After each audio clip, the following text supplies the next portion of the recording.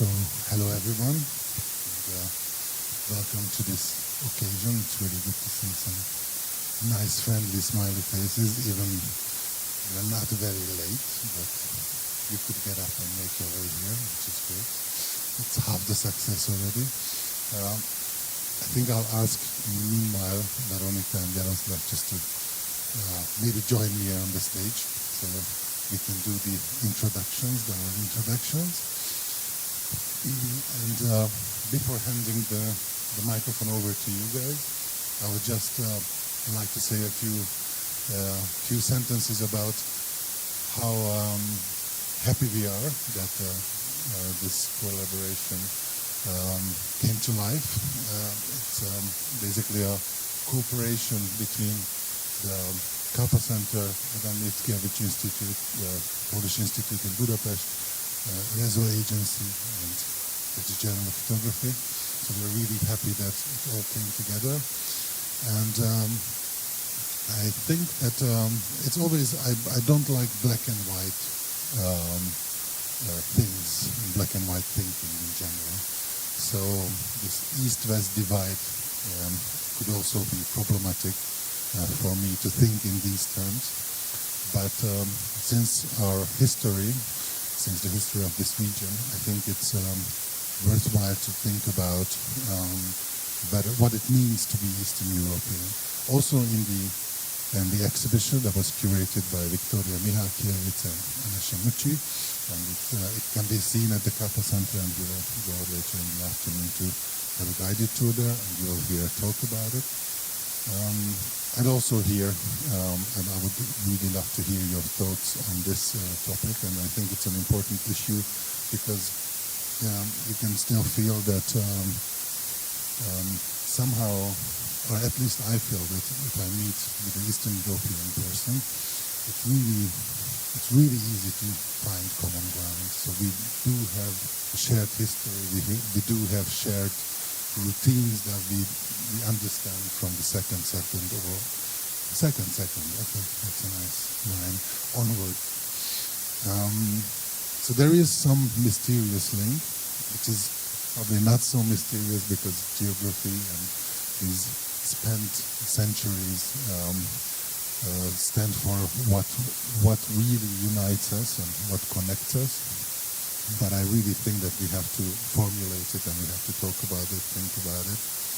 And I really hope that the speakers today will bring us closer to the answers, if not the final ones, but suggestions of how to explore this topic and how to think about it. So I'm really grateful for everybody, for all the speakers and moderators, and all the organizers and the cooperating institutions that we can make today possible. So thank you very much, and I'll ask Veronika and Jaroslav to also add a few of their thoughts as an introduction. Thank you very much. Thank you for being here today with us. István already said about the exhibition. It is a great pleasure for me and for a whole team of Adam Mickiewicz Institute that we can be a part of this exhibition, that we can be a part of the accompanying program for the exhibition, which is very important to us, and it was important from the very beginning. For the Adam Mickiewicz Institute, this particular exhibition is a part of the international program of the Polish presidency of the Council of the EU. For a reason, actually, because our focus during the presidency, one of the focuses, is Eastern Europe. We can find it in our program in many cities all around Europe from the January to until June, until the end of June this year.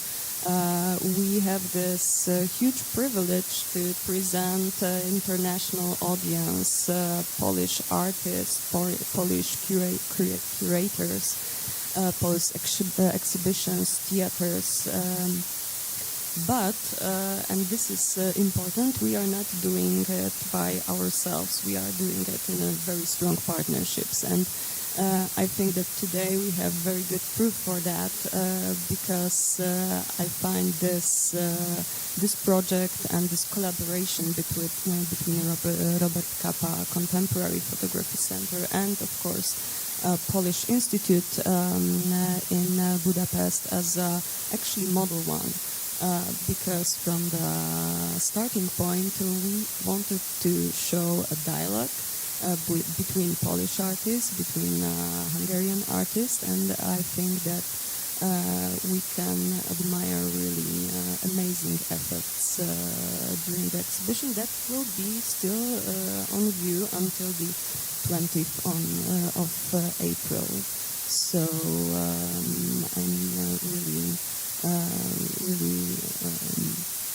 I'm really confident that today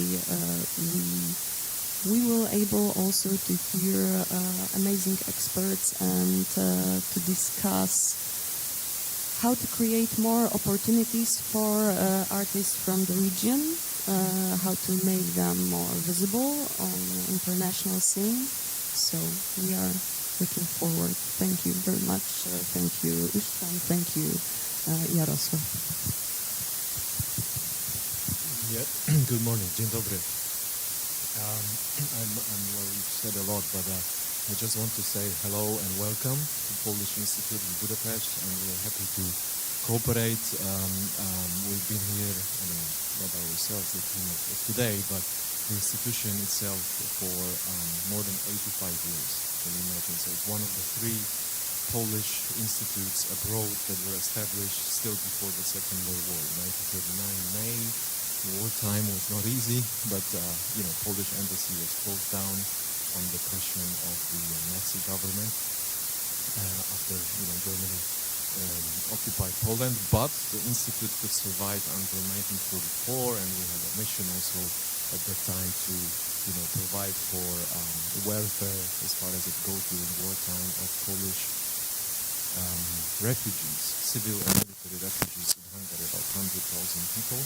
So Polish Institute were, surprisingly at that time even giving Hungarian lessons, so that some of the soldiers, officers who wanted to, for example, not waste their time here but study, that they could also join Hungarian university. But that's just to tell you the longer story of the institute. And you mentioned the role model. I also wanted to thank Adam Mickiewicz Institute for choosing Budapest cautiously and intentionally to be on this roadshow, so to say, of Polish culture during the Polish presidency. Because Hungary, maybe the country itself, sometimes has not the best reputation, but I think it's important that culture connects, and this is why we are here also to build dialogue, regardless of political tensions. And those of you who follow the media probably know that Polish and Hungarian governments are not on the same page for the moment, but for such institutes as ours, where we deal with culture and people-to-people acts, we try exactly to do the opposite in that sense, building bridges and connect and offer platforms. So I think this is an excellent example of this, and so thank you very much. And Adam Mickiewicz Institute and Polish institutes that are part of the Polish diplomacy, Ministry of Foreign Affairs. We are more connected to Ministry of Culture, but we are a team. Abroad we present Polish culture, so I think it is really excellent, and I'm happy that we can give a proof of that today. And István mentioned the mysterious link between Poland and Hungary. I think it's called brotherhood, actually. So testvértség in Hungarian, Poles and Polak Bengier, dwa bratanki.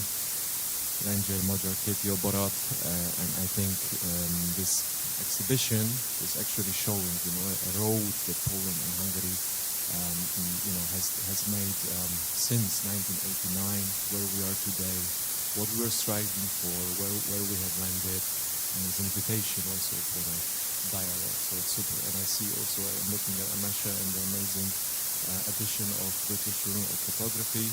Excellent job, and I'm really looking forward.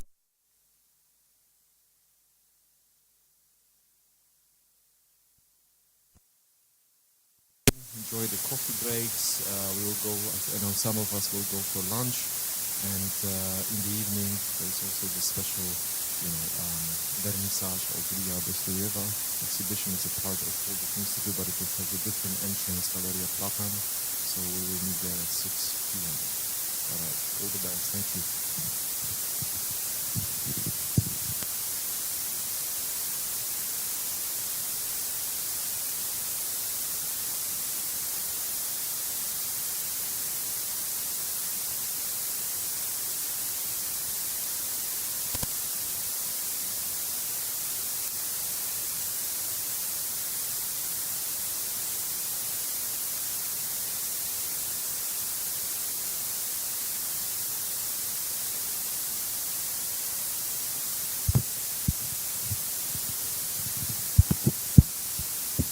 Okay, hi. Thanks very much for the introductions. My name's Diane Smith. I'm the editor of the British Journal of Photography. We were very happy to do a special project with the Capa Center and Adam Mickiewicz Institute, in which we saw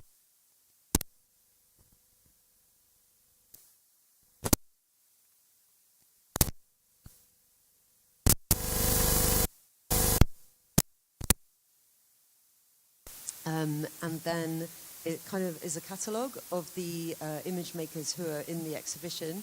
And then we also have some other features looking at the wider context of photography in Poland and photography in Hungary as well. And the article on photography in Hungary was written by Catherine Troiano, who's here. So thanks very much, really, to you guys for inviting us to join the project.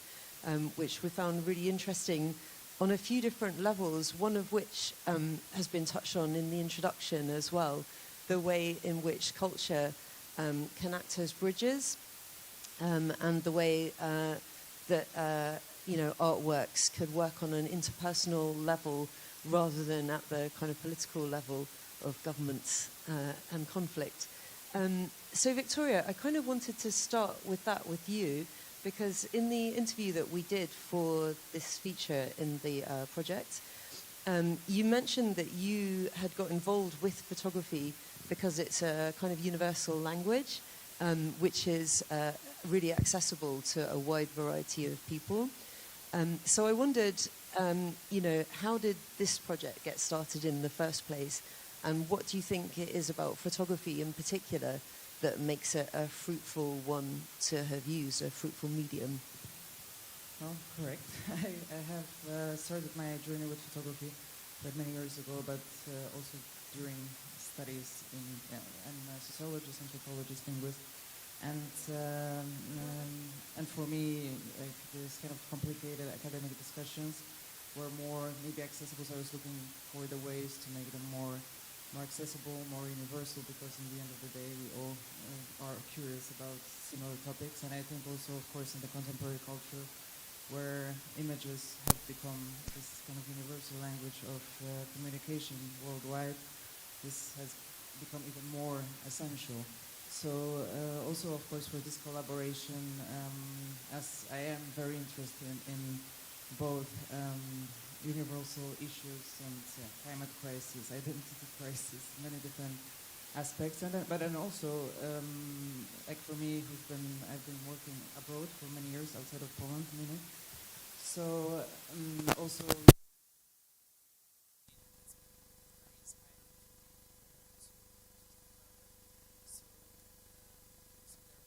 Started this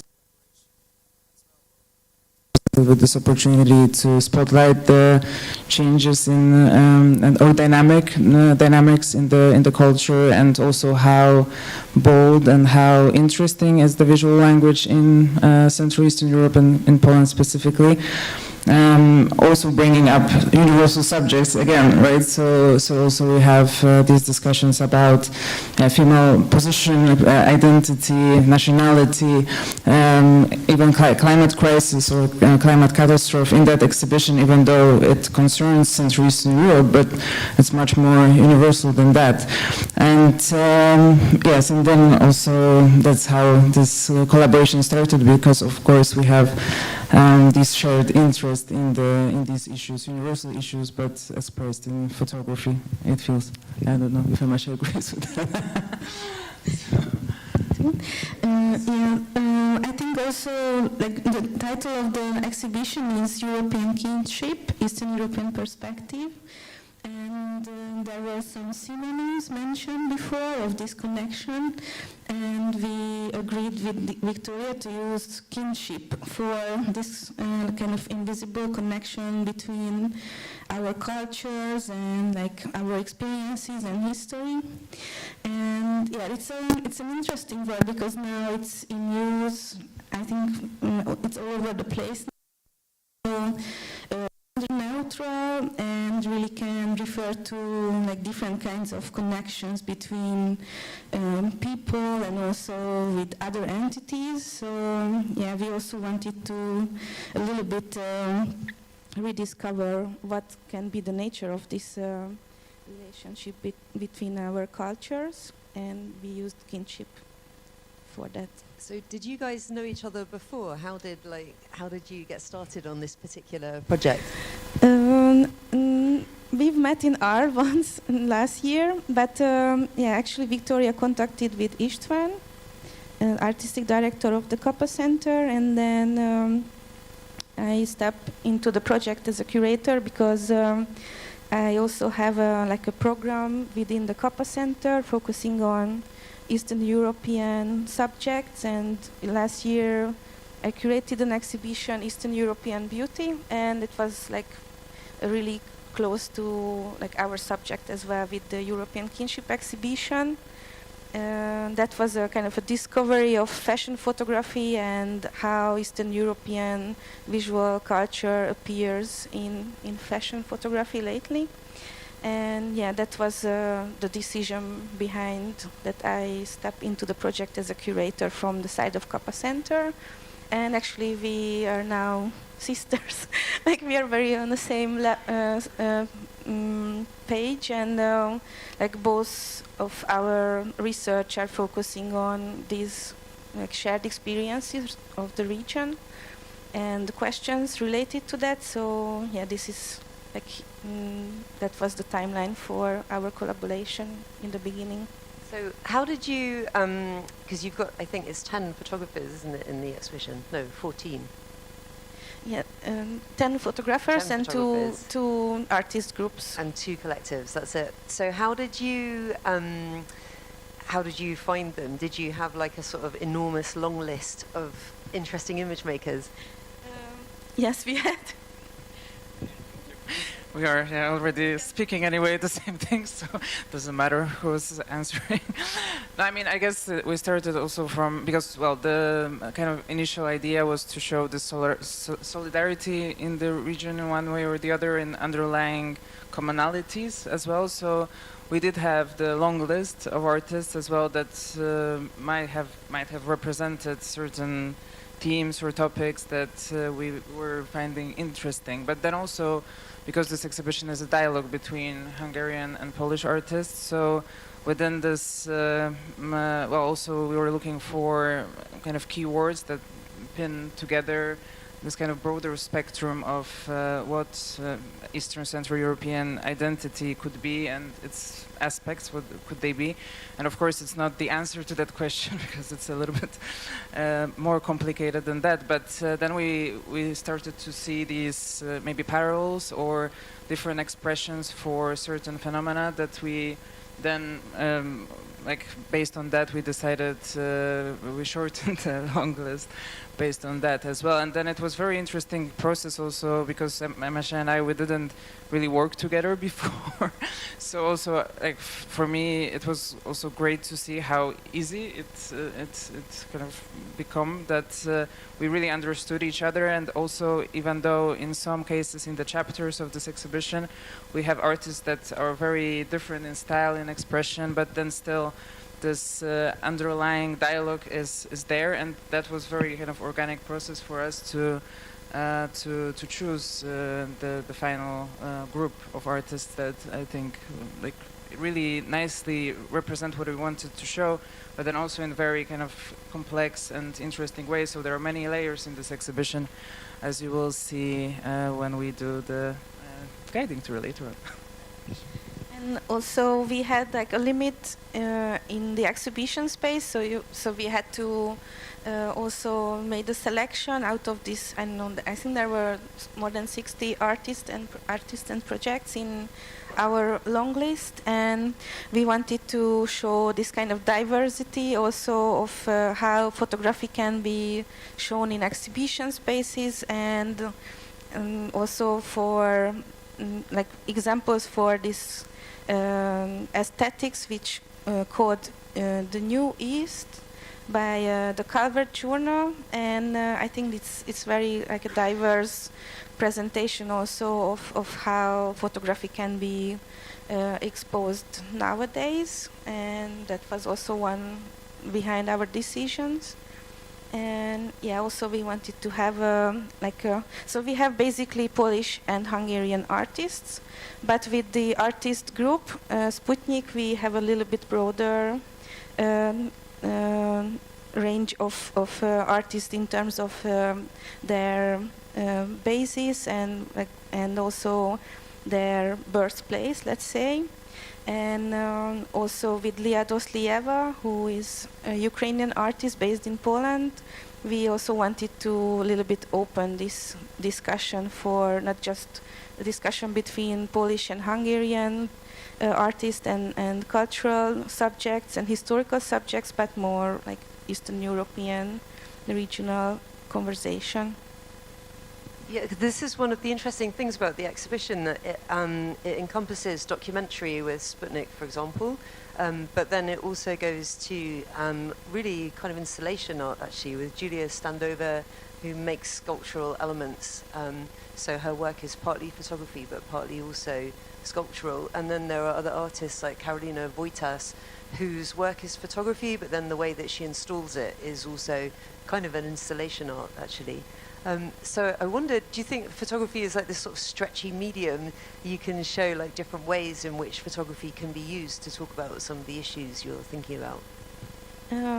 I think like photography in general a little bit struggling with that, how to step into space, and there are really nice experiments and examples.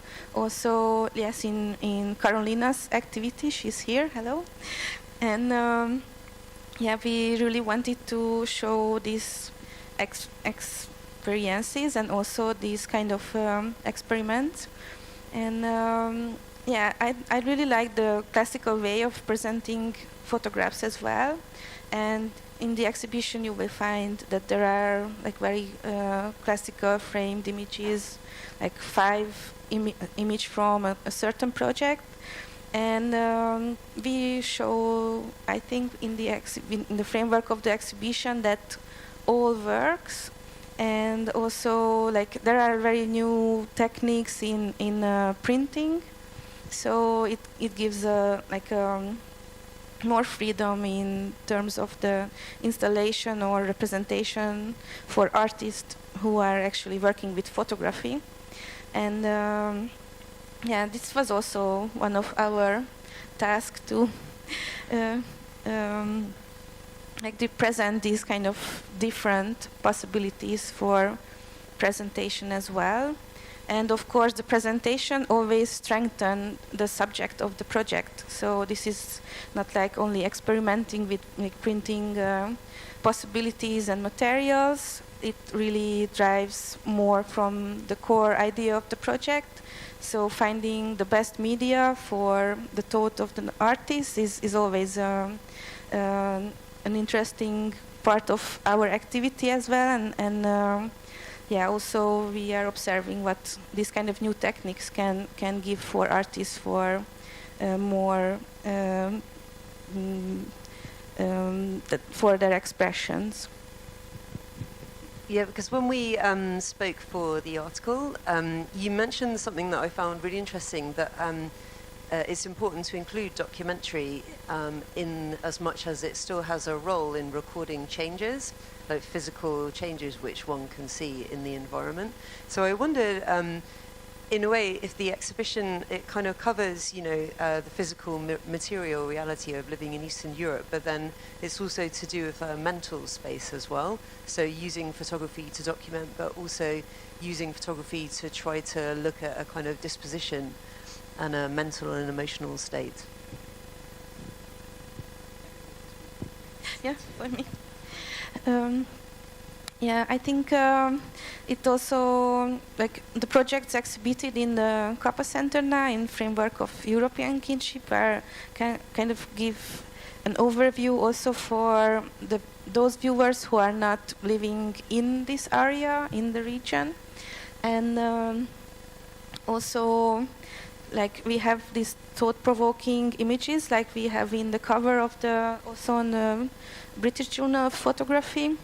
And those can really drive you into historical subjects, like when you see, for example, Ada Zielińska's image, it can be interpreted as like a scene from the war, or actually like a mafia situation from maybe from the 90s, which was like very common in that, like right after the system change.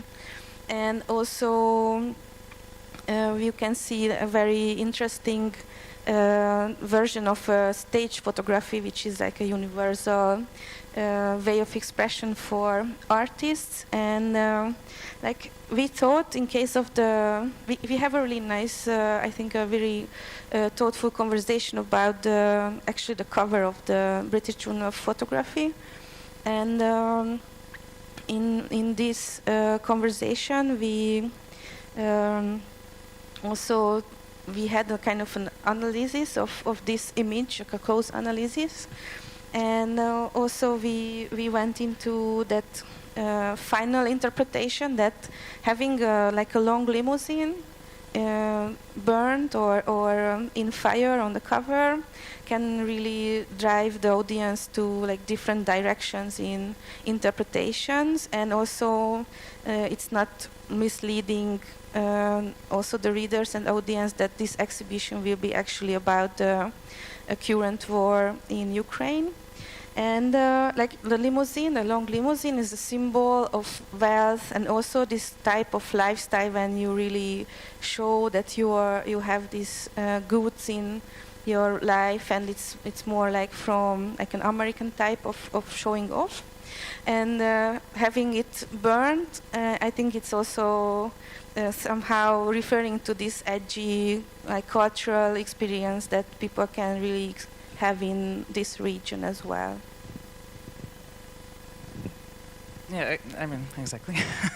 But then also I think what is interesting in this exhibition is that we have also these performative elements there as well, right? So also, I mean, Ada Zielińska, she's using a little bit of that too in her series of selfies that you are also going to see in the exhibition as well. And then these projects, I mean, they can be associated with Central Eastern European culture or history, or the kind of also the maybe some type of resistance towards capitalism, or this like, overspending, or but also actually it can be much broader, so also referring to climate catastrophe or the current kind of anxiety of in society globally as well, right? So this exhibition really has all these different interesting layers that are not only speaking about the situation in the region, but also more broadly in Europe in general and in the world in general as well. And then we also have in the chapter called Identity, there are also two artists that work with more maybe performative photography as well. So we have Ilona Schwartz and Anita Horvat, and they're both somehow also reflecting on female identity in this performative ways, also reclaiming or contestating the position of women or female, like male gaze, or also kind of claiming back the identity, which is the case of Anita Horvat, who is also of Roma descent, so also kind of discussing the position of minorities in Hungary, or in general, of course, because we can also interpret that in more general terms. So I think that was also this kind of additional layer to that exhibition, to show that, I mean, Central Eastern Europe is somehow also sometimes imagined as this maybe separated region of some sort, but it's really not. It's also something that we wanted to emphasize as well. Yeah, it's interesting that sort of the idea of capitalism and America as showing off has come up, because again, this was something I found really interesting in our interview. That you were talking about, you know, I live in London, the center, one of the global centers of capitalism, and you were talking about how Eastern Europe people maybe have more freedom creatively because they're not as regulated by the market as elsewhere in Europe and elsewhere in the world, which I thought was a really great point, actually, although you both also mentioned that that impedes artists in another way, because it's hard to find, you know, backing and support, especially financial support, to make work. So I kind of wondered, you know, your exhibition focuses on contemporary photography, so is there kind of a new wave of photography in this region, and do you think that there is sort of a creative freedom in this region that maybe there isn't elsewhere? My thought in the interview referred to that situation, which is actually a negative situation, that there, like for the region, let's say it's also periphery, and in a sense, and also being and acting in the periphery means that we have a little bit less visibility in the international scene, and a little bit less recognition. But of course, we are working on that to have and give visibility for artist and cultural production here on an international level. But that's an experience. Like, it's a little bit more difficult to step into the international scene from the periphery, and that actually can give a little bit more artistic freedom and freedom for creativity and imagination for artists, because they don't have to, for example, produce for the market, and unfortunately, or in a sense, it's good, and also, they have a little bit more, time to discover their own focus, I think. But with the internet and also with Instagram, it's also now different, because they can really get recognition via also social media by their own, and maybe via institutions or agencies like we are working in. And but I think in general, it really, if we can have a positive interpretation of this situation, I think that's the positive side. So they have a little bit more freedom in imagination and creativity, and that's one part. What was the other part of the question? Because the exhibition focuses on contemporary photography, so I wondered if you could say something about like the contemporary photography scene in, like, you know, Poland and Hungary and beyond. Yes, so there are examples of having international career, and I can see also for emerging artists there are like platforms also to make. For example, we are also working with the Futures Photography platform, and now it's operating since 2018, and actually for now it's really like a tool for curators, that pool of artists who were selected by Futures, and they are also operating in an international level. So we are in progress with that, and yeah, I think there are very good examples also for having visibility and career decisions internationally for artists who are based here or were born here. But I think in general that's true. What I was also spoke about during our interview, that yeah, this kind of a little bit lower interest from the market can give artists like more artistic freedom or possibility to work whatever they want on whatever they want. I think maybe it's the last comment for the time. I don't know. I think we crossed all possible lines time-wise. Yeah, I mean, this question of freedom and versus the market, I think it's a little bit complicated. Also, of course, for the artists and their situation and how they actually can make a living, like simply say from their art. But I mean, maybe like. From my perspective, again, what is very interesting in the region is that, I mean, historically speaking, it's a very rich region, and maybe also other experts from the panel will elaborate on that. And there has been a lot of work also invested in archives, in bringing to public knowledge even artists or names that have not been really highlighted, just because also there were, of course, no resources for that. There was, well, I mean, it's also the historical matter, obviously, as well. There's also an issue of institutional support, and basically also how historically speaking, the institutions have been developed, how, and also the financial matter as well, or economical matter too. So, and the international relations is very kind of complex problem, I would say, and then also in that sense, right now it feels that it's a great time to spotlight not only, of course, contemporary artists that had been maybe forced even into this creative freedom of sorts, because I guess also they would want to be a part of international discussion, and many, of course, are.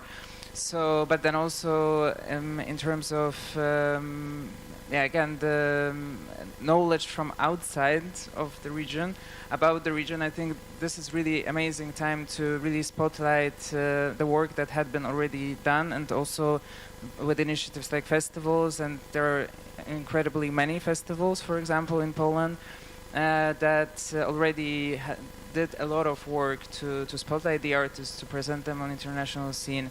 Then there are many new or institutions that also have new facilities or new possibilities to show artists' work on a different level than before, perhaps. And then again, also having international networks, having international exposure themselves as well via their work. So that work has been, of course, also done over years and years, because this is also a long journey as well to actually bring the artists to attention of international community on many different levels, because we are speaking many different levels as well, while talking about international context. So so on one hand, and then again, coming back to the artists, it feels that we have incredible talents in Poland. Certainly, I can speak from that perspective, and then hopefully, of course, via initiatives like this, and also the work that so many other professionals are doing and have been doing for a long time, this exposure gradually is extended to international community as well. So also actually, hopefully, also influencing artist possibilities to both have creative freedom and also, well, belong to international conversations, and yeah, and getting support that they deserve as well. So that would be my comment. Just one note on that.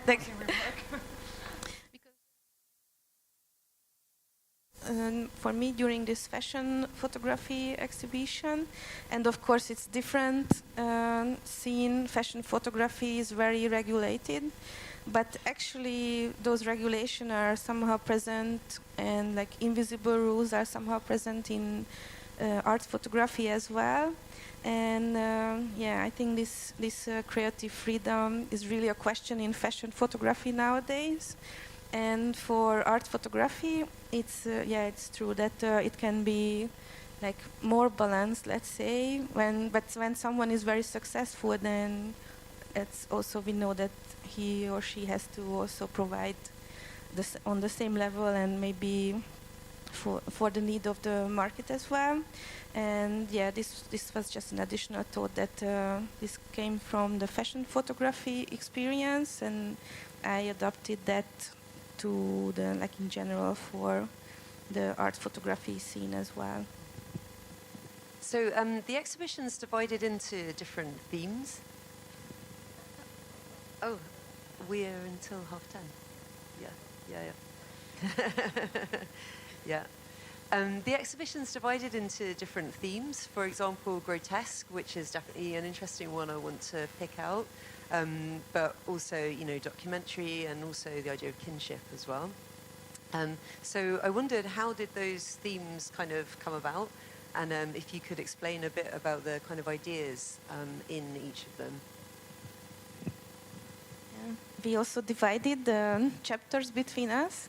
And yeah, actually we had this like long list of artists, more than 60, and then we decided to define these like main subjects that we would like to highlight as like common subjects of the region and in our cultures. And yeah, actually, grotesque came from like a forming theory of István VIRÁGVÖLGYI, who is my colleague here, and you will see in the exhibition that there actually we kind of discover what was present in literature and film before the system change as absurd, and how it is kind of present till nowadays in photography. And yeah, in those chapters we had Ada Zielinska and Szabolcs Barakonyi from the Hungarian side, and Ada is from the Polish side. And yeah, this kind of actually the subjects are, and the chapters are overlapping, of course. And I think these absurdities oftentimes came from these interesting situations when we have, for example, these Western standards of how to organize a public event.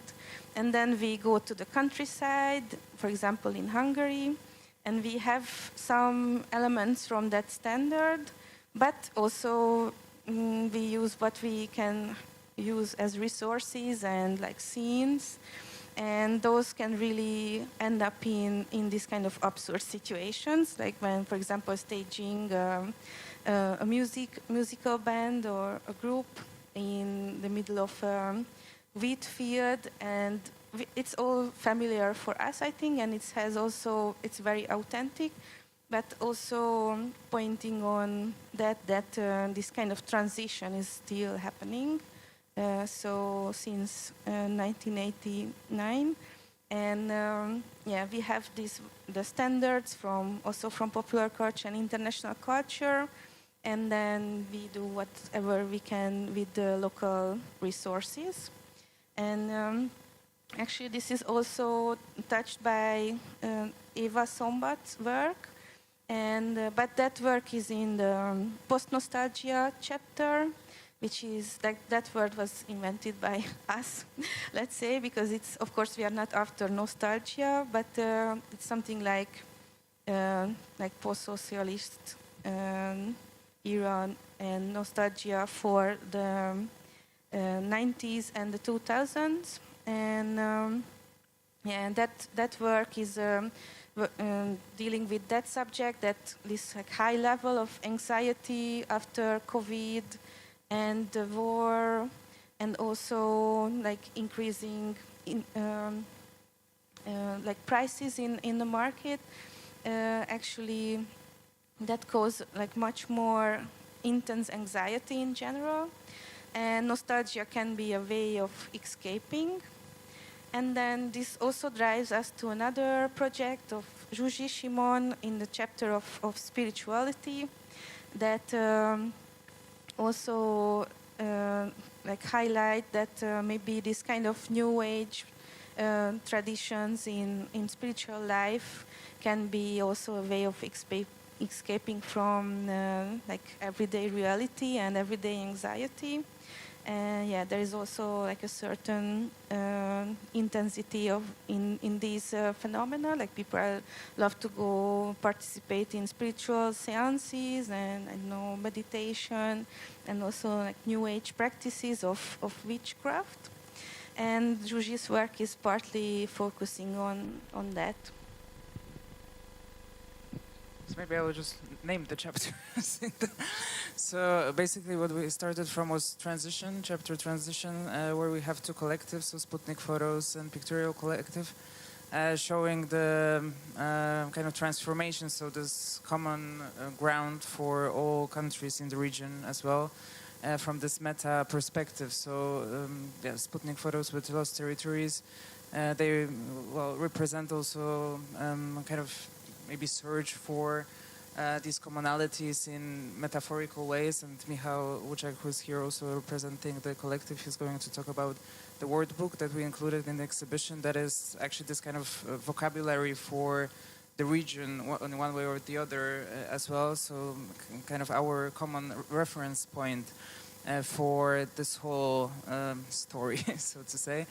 Then we have Space, chapter Space with Katarina Kuzmicheva and Ria Standover. So in this chapter we're reflecting on architecture and commonalities in terms of this architectural expression in the region, but then also this very contemporary connection to to concrete as a material. So already twisting the narrative or this stereotypical view over what this region could be in common imagination as well. Then we have Grotesque that Emese already spoke about, which is also a kind of a reference point for this, I think, common humor or sense of humor, or a certain the Polish smile that is also something very specific, something that again we know, we feel it, and can be also this kind of common language for the whole region again. Then we have Identity, so the chapter that I spoke about before as well, and where we have two female artists, and then also working on position of women in one way or the other, but also the stereotypes about Eastern Central Europeans in general, also because one of the artists exhibited, Ilona Schwartz, she's been working and living in Los Angeles for many years, but so also it's this kind of maybe external perspective on the region, which we also wanted to include. Then we have spirituality, again, very kind of interesting connection between two artists, and reflecting also on many different aspects of political aspect of religion, but then also this new spirituality that Emese described, and then post-nostalgia, that is a little bit a reflection about the common future also maybe, but then also in reference to the past, so also representing a new generation, new wave of artistic expression in the region. So just for the reference as well. And it's interesting that there are sort of a few different like levels of how we can connect, or so say for example photography is a very specific medium, it records a specific particular thing, and then we've got like so each individual artist using photography in a particular way, but then there's like the level of national, because it's like a Hungarian Polish collaboration, and then there's like a wider grouping which is Eastern Europe, and then there's, as you've touched on, the fact that we all live in the world, so there are also universal experiences as well. So I thought it's kind of interesting that you can see from the really, really particular to like, you know, the much more general and larger. But I guess I like the idea of kinship and solidarity as words because they don't necessarily suggest that things are the same, just that you can be sort of fellow travellers on the same roads or similar perspectives. And in a time of rising nationalism across Europe and beyond, I wondered, did you find like that there are these commonalities in Hungary and Poland, or you know, are there specific sort of national characteristics, or is it even not like that at all? There's individual people and then universal experiences. So on this sort of scale from the individual to the universal, what were some of the things that you noticed when you were putting together the exhibition? Yeah, I mean,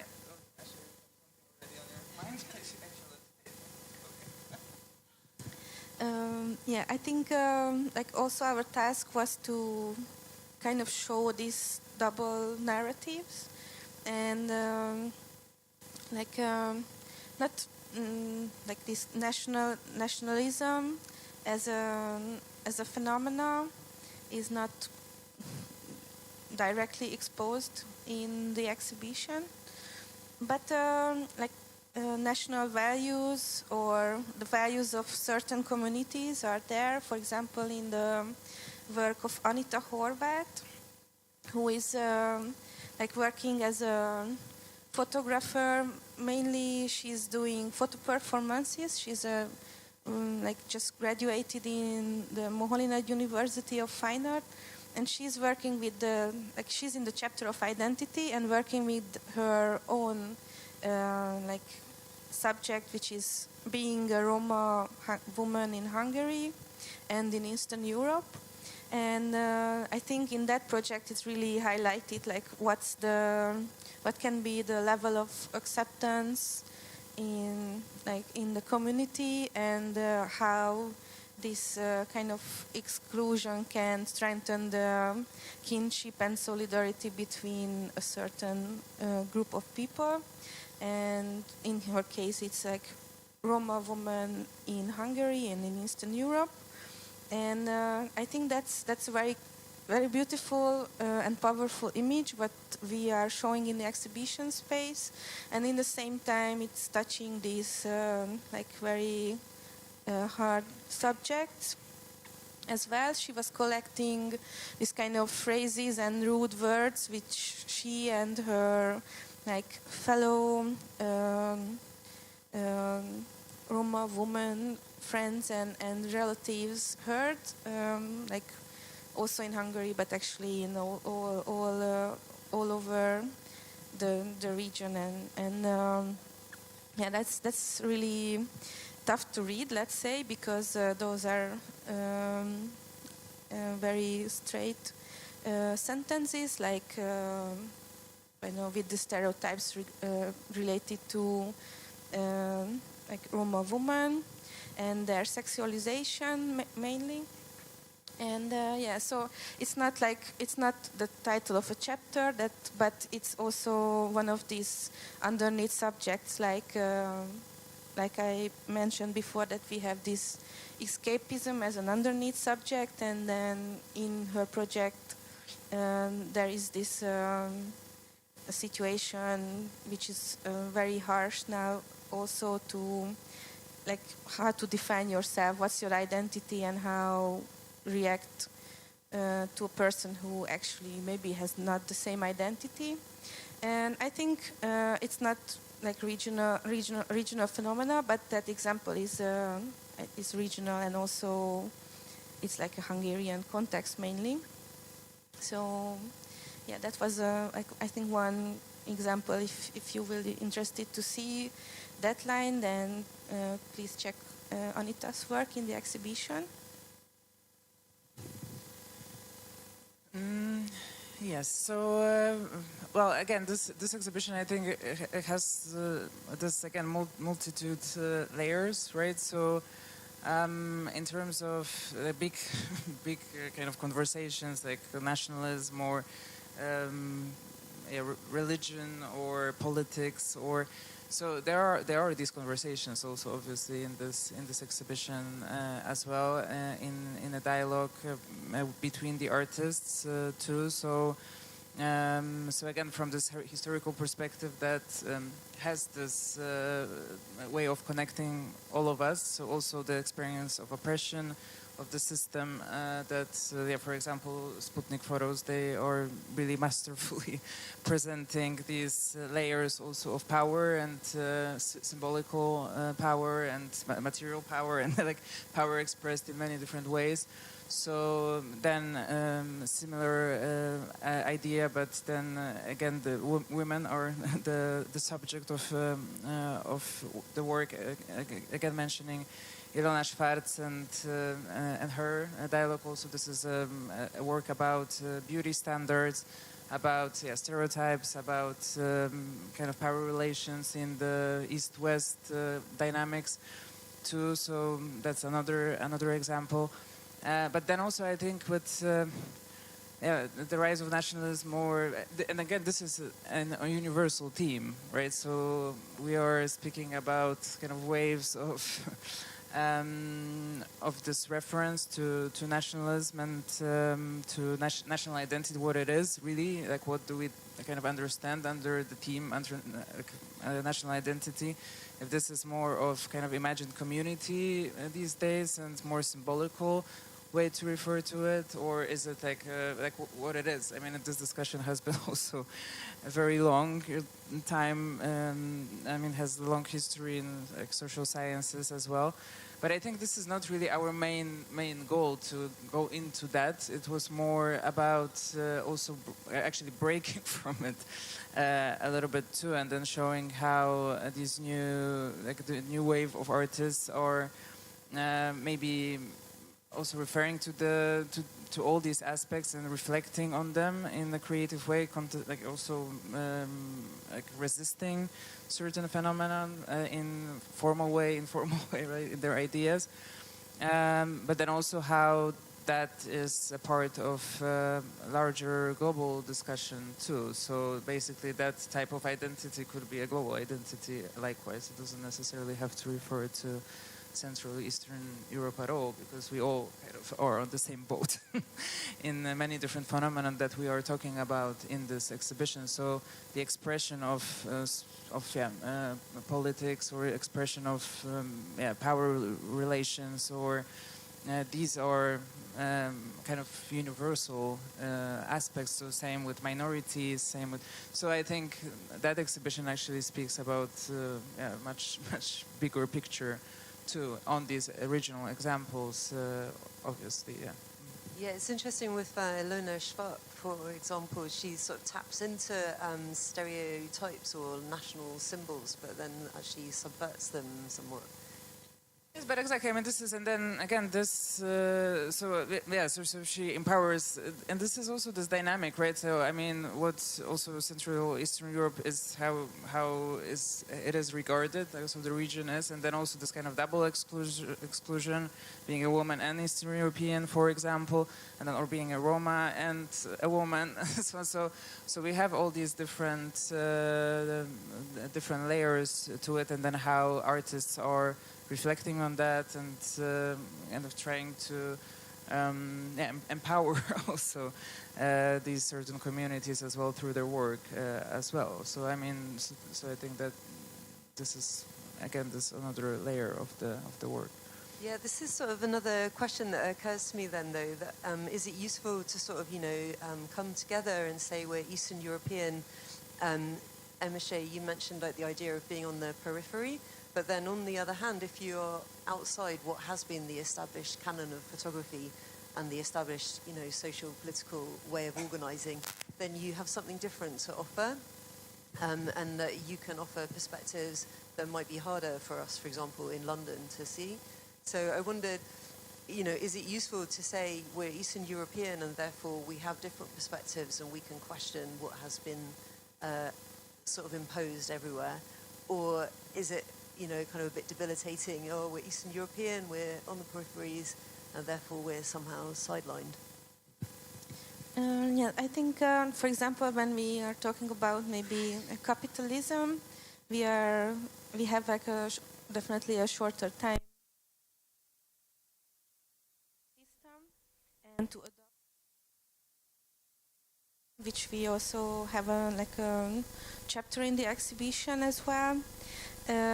So I think from this diverse experience, from here can come a lot of new perspectives for those parts of the cultural scene where, for example, capitalism has longer history.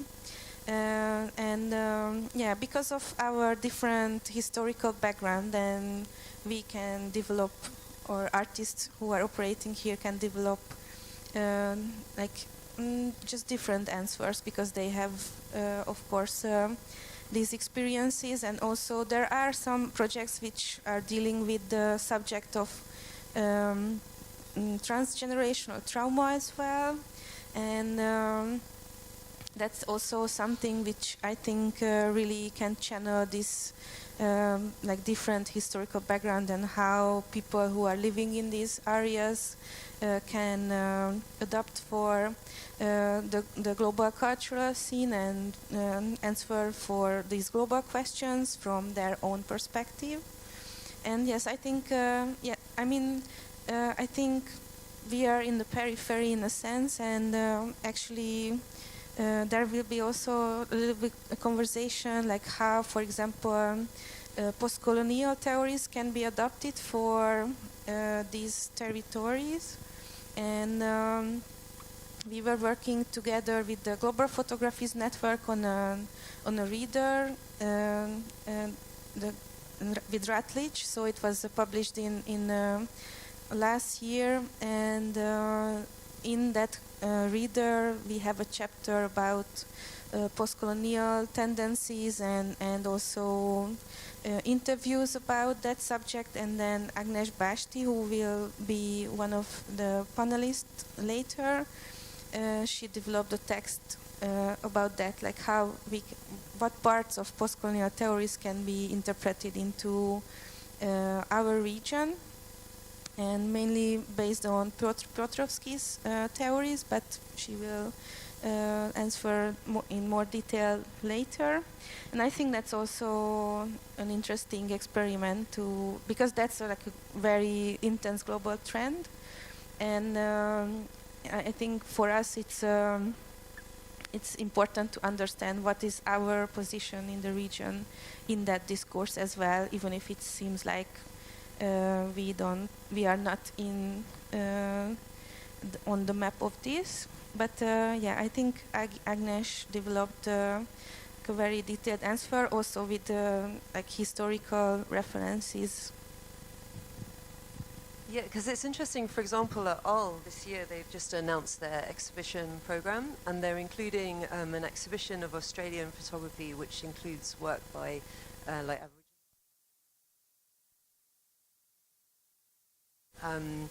look at indigenous peoples in Brazil, and the different ways in which they perceive things. But this kind of decolonizing, to decolonize, the power of the West traditionally. But it seems to me that photography is really deeply embedded in certain ways of looking that were developed in the West, and photography as a technology was also developed in the West via a certain way of looking at the world. So I wondered, are there certain limitations in photography as decentralize the West and the Western way of looking?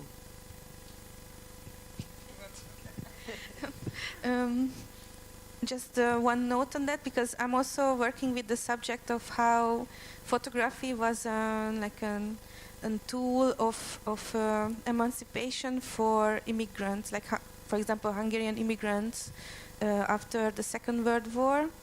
And it's not exactly what you were asking, but I think it's really related to that. So because that's can be a very compact tool, and without any language skills, you can connect people, and that's a very good tool of integration, I think. And also there is a history of in photography as like a tool of emancipation for women as well. And I think this is really present in this immigrant state of life as well. For example, like, Robert Capa and André Kertész, they were also immigrants, but I'm working with different artists, Gábor Szilasi namely, lately. And yeah, I think this is really can be a parallel, but yeah, it's a great question, like how the tool itself can define like a certain view of a culture. And I think it's a really interesting discussion because, of course, like the tool itself made international those views. So it's like put everyone on the same level, as like photography is now like a lingua franca, like everyone speaks photography. But that's also a question with the indigenous communities, within the indigenous communities. So yeah, I think like we will see a lot of exhibitions diving into this subject, and I think this history of immigration and how photography was able to help certain careers and integration is part of that. And I mean, another thing is that, well, photography is not completely detached from global conversations in general, right? So this is also another kind of aspect of it that, I mean, we are in the kind of photographic community, so that's one thing. And of course, there are certain, maybe artists, maybe also, maybe I wouldn't call it trends, but a little bit like that. But then also they answer actually global conversations as well. So. And what people of the time are interested in a certain moment of that time. So, so yes, so for example, indigenous communities. Of course, this is like part of this process of looking at decolonization and exclusion from the discourse. But then also this is this bigger conversation about.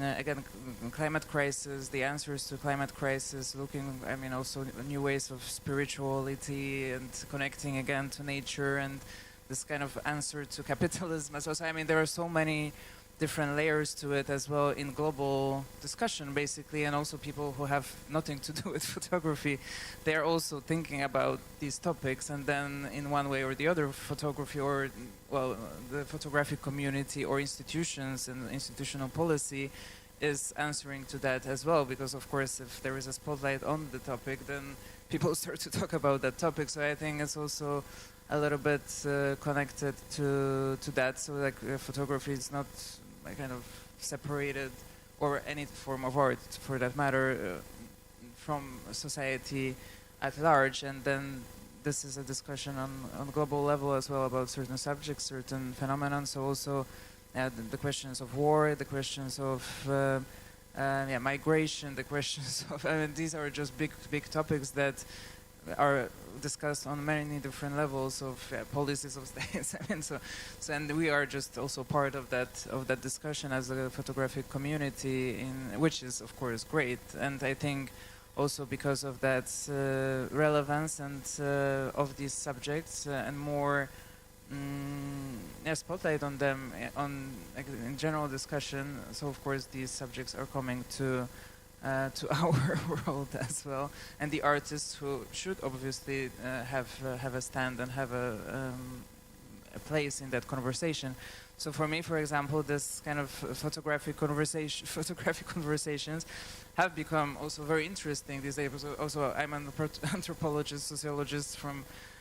So these discussions were at core of my interest from the very start of working with photography in the beginning. So yeah, for me it's like a super interesting time right now as well, and I'm curious also how this is going to grow. So because there are also incredible talents that have not been discovered yet, and haven't been discovered because people just haven't researched in them, right? Because this is also part of that situation that somebody has to actually research in the subject for it to be a part of bigger conversations. So all these intersections and conversations in photography, also answering the kind of global problems in general are very, very interesting. So let's see also how our region can contribute to that, and I think it can in many different ways. So that's Yeah, brilliant. We've got like 5 minutes left, I think. So I wondered if anyone who's been listening has a question that they'd like to put forward.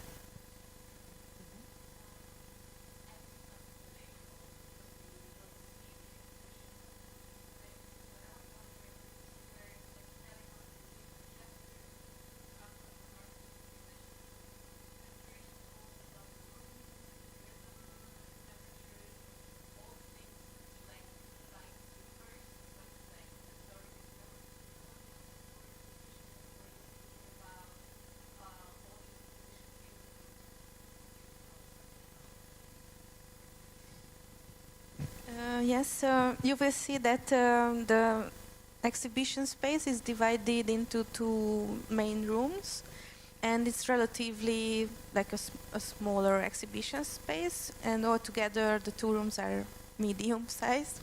And we have like for the first room we have this more like colorful projects to invite people to dive into the subjects, which actually also behind the colorful outcome of the projects. But in the second room, it's more like we also focusing on concrete and more like gray scenes, and so it's less experimental in terms of the presentation, and also with the colors it's like a little bit like a lower palette. But also, so we have like a certain scenario at the Capa Center, so that's the first exhibition in the main rooms on the first floor of the Capa Center, which is mostly dedicated for these contemporary temporary shows. And yeah, we wanted to start with identity, and actually we had like Anita Horváth's image as like something on our mind to invite people, because that was the image in the very first slide, and we used that also for communication. And it's like a power position, but also you can see also women, and like there are more women actually including in the exhibition, if you are not counting every members of the collectives.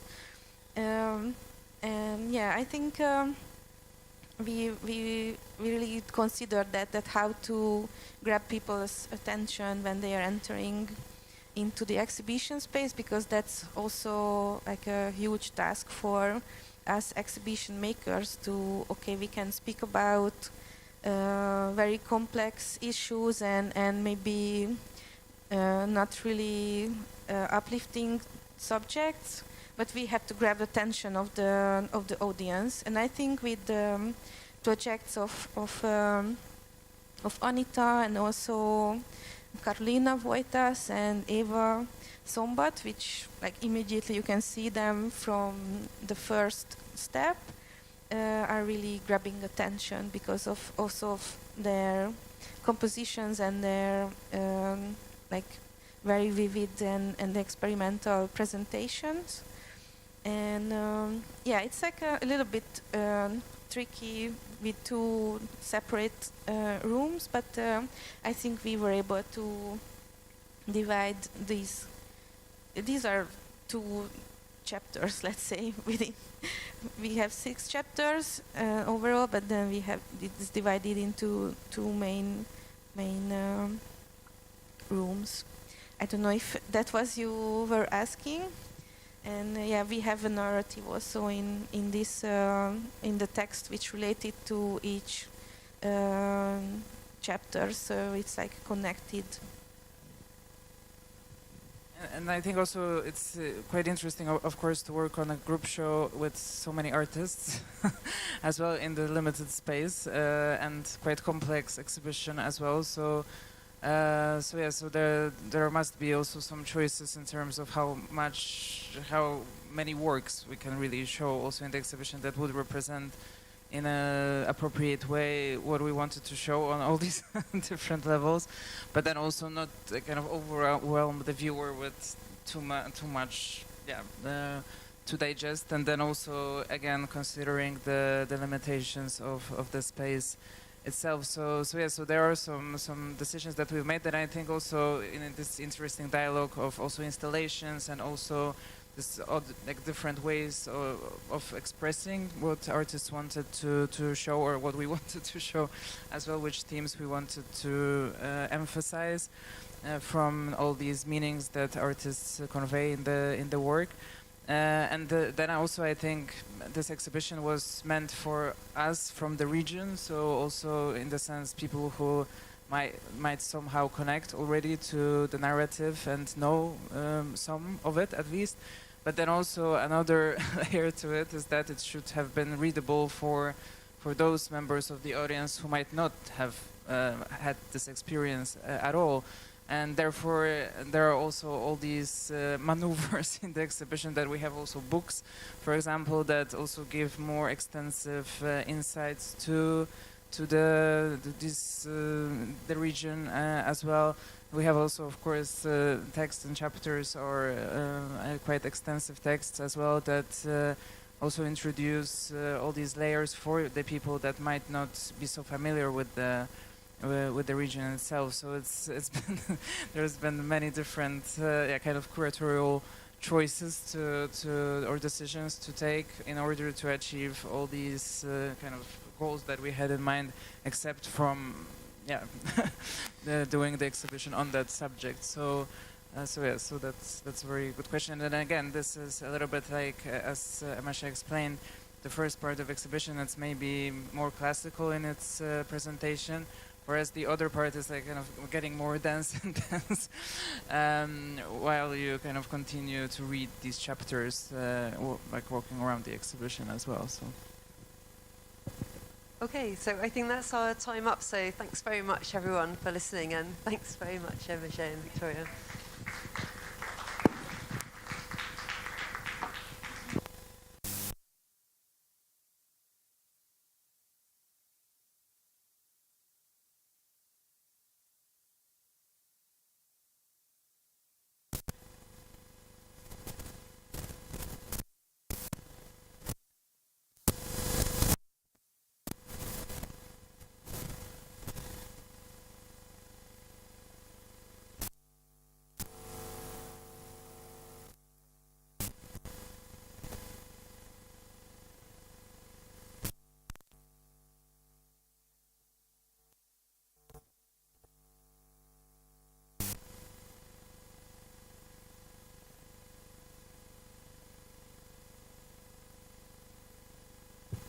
So I switch role, as now I'm continuing as a moderator, and I'd like to ask the participant to come on stage for the State of Art Central European Photography Institutions moderated panel talk.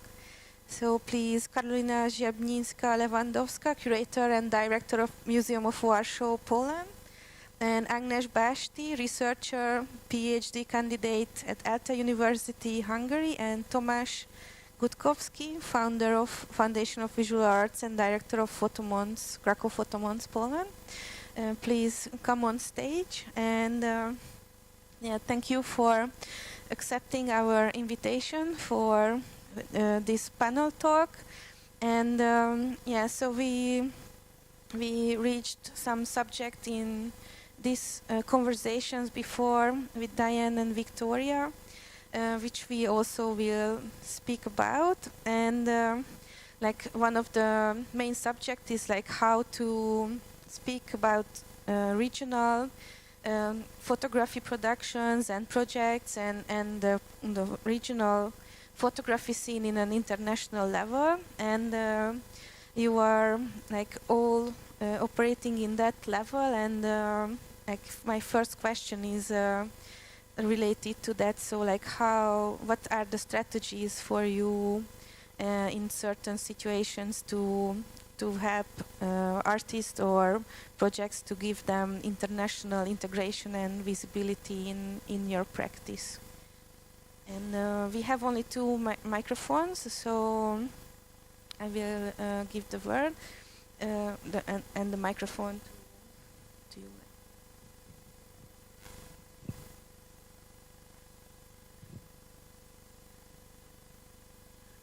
Okay.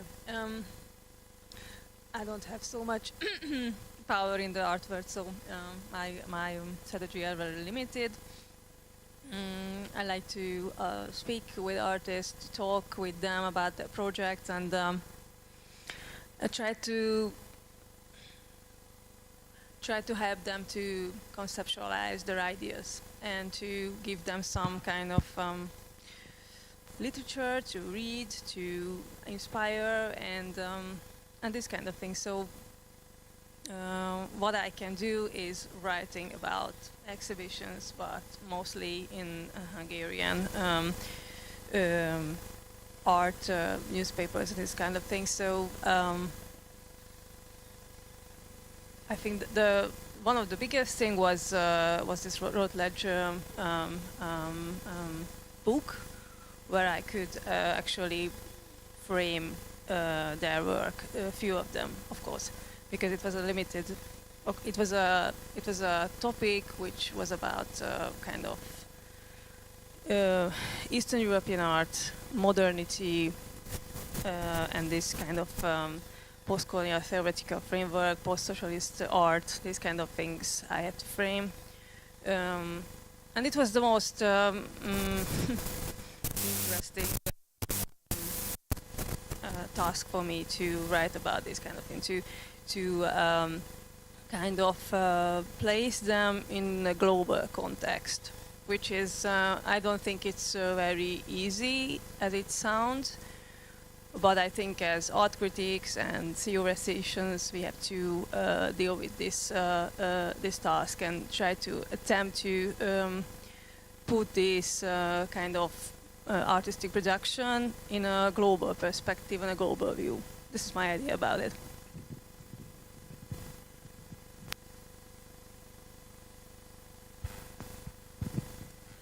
So your question was about what are the strategies we are using to have a bigger recognition of the artist of the region, yes? Yes, and also integration into the international scene, and what can be like the way of mediation or integration. Well, I think it is very, first of all, it is very different from where this. So if you of the Eastern Europe, it is much more difficult when you are an agent on the other side. So I saw a big difference between the times that I was operating from Poland and the time I was operating from France. And it's the most efficient way if you can be the agent, so the person who just moves abroad, and then you are listened in a different way. And the strategies, they are probably, I mean, known by everybody and quite obvious, but it is, of course, first of all, trying to integrate artists into international collections, both private and public. This is, I would say, not perhaps very spectacular way, but very, very efficient, because once in an important private collection you have artists from this region, then international curators have a different perspective on that and get more interested. So this is first thing that is sometimes neglected and not appreciated enough, but I think it's a big power in the strategy. Second is of course publications, and mainly monographic publications, especially for artists with a longer career.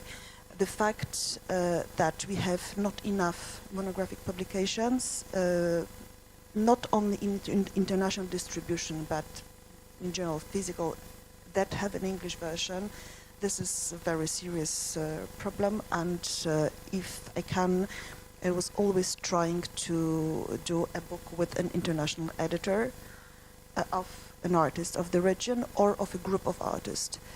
Third is, of course, study trips, both with collectors and curators, and I did a lot of that.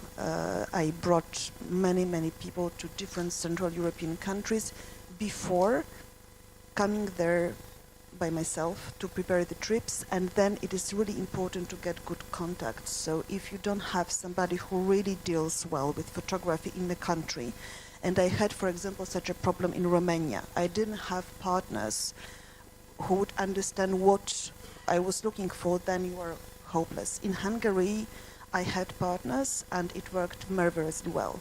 The number of Hungarian artists, for example, the conceptual photographers that entered Pompidou collections and by consequence are exhibited in the permanent exhibition, in temporary exhibitions worldwide, is really important. So yeah, but for example, the fact that Kecskemét is doing very good publications, but only in Hungarian, this is a big problem. I mean, it was like that by the time I was going there. Thank you. Yeah, maybe just another question for you in related to that. And so you were in Pompidou, also operating there. You defined as like an agent or but as a curator, of course. And like how did you make the mapping for these strategies? Like you mapped the main institutions and the main collectors, like biggest collectors, or like what can be also a strategy for like actors in the art scene, not just the artists, to discover these possibilities. For example, how to get in contact with the institutions and reach people who can maybe decide about the acquisitions. This was a very important part, and I must say that I have wonderful partners in Hungary. Some of them know them, Kati and Rózsa Somlói, and also Vintage Gallery. It's I would say it is really important, and I wasn't recruited to Pompidou because of my East European origins, and it wasn't said at all that I should be active in that region. I should rather learn a lot about international art scene. But because I felt somehow, I know how rich the tradition of photography is here, and also how good contemporary photography is in some of the countries of the region, not in everyone, but in some of them it's really interesting. I really felt sorry that it doesn't have the recognition it should have. So quite quickly I made an analysis of the collection, and I proved that there is not enough of representation of different countries of that region, and I just proposed to work on that. And within 7 years, I raised the number of the artists, not only photographers, but also in other media. I doubled or tripled the number of the artists in the collection. And the role of private collectors was important because with big institutions, and it is the same with big festivals and editors, they are much more interested, and it's easier to work with them if you bring some money. So, for example, if Tate or Pompidou or another big institution can receive an interesting work as a gift, it is much easier to put an artist in the collection. So that's why the private collectors that could sponsor some acquisitions were crucial, and eventually, because it worked so well and because I could identify certain important collectors in the region, we created at Pompidou a special acquisition committee for Central European art, so not only photography but also other media, and it works until today. And it's really important, but without collectors from that region, it wouldn't work. And it is not very easy to convince collectors from that region that they should be active abroad, because we are very much concentrated on our countries. The collections are very local. And yeah,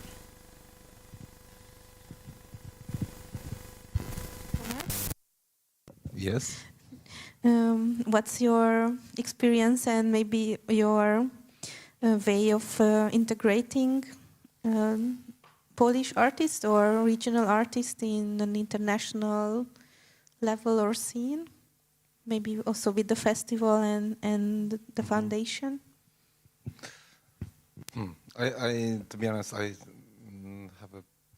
Maybe I should first introduce myself. I'm Tomasz, and some of you have a program named Dominik.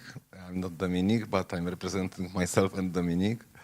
And it's a funny story because I'm running a non-government organization in Krakow, Poland. We are running a Krakow Photomon Festival, among other activities, and Dominik is representing state, and he's the head chief curator in Museum of Photography, so national, actually it's not, it's municipal, but in this level of national institution. So we have completely different approaches and different experience. But we met yesterday, so if you would like to know anything about Museum of Photography, I have leaflets, I'm prepared so I can represent, and I hope I will do it well. And about my experience, it's long and from many perspectives. And now I think in this radical moment that we are living in, of change, of this new guy in the United States, new old pink guy, and of all the changes and things that are happening right now live. They were happening for many years, but we were blind. I think that I have some problem about talking about nationalities and local identities. I think now we see that something as I would call universal identity or European identity is much more important. As Carolina said, this being focused on local, like national collections, or we are very much in Europe in general focused on local, on too much on, we're in very comfortable position. That is not, international exchange is not so tempting and not so sexy as it was a few years ago, I would say. And now it's obligatory. So it's now we are in this breakthrough position, in my opinion. And in these terms, like to promote, how we are managed. Let's be honest, like there is very strong distinction between West and East still. So if you see how many Eastern European photographers are present in important international collections, it's like very small percentage. So, but we are doing our best, which is not our goal. I wouldn't say that our goal is to promote, I don't know, Polish or artists from our region. No, we are like focused. We are working with many very interesting artists that sometimes they operate in Poland and they talk about Poland. But I think that those problems are, in globalized world, these problems are universal. So if they do it well in Poland, they are worth promoting. And how we try to do it. I have two examples with me, because we still believe in books. Because we do two kind of activities, or three. One is the festival, which is like fiesta, it's like we gather, we celebrate. Some of you experience it, like we do exhibitions, we do all this stuff that you do at the Festival of Photography. Obviously we promote, we have a competition, and we bring professionals to meet young artists and so on. We do all this stuff, so this is... But we more and more believe in long-term projects, which festival is usually not a very good circumstance to think about long-term activity. We are trying, this is another story, but we believe in long-term projects, and we tried. So our second activity is to work with young artists, the same as with archives of Polish photographers. And so this is two examples. One is, so still the exhibition, even if we're trying to think with a format of exhibition in these long-term categories, which means that we produce exhibition, we want it to travel, not to be one-time use product. So cooperation, so on. So this is one of the strategies. Second, and obviously if there is like Polish artists, it's great. they will maybe travel.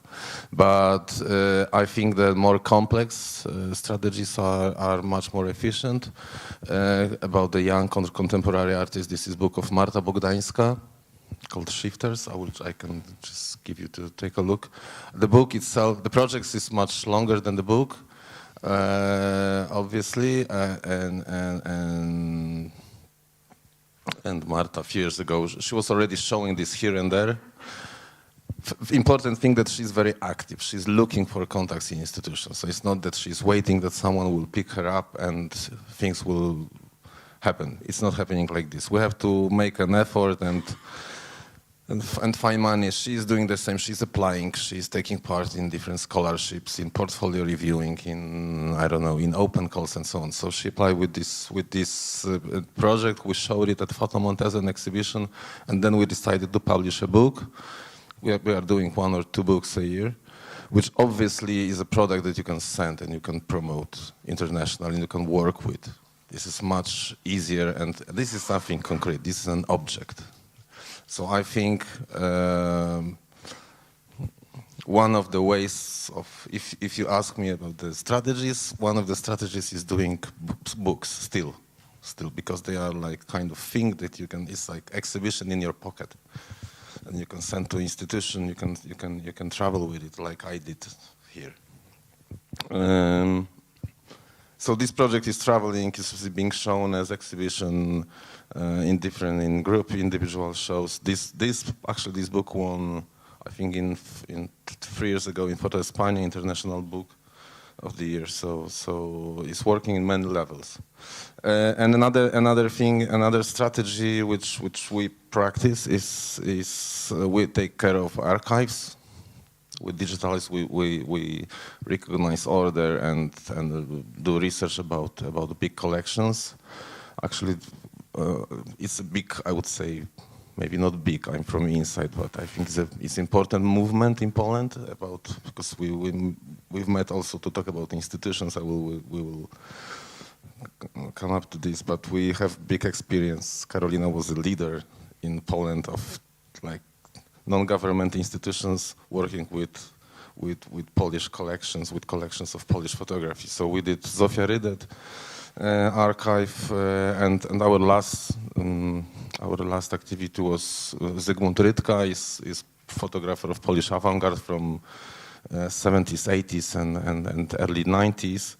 And after 5 years of working with the archive, then in last 3 years we did 3 exhibitions, one in National Museum in Krakow, one in Wrocław in Contemporary Museum, and now a year ago in Warsaw, in Studio Gallery.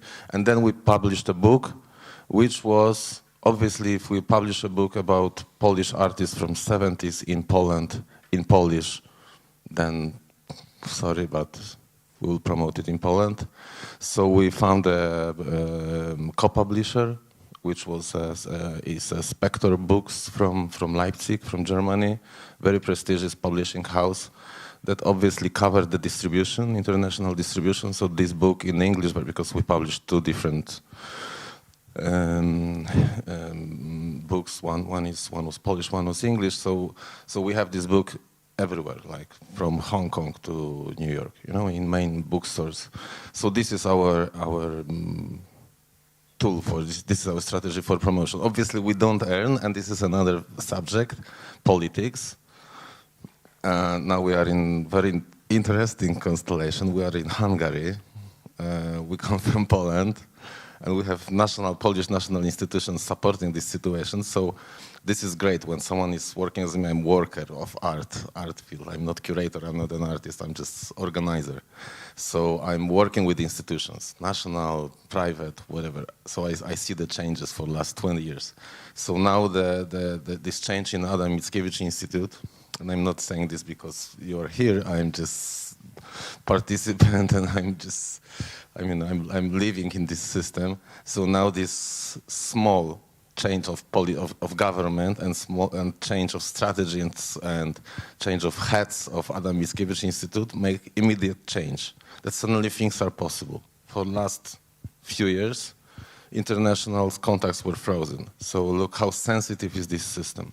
there's no strategies, especially in Eastern Europe. I think there is no strategies.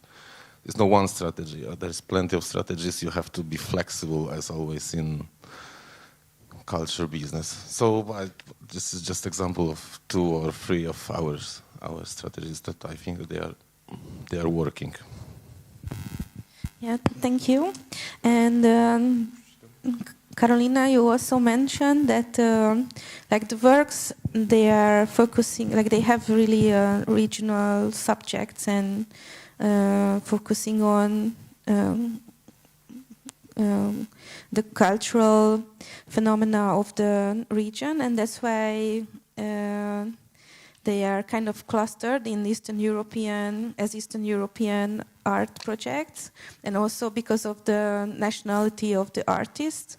And from that, I just stepped to the other question, like, do you think it's important to highlight the origin of the artwork, or it's this clustering is to like kind of closing doors for projects, or if we define them as Eastern European, it can maybe have like a better understanding, or what are the advantages and disadvantages to define an artwork Eastern European?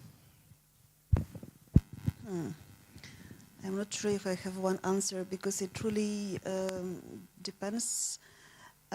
You can, how to say, you know, sometimes in a festival, we all know also as the audience that it is very interesting to have an exhibition that represents a national scene, for example, because we are learning. We don't necessarily know a lot about Portuguese contemporary or historical photography, so we would love to see an exhibition about Portuguese artists or Spanish Peninsula artists, for example.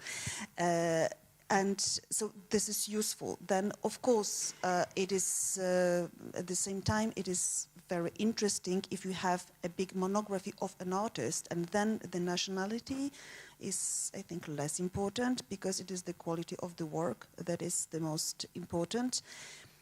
And the effort we have to do in our region is really to bring to the international circulation some very strong works, what means also strong names.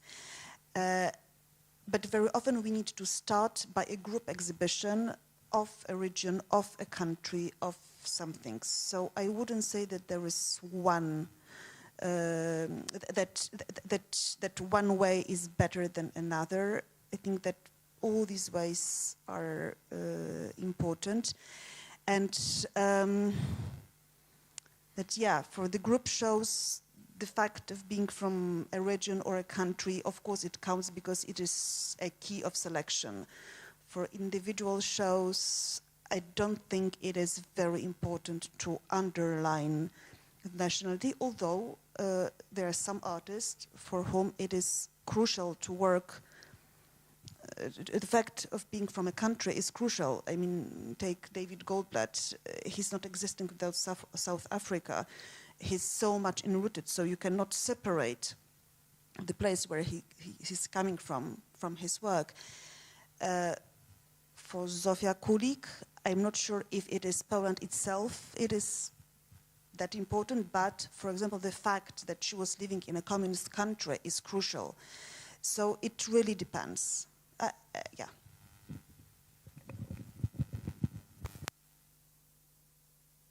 This is actually also for two of you. If you have like definition or thought regarding that, what are the advantages and disadvantages, like labeling an artist or a project as Eastern European or an exhibition in your activities?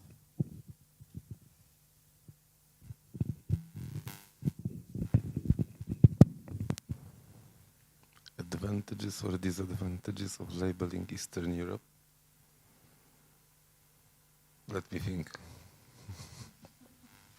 It was in the list of questions, I know, but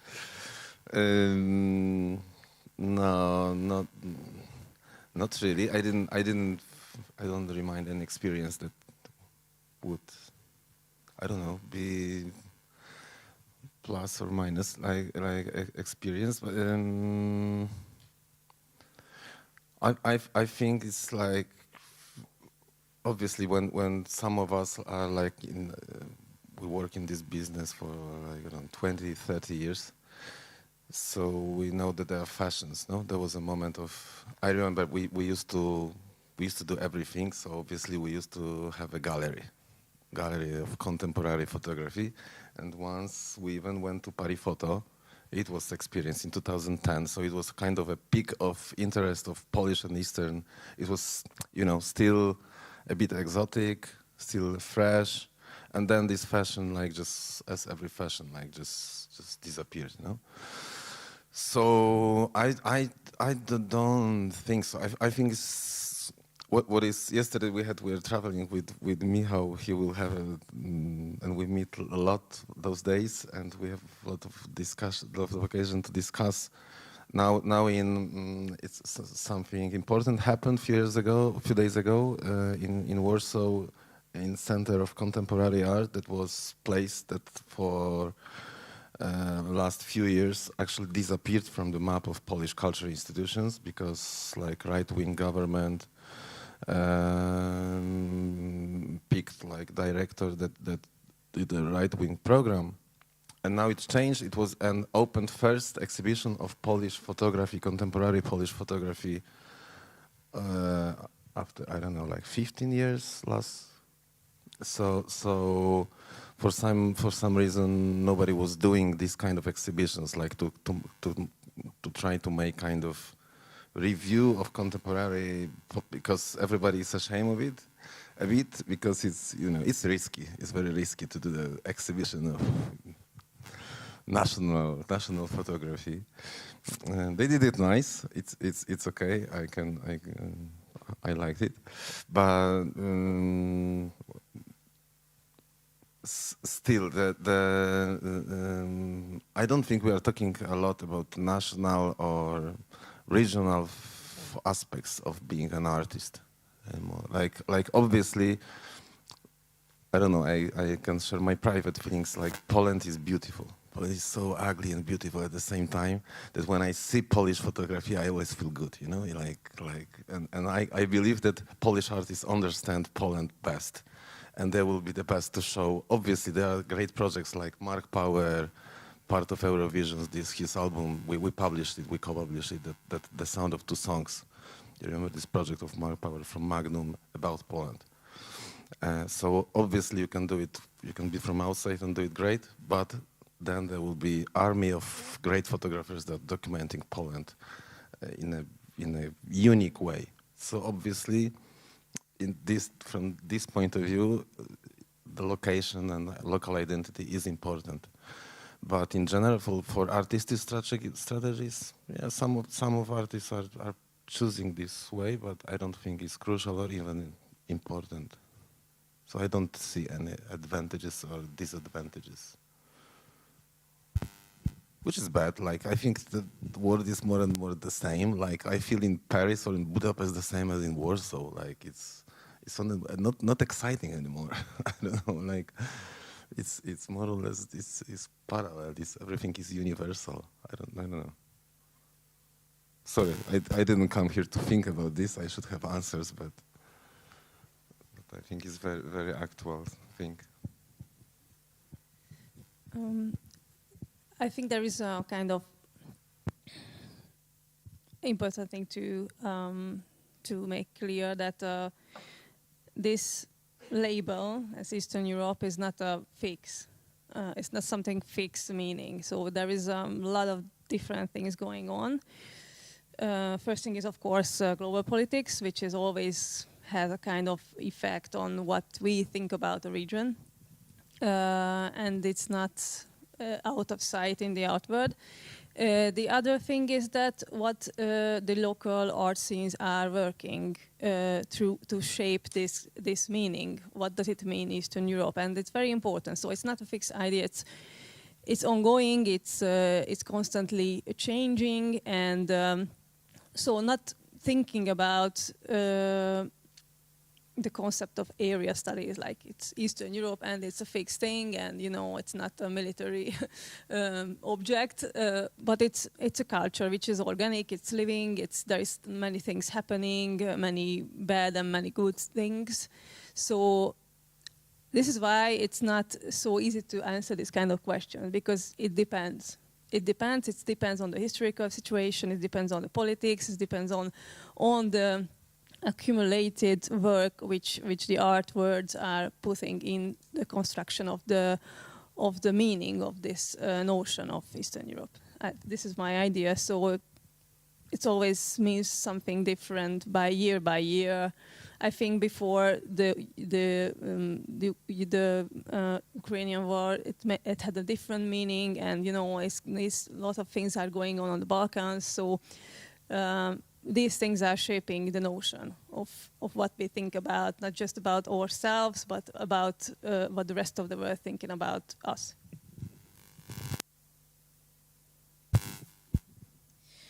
Thank you. And now this question is for Karolina and Agnes. So you are both also researchers, and we just quickly touched some texts to read and authors to read. And that's my question. Who are you reading? Because I think for people who are maybe picking the thread, maybe after this conversation, who to start with, or who is the current theorist dealing with these subjects, which related to this Eastern European region and the possible integration into the international art field. I'd like to ask you, who are you reading now, and why do you think it's important maybe to read for professionals who are working in this subject? Okay, so I'm basically coming from the social sciences. I'm a sociologist, basically, but focusing on culture, art, and contemporary art. So it's really shaped my understanding of the whole question. And my doctoral dissertation is about how the contemporary art field in Hungary was shaped by the following or the after the regime change, basically this kind of transformations of the art field. And it's a big thing to think about what kind of literature you can use and these kind of things. And I can just emphasize my idea that if you want to know a region, read the local experts. So it means that you have to read, of course, Piotrowski, which we are here in the Polish Institute. I think he is very, very important. Igor Zabel, also very, very important, about the cultural identity and all this kind of stuff.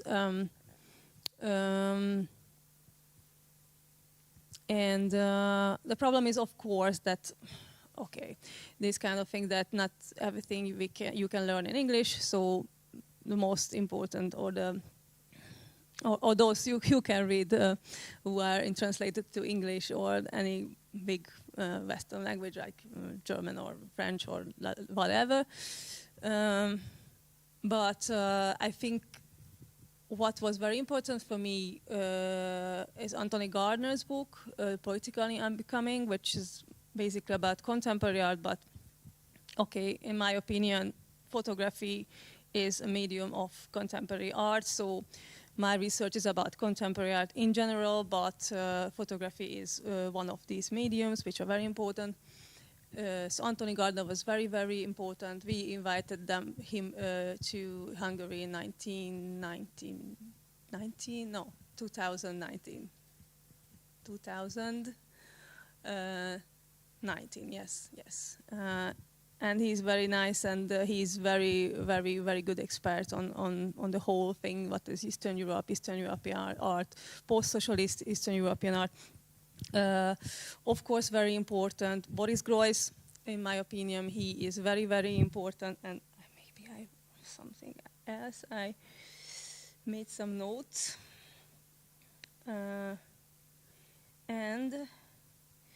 Sorry. Yes, Peter Osborne.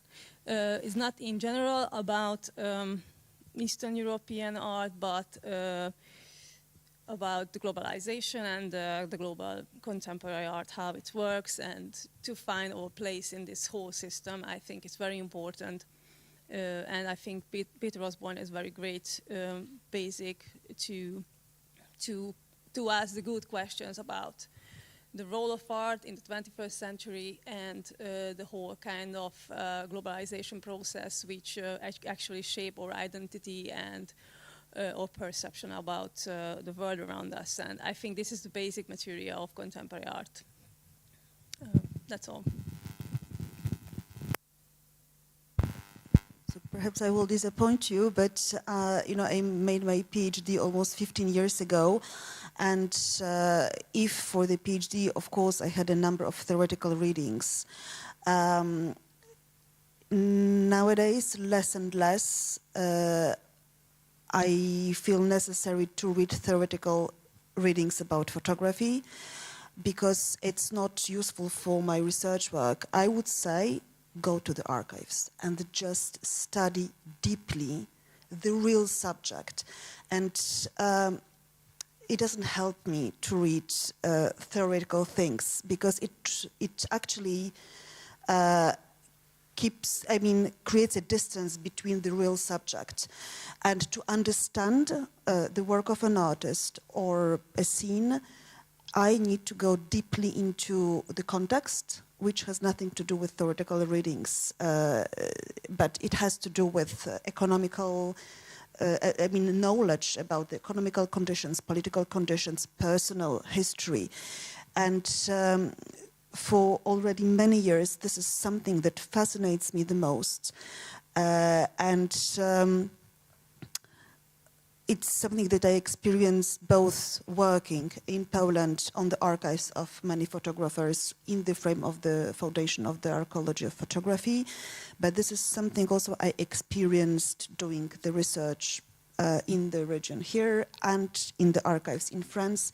Just once you get deeply into the archive, everything becomes clear, and then if you need something to frame things, I go rarely to general lectures. Of course, I read most of the books that you mentioned, and I remember when we were creating this Central European Committee, there was this huge discussion whether it should be East European Committee or Central Europe Committee, and there was no.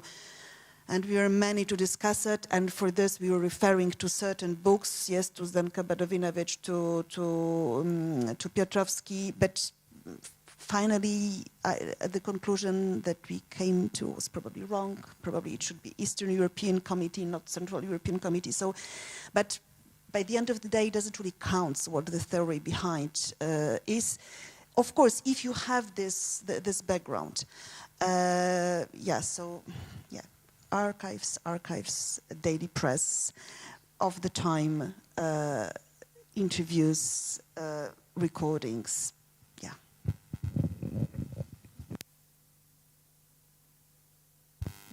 Thanks. And now this is for Tomasz and Katarina.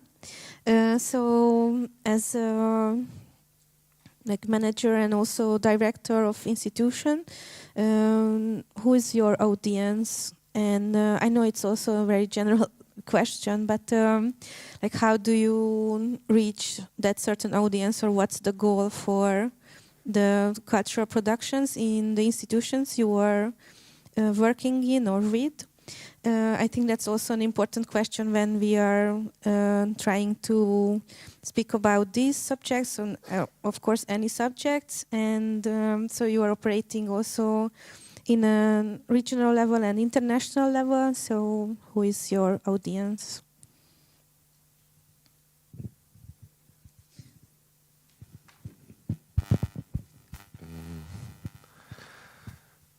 Tough question.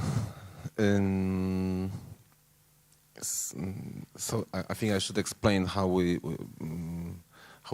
get to our audience and how what are the points we are meeting, because as institution, first big thing is the definition of institution. What do you mean by institution? We are kind of institution, even if we are still non-government organization. We, since not long ago, but in general, we don't have our exhibition space. And even if you would do that, making a festival is doing certain of exhibitions. So obviously we are outside our venue. So we are in galleries, in museums, in private spaces, and so on. So each of them has its own audience. Sometimes, obviously, we are doing in some strange places, like in, I don't know, Old Factory. But I would share our audience in general into like regular audience that just is following our activities and is just trusting. So it's like long-term relationship with your audience and people that are growing with you. So all the effort is how to get to younger and younger people. Because we are still beautiful, but we are getting older, and our audience is getting older with us. So I think the goal is how to get to younger ones and how to surround with, I don't know, young curators and people that understand Twitter and TikTok. I don't, so I'm not in relation with my own audience, or at least with big part of it. And then we are trying to build contexts. So to be honest, we as institution, as Foundation for Visual Arts, we are not so much interested in photography, to be honest. So we are like interested in what photography can do, what can document, what stories can tell us about. So we are using photography, obviously. So all the contexts are very interesting. I had less than 5 minutes to think again about this national and regional aspect. So I have now again moment of trespass, because 2 years ago we skipped with our festival into biennial formula, like yearly, like doing festival every year is a killer. It's like there is no time to stop and think. So we decided to do the festival every 2 years. Thanks to this, we are doing the full-time program, like all the year, not only at this 1 or 2 months of the festival in the summer. And for some reason we decided to, and thanks to this we can do the much deeper research. So we focus on some big subject, and actually our next big subject will be Germany. After 15 or almost 20 years, we decided to come back to this, I don't know how even to call it, but kind of national index. I don't know even how to talk about this yet.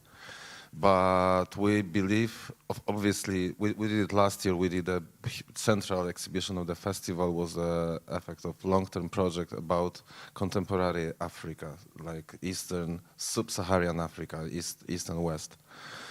But it was not a show of African photography. There is no such a thing as African photography. The same as I believe there is no such a thing as Central European photography. There is like maybe Central European problems or South African problems or universal problems present or discussed by artists from Central Europe or from South Africa. So it was 2 years ago, and next year we focus on Germany, and one of the reasons was first thing, we are neighbors, but we know very little about each other. Second was that things are changing, and all the things that we're believing for a long time that are like sure and okay. For example, historical memory, a tradition of memory in Germany that now is changing. The system is changing and collapsing. Actually, the last votings in Germany, the fascists that are there, like in West, in Eastern Germany, like come on, there are regions that the right-wing parties won elections. So actually we are dealing with the question about new Central Europe, I think. So in these terms, I think this photography, it might be used for talk about big geopolitical things, and from this point of view, Central European thing or regional thing is important from this point of view, and this is what we are going to focus next year. But why I'm talking about this? What was the question? Sorry. sorry. No, but how do you reach audience for that? Audience. So just who's your audience for that? So the audience can be people that are interested in history, in sociology, in politics, in contemporary world. So yeah, so we are trying to get out from our group of being fans of photography, but rather we look to the audience interested in contemporary world. Thank you for this question about the audience, because it happens that we studied this question quite a lot, and we did very large inquiry about it.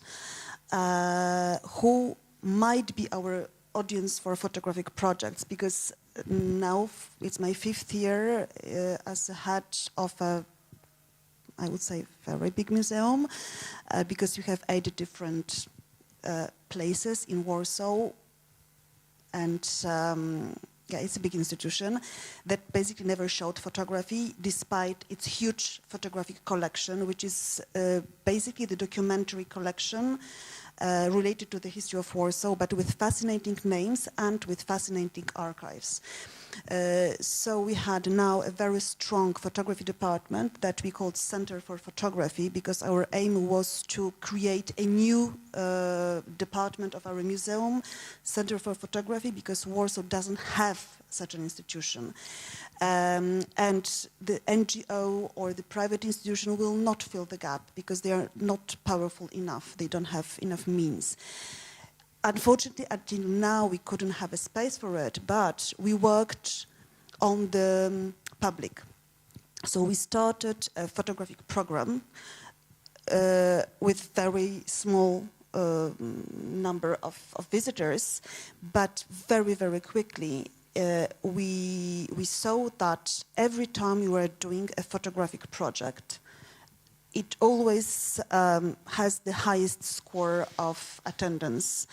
And these people are, I mean, in case of our museum, which is originally it is a historical museum, I redirected it a little bit more toward the social issues and the city issues.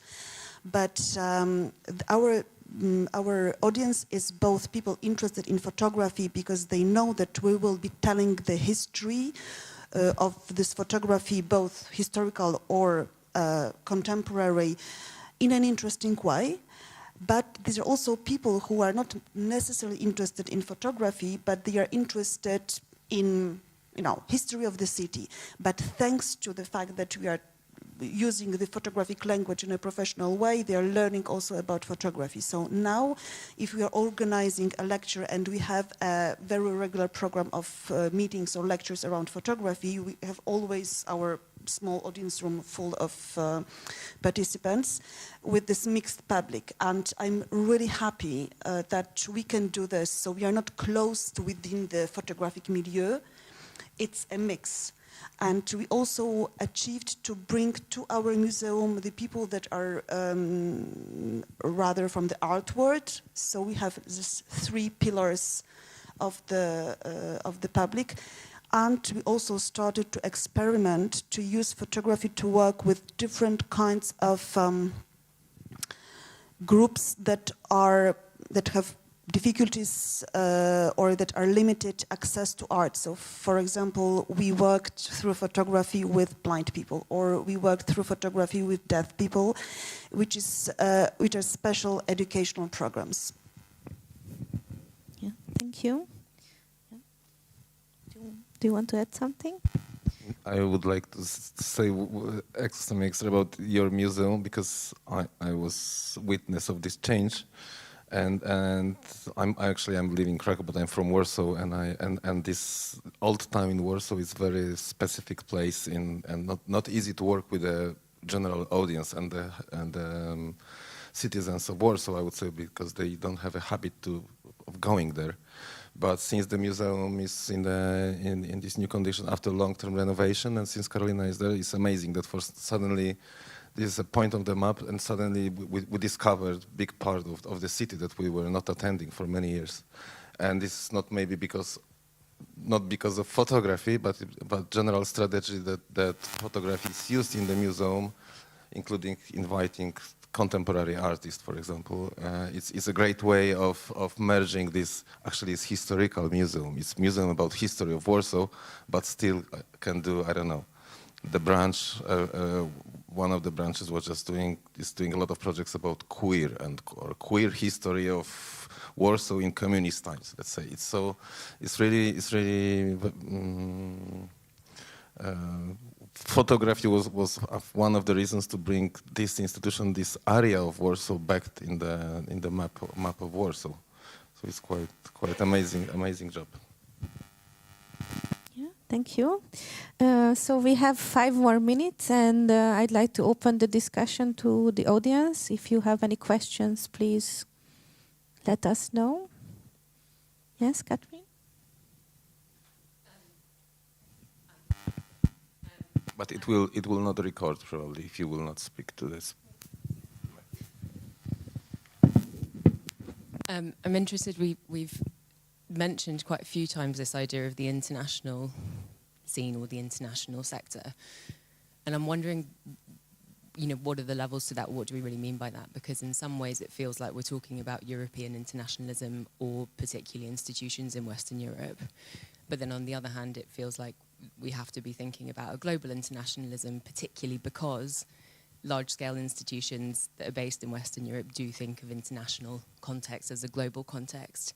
And that kind of comes back to the idea that you were saying earlier around the application of post-colonial theory to the region of Eastern Europe, which again is tricky because on a global level, that theory is based in very real histories and the ongoing legacies of things like, racial inequality and racial violence, which are front and center in institutions like the V&A, for example, because of our own kind of engagement with our own institutional and national history. So I'm wondering, when it comes to these kinds of discussions and when it comes to particularly thinking about conceptualizing or thinking about practice from Eastern Europe, when we think of that in an international sense, what are we talking about particularly?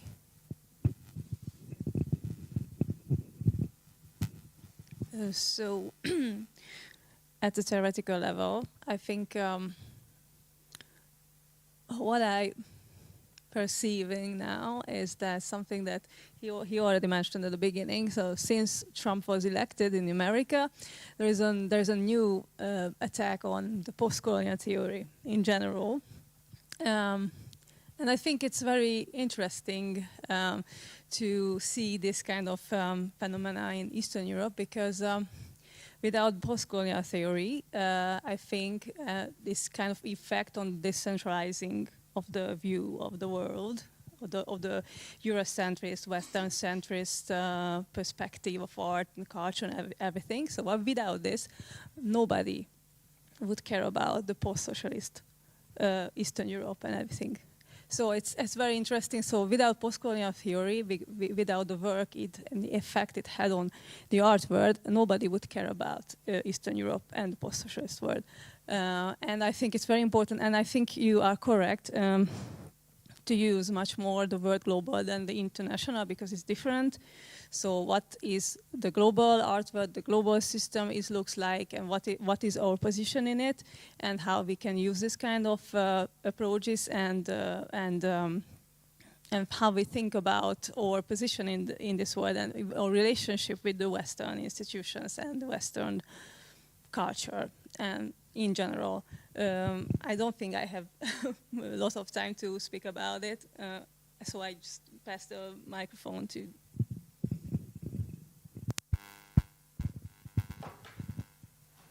I'm looking at, because I'm still thinking. When I'm thinking about international cooperation from our point of view, we have such different perspectives. Actually, I just mentioned the exhibition we did last year.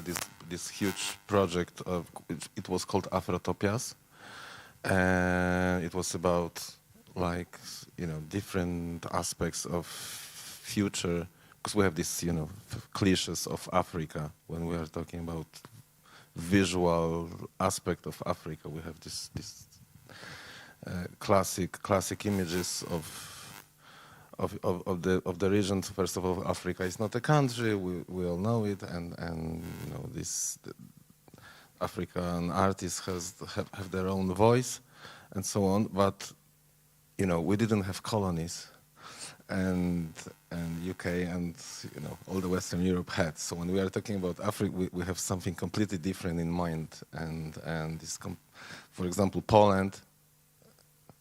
Poland has very specific relation with especially South African countries. In times of communism, were supporting individualism and in this independence wars and so on. There was many big movement of students movement. Like there was so some of presidents of some countries in Africa now speaking Polish. Is always very surprising. So from this point of view, like we did a completely different kind of decolonialism of, I don't know, obviously we have institutions that have collections of African art. So, but from not theoretical but practical perspective, we completely, I don't know, there is no such a category.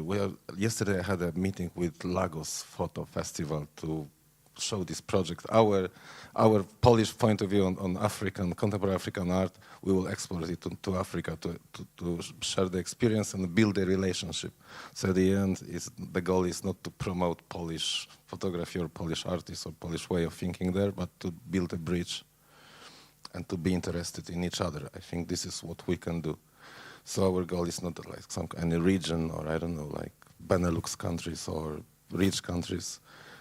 I think the goal is,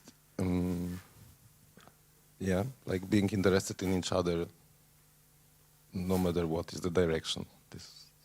I don't know if I answered anything, but yeah, but this is our strategy.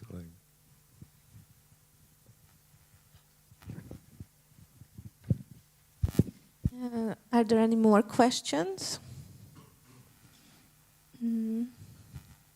Okay, if not, thank you for all of you for answering. These are, I think, food for thought, especially for curators and actors in the art field, and also for artists. So thanks a lot for coming, and yeah, now coffee break.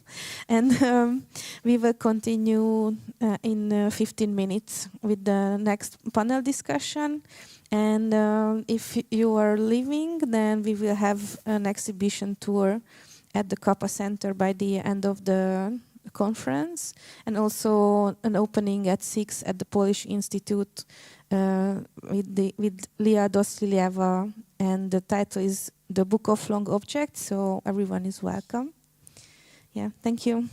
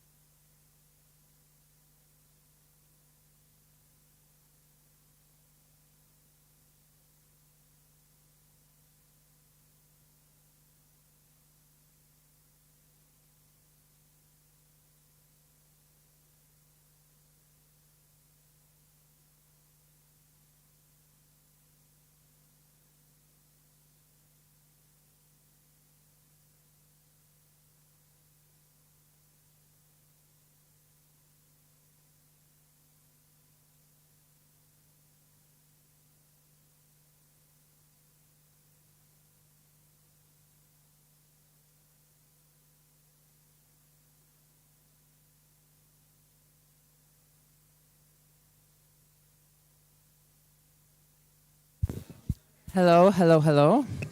Please take a seat, your seats. The break is over. Hi, hello. Okay. We can start with another very fascinating panel, actually. Where is the... yeah? Yes. Welcome after the break. We prolonged a little bit, just a little bit. This coffee break, I'm very happy that you are enjoying the company of each other. That's a good sign. The next panel, for the next panel, we have very fantastic guests here from international photography and art world. So we have Gilles Cargaret, yes, from France, Catherine Triano from the UK, from Victoria Albert Museum, and Marit Lena Herman from Vienna, from the newly opened institution Photo Arsenal Wien. So my first question actually to you, because you work in many different projects internationally, you have very exciting things going on in your professional life. So maybe if you could tell me, maybe from, actually we can start from Marit here, what was the most recent, most exciting project that you have worked on? And yeah, so that would be the opening question to you. So hello everybody, thank you so much for inviting me to this panel. As you can think, we just opened our house, so I have a moment of a lot of first times, and this is the first time I'm representing this new institution, Photo Arsenal Vienna, which is really excited. So the last project, I mean, I had two, the other one I will talk about later, but the first one was just the opening. So I entered the team in January in a time where we had the date fixed, the 21st of March, at the moment we wanted to open the doors for the public, and this is what we did last Friday. We had over the weekend more than 5,000 people coming to see the house, the exhibitions, the bookshop, the team. So everybody is now involved, is now on the table, which is so great because we were like so much looking forward to this moment. We have 2 exhibitions now, and we will have up to 10 exhibitions a year. So we're kind of like now entering a new rhythm. And we opened with 2 exhibitions. The one is called Magnum, A World of Photography, which was curated by Felix Hoffmann, who's the director, the artistic director of Photo Arsenal.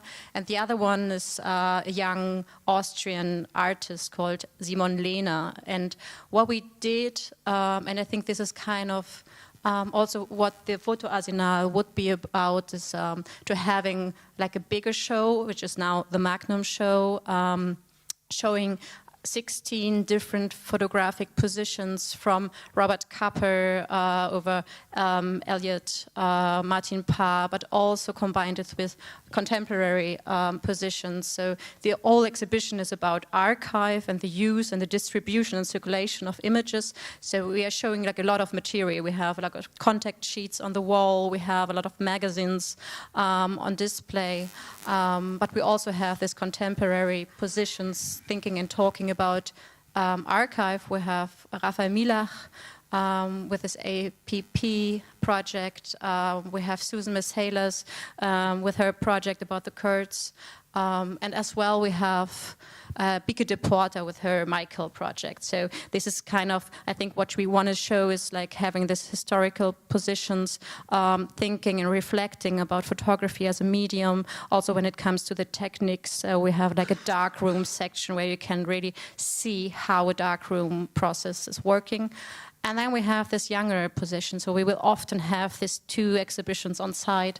And Simon Lehner is a young artist who is also working with his own archive, so he has like family pictures, but he's so much more working into opening up the medium. So he's working with paintings. In the end, what you see is not what you think about photography at first place, but he's like entering all these archival pictures into a digital program and then recreating new spaces, which is drawing and painting together with a robot. So something really more experimental. And yeah, these were two projects I was involved, and we did it. And we're still happy to have now like a daily life and visitors. Yeah. Wonderful. Yeah. Congratulations. That's a fantastic space that must see.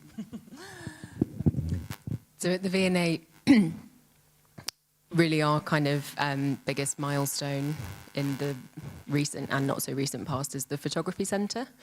So as a museum, we've been collecting photography since the early 1850s. And we like to think that that means we've always had an engagement with contemporary practice, because photography in the 1850s was contemporary in the 1850s. But since 2018, we've really kind of maximised our commitment to photography in our permanent gallery spaces. So we opened the Photography Centre in 2 phases. The first phase was a doubling of our existing space, and the second phase was a doubling of that again. And we now have 7 rooms that have 5 displays between them that change at different times. It's a bit of a Tetris puzzle because some change every 6 months and some change every 2 years. It's a dynamic curatorial opportunity, I think, within that programme. And they range from kind of large-scale thematic shows that go from the beginnings of the medium until the present day, to 3 spaces that are dedicated only to a contemporary programme.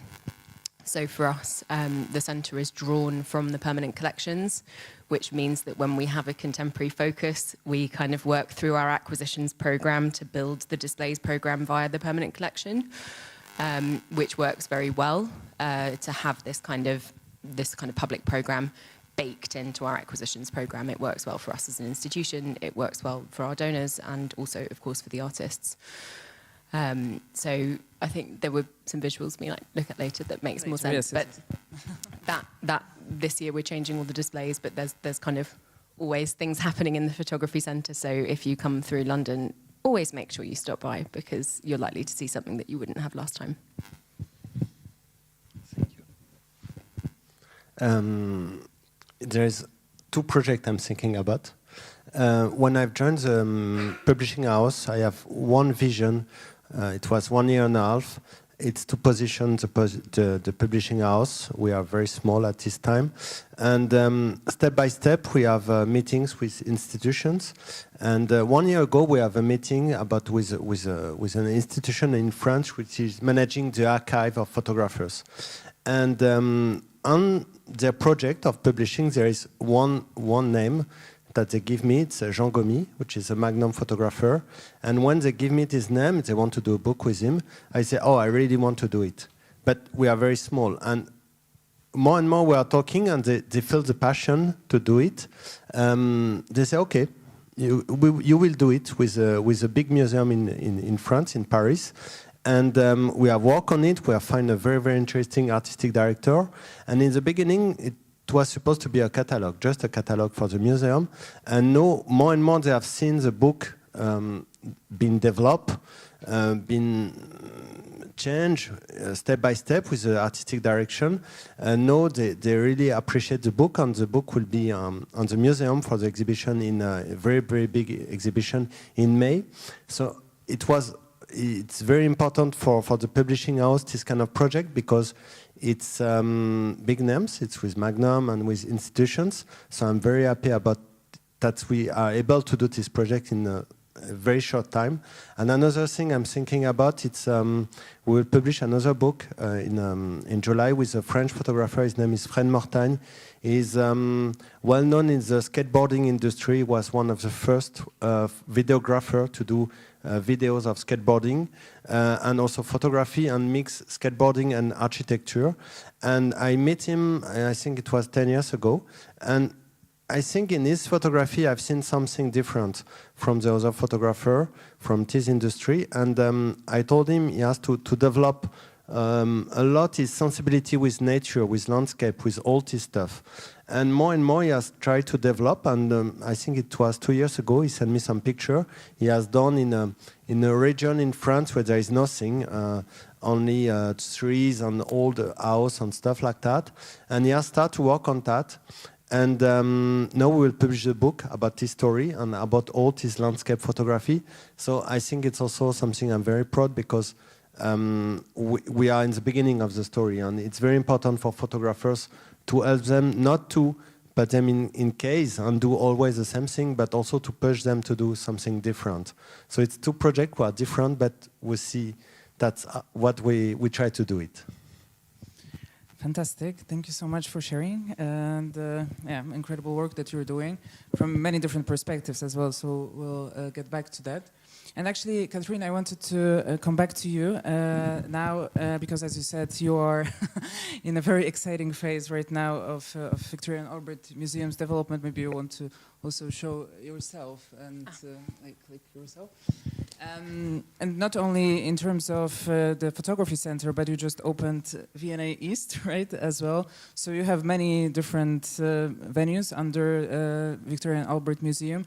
So could you also tell us a little bit more about that in terms of like this development of space that you touched upon, and collection, and also program, and also specifically, of course, in connection to photography in all these different venues that you have, yeah, that you work in. So yes, we are now a family of museums. This is the Photography Centre at V&A South Kensington. There are 2 new sites opening in East London on the site of the former Olympic Park. One is Storehouse, which is a purpose-built storage facility, which will include a 7-day per week study room, which includes late night access to the collections, called Storehouse. And V&A East, the Contemporary Museum, will follow that. So Storehouse is opening later this year, and V&A East, the Contemporary Museum, will open next year. East will draw on the collections, the exhibitions and displays there will draw on the collections based currently at South Kensington and soon to be based at Storehouse, and they'll run a commissioning programme. There are a lot of synergies actually between what we do in the photography centre and at V&A and what V&A East will do. We as a photography section are a bit anomalous within the V&A context. We have quite a significant amount of gallery space. We are quite independent in terms of our funding. We have a very active acquisitions programme and a strong contemporary programme, which is not necessarily the case for other departments. This is half of this is. There are 2 galleries. You can kind of see the adjacent one through that showcase. These are 2 spaces that were first delivered in the initial phase of the photography centre that show historic thematic shows from the historic collections into the present day. So this is organised chronologically. We're changing this in May. The galleries will look quite different. They're getting a kind of mini glow up. So we'll do a paint job, a small refurb. And we're approaching these kind of larger displays. I mean, we call them displays, but they're 300 plus objects, so they're kind of exhibition scale. We'll be moving towards a thematic approach. Then you go from that into the digital gallery. This changes every 6 months, and it's the only solo artist installation space at V&A South Kensington.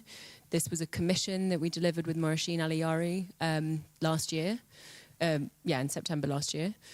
One of the things about the centre overall is that we're very focused on a dialogical approach. We have a strong contemporary programme, and we see contemporary practice as a way through which we can invigorate and enliven engagement with our historic collections, hence the move towards a kind of thematic approach in the historic sections. But also here, Morashine worked in response to objects from the collection, astronomical instruments from the 14 and 1500s, and then early photographs of those in the museum archives. We made 3D models of those objects that formed the raw material for a digital film that she made, that looked at what it means to take objects, and especially functional objects like astronomical instruments, out of the places and the people they were made for. Then you go into a library. Part of the catalyst for the Photography Centre expansion was the transfer of the Royal Photographic Society collection to the V&A in 2017. It includes a library. This is part of that library, and you can see there's a display area there. Then we have 2 contemporary galleries which I mentioned before, where we primarily show new acquisitions. We are intentionally taking a fairly light touch curatorial approach with the interpretation of these spaces. They are photography now. We curatorially think through them with notional themes and ideas, but we don't put that on the labels because we think that, you know, if you've come through the sculpture gallery and then, I don't know, through metalwork via Beyonce's ring in jewellery, by the time you're in a space that tells you it's contemporary photography, it's sort of specific enough and we don't need to add lots of layers on top of that. We're also engaging, it's a place where we can engage in more depth with particular projects. So the historic spaces, it's much more kind of individual works that we pull together under a theme. Here we can give more space to artists and to projects. Often they really do just stand alone and they don't need kind of those extra layers of curatorial voice. And then we have finally a technical gallery that has a walk-in camera obscura that is one of the funnest parts of the centre. We find it's good for behaviours as well because people, you need 2 people to do it, and people do it with visitors they don't know. They kind of start talking, and it's a nice thing to happen. This room doesn't change at all. Fantastic. Thank you so much for this introduction. And Marit, can we come to you actually? Because, well, you are also in the very exciting moment of establishing a completely new venue in Vienna. So how does that process kind of come about in terms of thinking about the program, in terms of the, also distinguishing yourselves from other incredible places or institutions in the region, maybe not only in the city? Also what will be your focus long term in terms of maybe showing more established or emerging artists? So could you reveal a little bit about the strategy further on, except from the fantastic first exhibition that you presented? Yeah, thank you.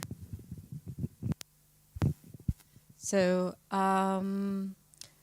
I mean, we are now opened. We had, I think it's 2 years ago that Felix Hoffmann was invited to build up this institution. So we had some time before to kind of establish and think about exhibitions and spaces. We had this possibility to have like an interim space in the Museumsquartier for 2 years, where Felix Hoffmann established a program which was dedicated to more monographic exhibitions. We had Carolina, who was here before, on display, different artists, and also opened with a group show, which was Cross Lines, which Felix curated for the Photo Wien Festival. And what we are now doing is, on the one hand, we have kind of a program not really fixed, but in our mind, in our imagination for the upcoming years. We are a curatorial team of 3. So we had our first after opening meeting yesterday, where we had, we should like sit together next Monday to put all the names again on the table, to cover like all the materials. We have, of course, things fixed for this year. So we will have Henri Cartier-Bresson show, upcoming the Magnum one, and then we have this cooperation with a map in Paris, showing the science fiction exhibition where I was able to work with when I was with Spectre Books before. So I kind of, which is nice for me because things are coming around again, and now I'm happy to work together with a map to show this. And what is also happening, and this will like open up to all the country corporations which we are looking for, and this is my colleague Mona Schubert is doing. She's responsible for the Photo Wien, which will happening in October. So the festival, and we have 2 festivals actually. So every year we have a festival because they're both every second year. We have also the Digital Culture Festival, which is more dedicated to digital questions, and then we have the Photo Wien.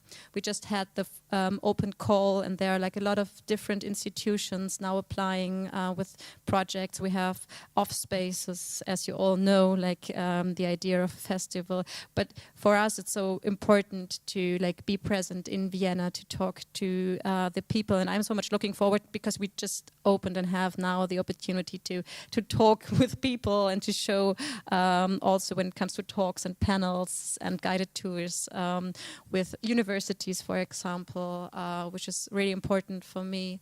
And what we also have, and this is important for the Photo Arsenal, is the team of the education is as big as a curatorial team. So there is like the same power because we have an own dark room, we have workshop rooms, and there will be like a full-time program for kids and school students to ask and to be taught in photographic questions also when it comes to techniques. So these are like kind of the both parts of our institution.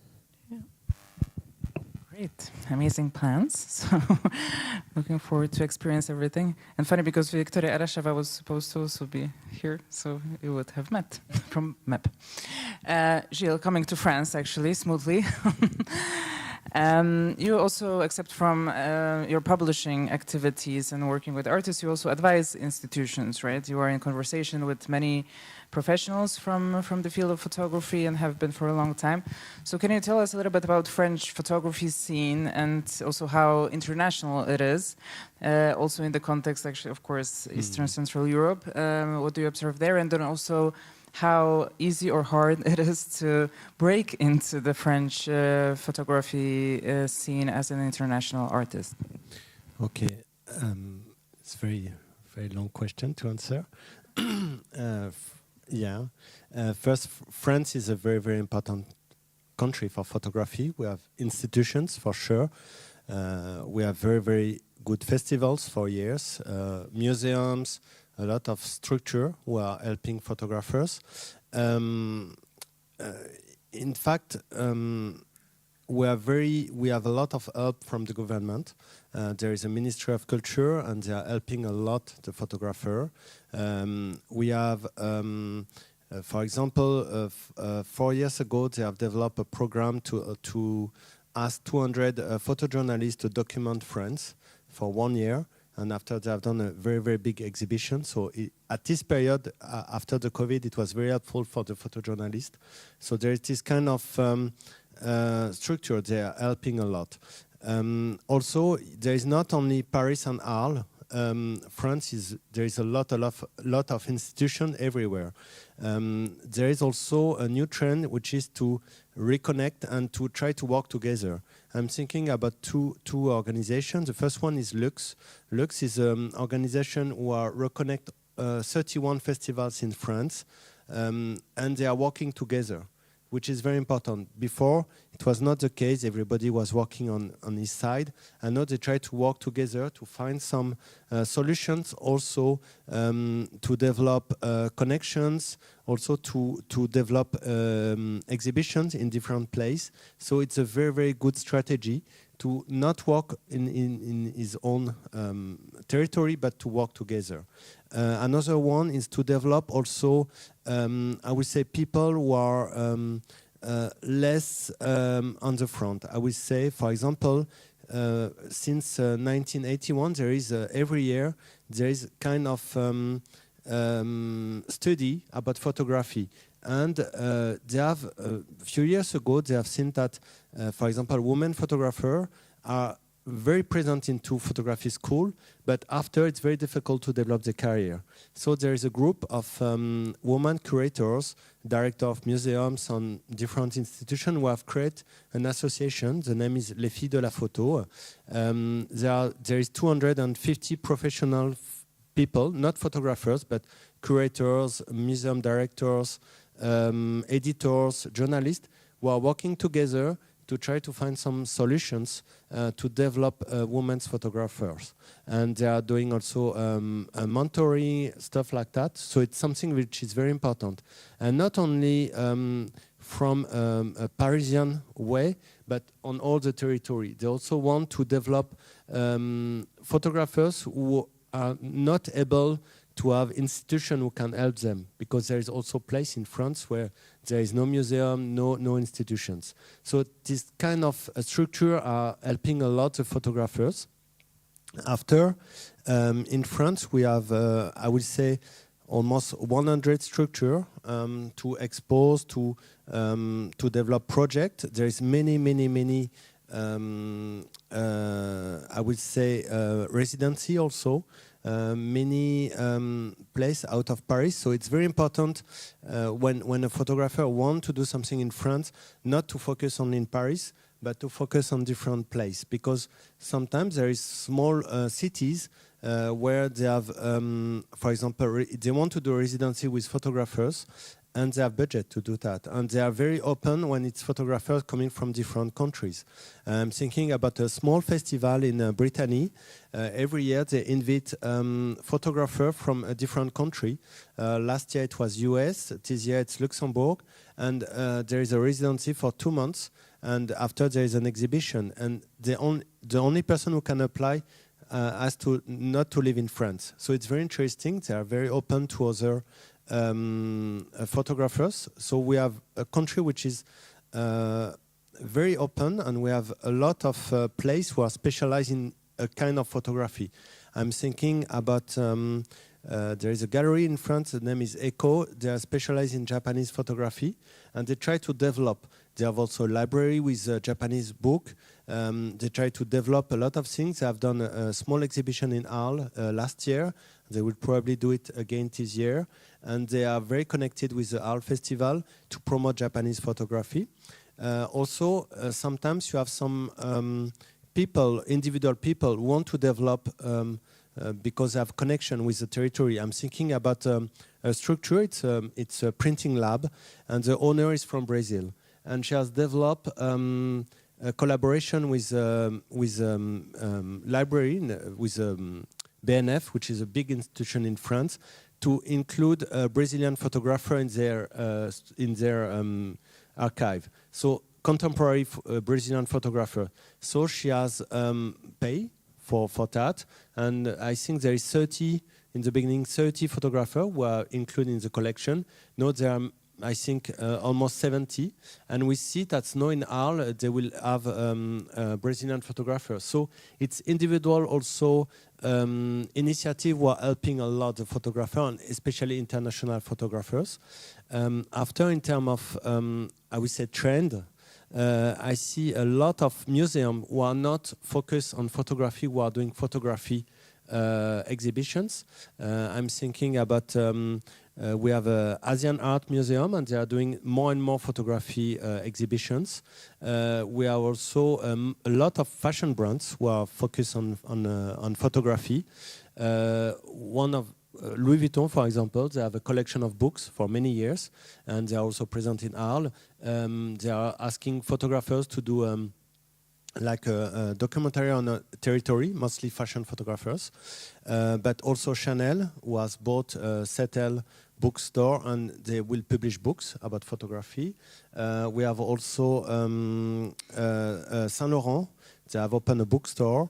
Many fashion brands, they are into this business, and also brands that are not maybe linked with photography. I'm thinking about a big institution which is doing buildings, and now they have opened a foundation for photography.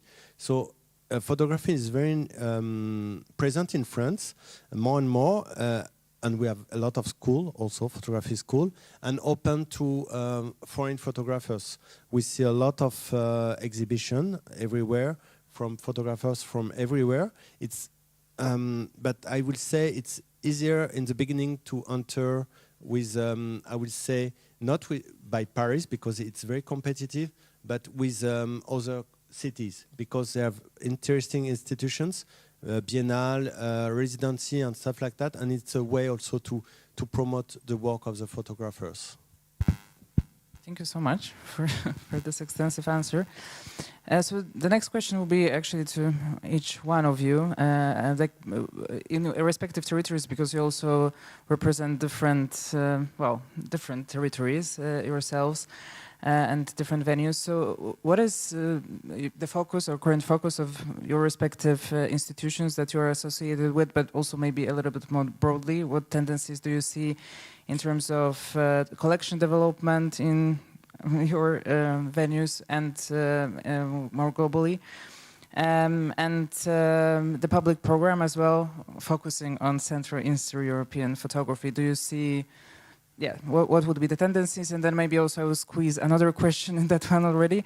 What is the reception of it from the audience's perspective as well? Because maybe that go hand in hand a little bit. So whoever wants to start.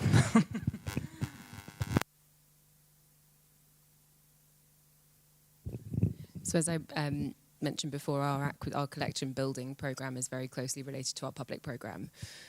Within our collecting strategy, we have these kind of shorter periods of focus. So they tend to be 3 years, and they tend to support either gaps in the collection, although I use that very carefully because there's an ethical question around this idea of filling gaps. So when I say that, I mean we focus on contemporary practice to address absences and historic kind of problematisms around how our collection was established and built over the last 200 years.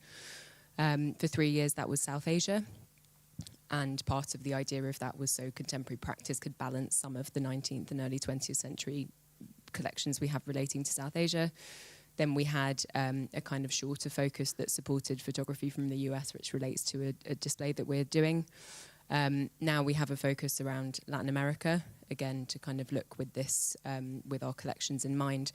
But when we have these areas of focus from a collections perspective, we don't make that clear in the galleries. So when we show our new acquisitions around Latin America, for example, we will not say, this is an exhibition of work from Latin America. It's just contemporary practice. It won't be exclusively from Latin America. We're just trying to shore up. We consider our contemporary program to be an international program. And we think about internationalism particularly through our position as the institution that we are, from the place that we are in an international context that takes our own history into account. But we're not going to put that kind of geographical terminology over it in that context. In relation to Eastern Europe, we actually have quite interesting collections of Eastern European photography.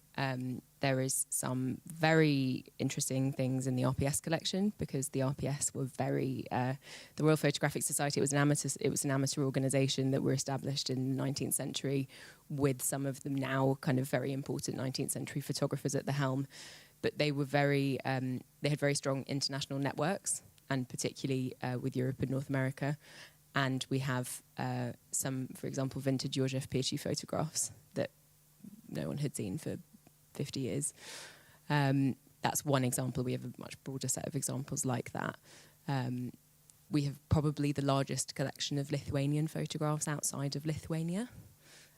We have very significant Polish holdings, though there's a lot of research to be understood around particularly the RPS side of that. So we are always looking to our contemporary program in dialogue with our historic collections and how we can then bring those things together in the photography centre in a public space that kind of keeps us being contemporary. You know, as an institute, as a museum that functions in the 21st century, we are we serve a contemporary audience. We are by nature a contemporary institution, even when we're dealing with historic collections. So how we pull those historic collections into a contemporary function is, I think, the question that we're always learning towards, how we can do that, you know, better, differently, in more breadth, in more diverse ways, and in ways that speak to the public that we have. The museum gets about 4 million visitors a year, and 500,000 of those people come through the photography centre, which is an enormous proportion, considering we're on the first floor of the museum and it's really hard to get people upstairs. So that it's all kind of hooked together, and I think there is a lot of interest in Eastern Europe. I think the positioning of that is important because context is important. And so in some ways we were talking earlier a bit about kind of work not necessarily engaging with this kind of wider social and political context directly, but I think that to kind of stand up in a broad international sense, you can't lose that context because it might be implied in a regional specific context, but when you take it out of that and you put it into something that's much broader, it can, you know, things can get a little bit lost. So finding that balance for me and for our program is important.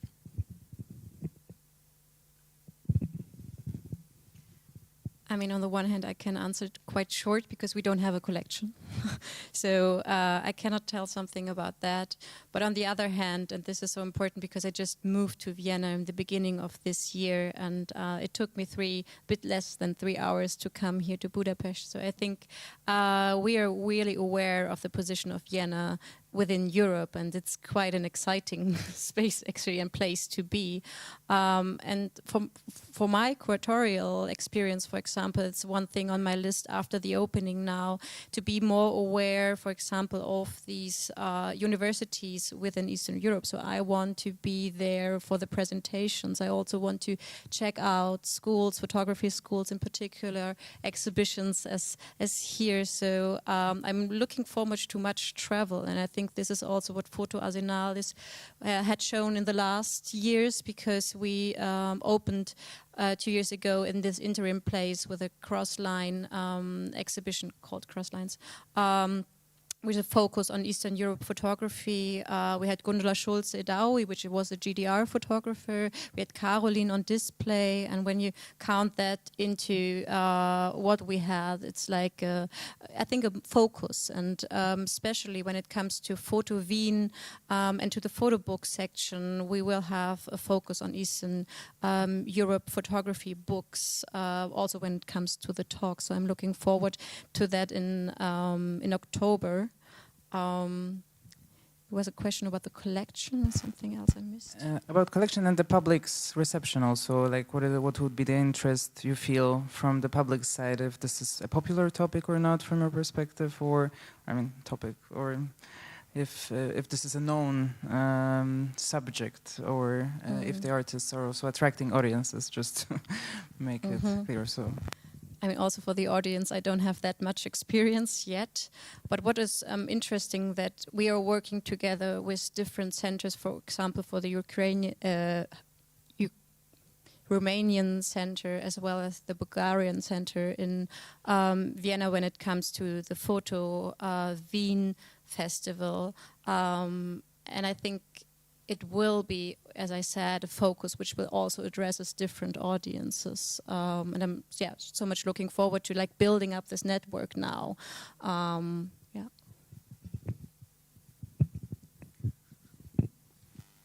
It's a difficult question.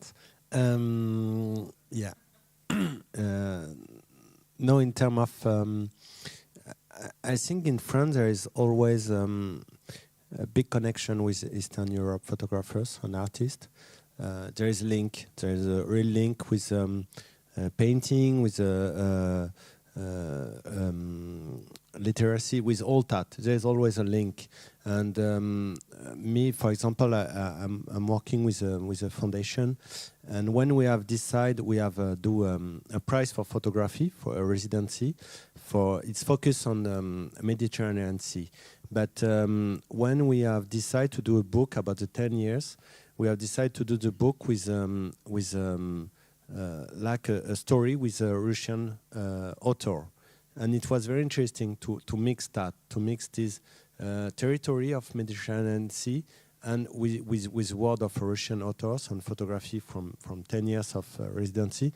And there is a good connection.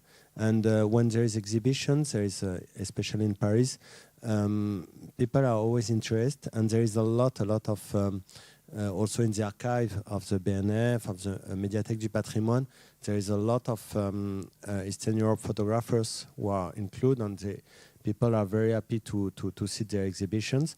And in terms of books, I will not say we are only 1.5 years history.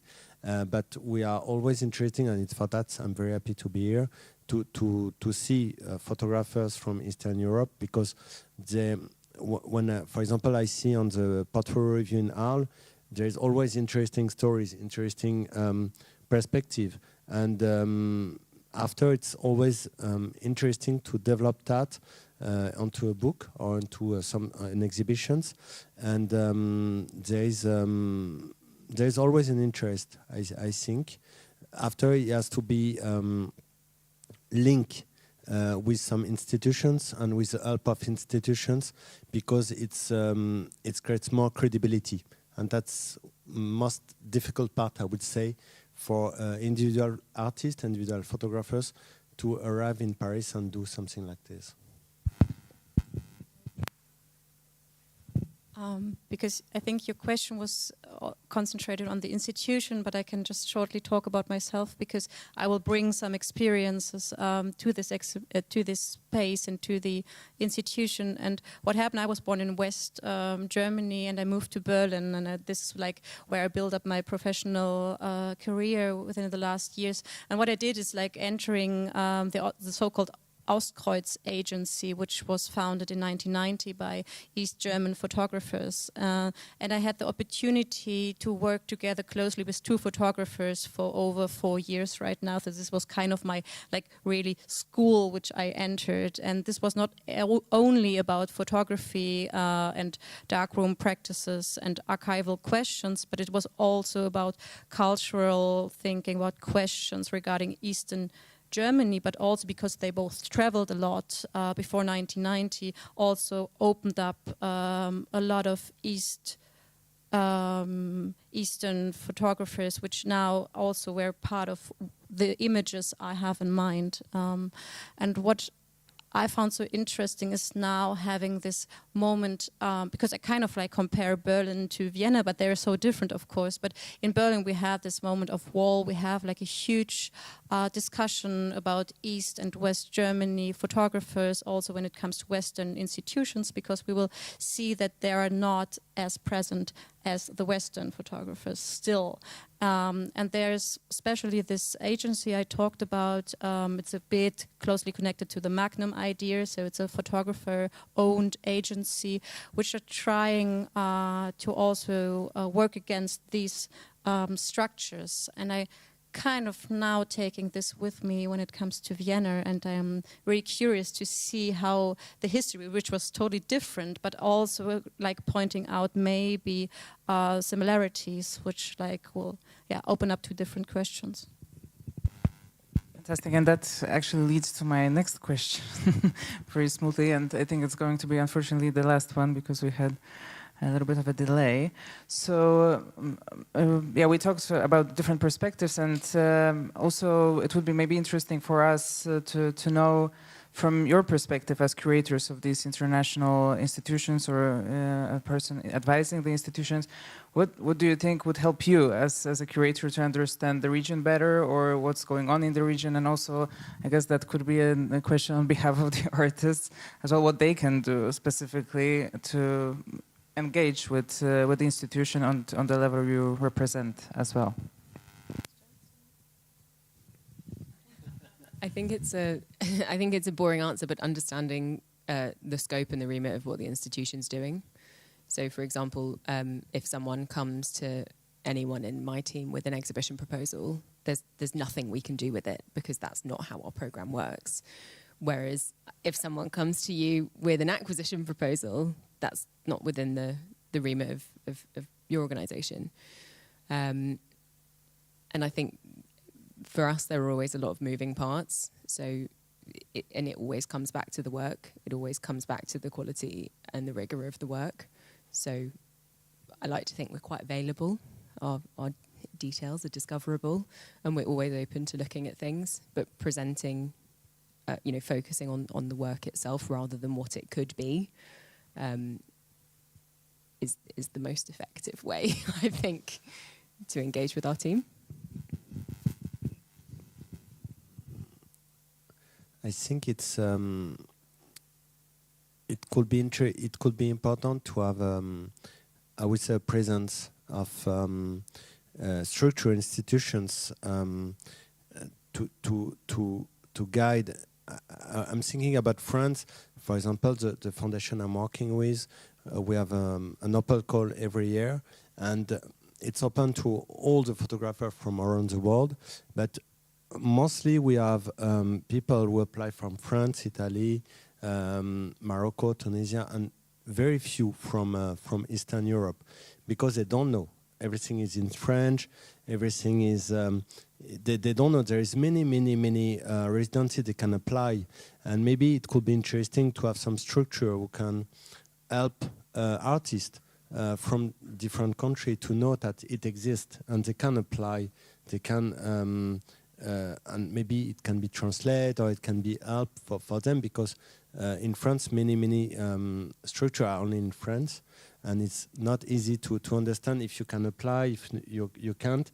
It's very difficult. And maybe also to have, it's always important for artists to have the help of a structure who come in some place, I would say maybe in Arles, maybe in Paris, to come with artists and to show them that their work, and also to bring curators or museums curators in here, and to show them that there is a scene, that there is photographers they don't know, and to develop some connection between the different. I'm thinking about France, but for example, we have many, I'm sure, many connection, and I've done that with. I'm a little bit connected with the Army Museum in Paris, and when I've done something in Arles, dinner, and I bring the photographic curator of the museum, and I meet different people, different photographers, and we have interesting project, and within help. Not only to buy their print or to buy something or to have money, but also to have some help to develop their project, and to have this kind of structure, this kind of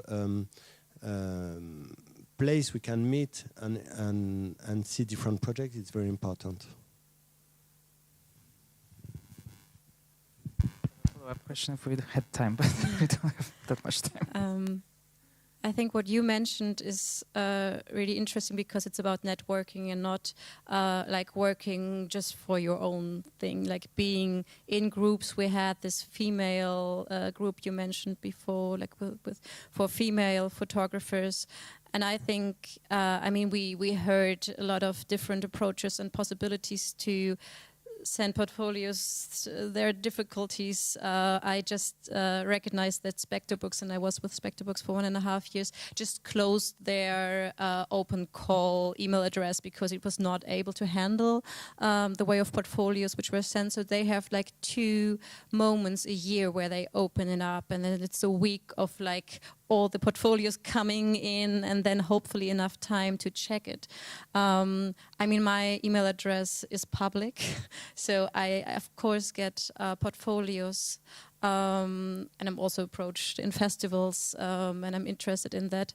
But I think like working together when it comes maybe also about an kind of agent, if it's like a gallery or another institution, I'm really much looking forward about also the network with us. So with that I'm open for any tips, and it's like also this, I found this interesting position approached me. We don't have the capacities. What do you think? Like all these, that we are also part of it and not like just the open doors, because this leads me to the question, what can we do?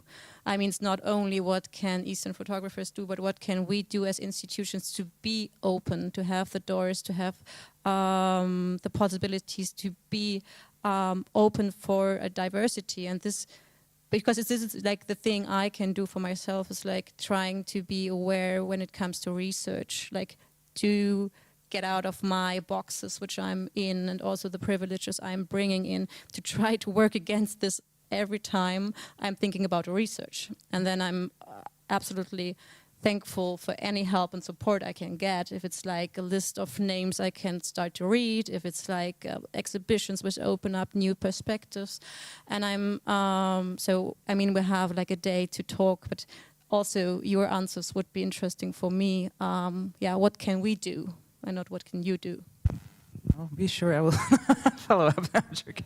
But yeah, I mean, this is of course a very interesting discussion because right now, I mean, this also, I think, the contradiction between kind of still national scenes and international contexts where artists operate, right? So it's also a little bit of that problem. And then also for me, for working with the artists directly, I kind of see their problems every day. So also, yeah, but. I think something that relates to both of those points is the importance of exchange, and that it has to be a mutual kind of trust held on both sides type of relationship between whether it's institution to institution, whether it's artist to institution, or whether it's institution or artist to public,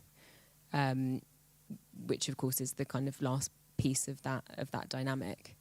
And that idea of exchange is, you know, looks different depending on what it is, because you have different levels of things that, you know, there's financial factors that are very important, and we talked a bit about gifts earlier and the importance of private donors in that sorry, Caroline, I'm looking at you because and that for us too is a really key part of being able to facilitate that exchange and being able to facilitate the platform that we could be. Okay, we'll be looking for solutions over these next few days as well. But I mean, we had, again, a little bit of a delay, so maybe I will now open for questions, because I'm sure there are some. Yes. Diane? I was just thinking, because like the title is Eastern Europe in the World, so I was thinking of for example, in Lü Shui, there's a really huge new photography center that has opened. And also in China, there is the Jimei Festival, which Chanel is involved with and which Arles is involved with as well. And for example, the Pompidou is working on a new photography center in Alula region in Saudi Arabia. So I wondered, are there possibilities for Eastern European photographers, like, you know, in the broader international context? And also kind of linked with this, Thomas mentioned something really interesting this morning about the history of connection between like Poland and countries in Africa. And in the next issue of BJP, we've got an interview with a young photographer, Lena Zergova, who her mother was Czechoslovakian. It was Czechoslovakia then, and her father was Chinese. But they met actually because they were studying together in Moscow University. So I wondered, perhaps in Eastern Europe, perhaps there are other connections to other areas of the world which in fact are becoming increasingly important. I think there are some really nice examples of artists who are already doing that. Like Anna Fabriciusz, she spent a while back now, but she did a number of residencies in China, which resulted in a body of work. And it's kind of why I was asking about what do we mean by international earlier, because it you know, there's a kind of Westward European internationalism, and then there's a global internationalism. And yeah, I mean, the Ludwig Museum here have also been doing that kind of more global international exchange over a longer period of time. And I think that's really important. That, I mean, even from my perspective, I have an area of specialism in Central and Eastern Europe, even though I don't sound like it. And there are lots of points of contact between Brazil and Eastern Europe that I'm kind of working up as part of our focus on Latin America. So there's a lot of potential. I think that's an important perspective for us to have in mind. I just have one good example, but I did not get the right title. It was something about romances. It was an exhibition in Dresden which was focused on the political or the cultural politics in GDR when it comes to countries all over the world. And I found this because we, Spectre Books did the catalog, and I found it so interesting because these are questions when it comes also to history of archives, and I'm really interested in telling or asking these questions, looking about relationships, power dynamics, everything which is now like the base of what we find in the archives. And I will enter hopefully the archives in Vienna and see how all these connections within Eastern Europe countries have like kind of formed their way into what the material is now. Fantastic. So, sorry, yeah. No. Yeah, sorry. No. Because I was about to say if somebody has a final question, but then you can still answer from your perspective. Okay, then lunchtime, please. So thank you so much. Thank you. Fantastic, insights to incredible work that you are doing, and also some food for thought for everybody here. So let's take a break and see you after the lunch.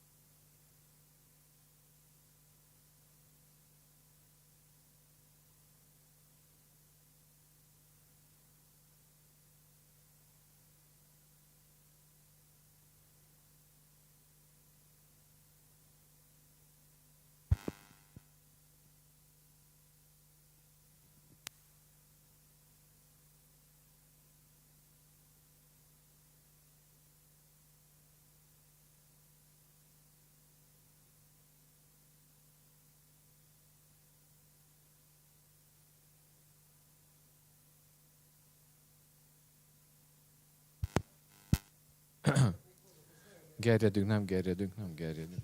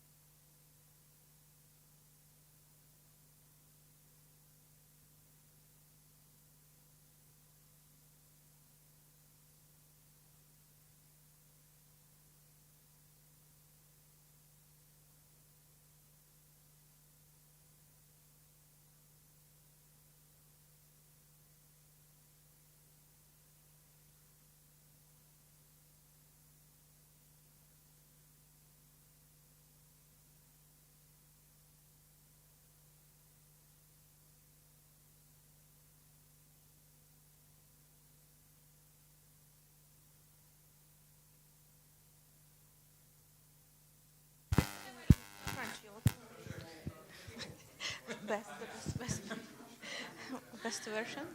So Michał is not here. He is. Yeah. No. Yeah, he's there. Michał, come. Hi, sorry for the delay, but I can see that almost all of us were in this lunch break in the restaurant. So thank you for the lunch for the Polish Institute, and yeah, we continue with these two artists talk. As you can see, no, you cannot see. Yeah, so this is gonna be like a classic project presentation by two artists separately. So first, Michał ŁUCZAK about extraction and the word book, which is on view at the Capa Center, you will see. And after Arion Gábor KUDÁSZ about his project Human. And we say some like introductory words, right? Just a couple of maybe. So, like speaking of Michał ŁUCZAK here, I think also. Oh, sorry. One of the reasons we have this talk also is that is this international context of the works as well. So, since Michał ŁUCZAK is a part of Sputnik Collective as well, so he will speak a little bit about the exhibited project Word Book, which is a part of also European Kinship exhibition. But then also his project Extraction that was actually shortlisted for Prix Pictet, so the most important award in sustainability in the world. So the project has traveled all over the world in the most prestigious venues, including or starting from actually Vienna. So Michał can also speak about maybe a little bit of this impact of also this international recognition and how it translated or not for the local recognition of the project, of the body of work, and his own experience in that sense. Yeah, so that's from me for Michał ŁUCZAK, and I don't know if you yeah. Yeah, I will introduce Arion's project after Michał's presentation. So, please, Michał, start the presentation. Okay. Hello. Thank you for having me. I thought that Wiktoria will ask questions, but okay. So this big button, yes? Okay. So I will start with presenting the work or the concept of lost territories that we have made with Sputnik photos some years ago. And we asked ourselves, like more than 10 years ago, about the condition of the former Soviet republics. Poland wasn't, like also Hungary wasn't a part of the Soviet Union, but we were behind the Iron Curtain. But we share some experience with the nations that were included in the Soviet Union. And we thought that there is coming this the 25th anniversary of the collapse of Soviet Union, and in the period when we were working on this project, and we were asking ourselves how on which stage the process of this collapse is. And basically at that period of time, we were kind of thinking about the perspective of the people in power in Russia. That's why we called it lost territories, because they were still thinking about those territories in that way. As we can see now, it became extremely actual. And I will not say that we predicted something, but there was this feeling about it that something big is happening. And I still remember what Wojciech Górecki told when we were presenting this book. He's a scholar and a writer about Asia and Eastern Europe. And he said that in 1991, when the Soviet Union collapsed, it was not like that it collapsed and period. It was the beginning of a process, and now we can see that this process is longer and more complicated than we thought. And particularly this project that I am presenting now, this so-called Word Book, was a collaboration between the photographs that we made in the different republics that gained independence in 1991, and writers and poets that contributed to this idea, which was that you should name 5 to 10 words that you associate with the communist period or with the Soviet Union. And they had also as a reference our photographs from this Lost Territories archive, so they could choose any photo they wanted, knowing only the basic context that it was made in the former republics. And we have this wonderful book designed by Ania Nałęcka-Milach, in Polish, the blue one, and in English, the red one. And to be honest, when I went through this book recently, preparing it for as a context for the exhibition here, I was amazed by the how actual the situation is, and the descriptions were really frightened sometimes, the words that were chosen by the authors.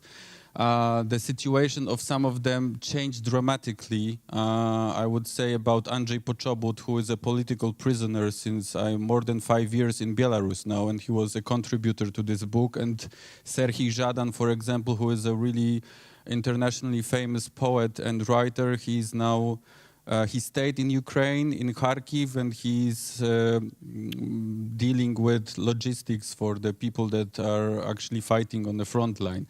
So it is just few years, and the situation changed so dramatically that we are thinking about publishing like a second edition of this book next year, contributing new authors and actualizing this situation.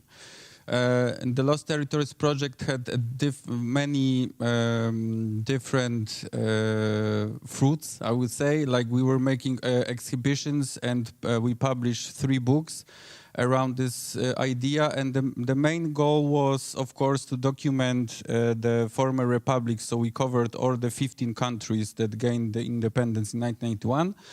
But then we decided to create of all of those pictures an archive, and then we were inviting curators to work with us on the archive and to create exhibitions that will focus on certain issues that are really visible in the project, like control, for example.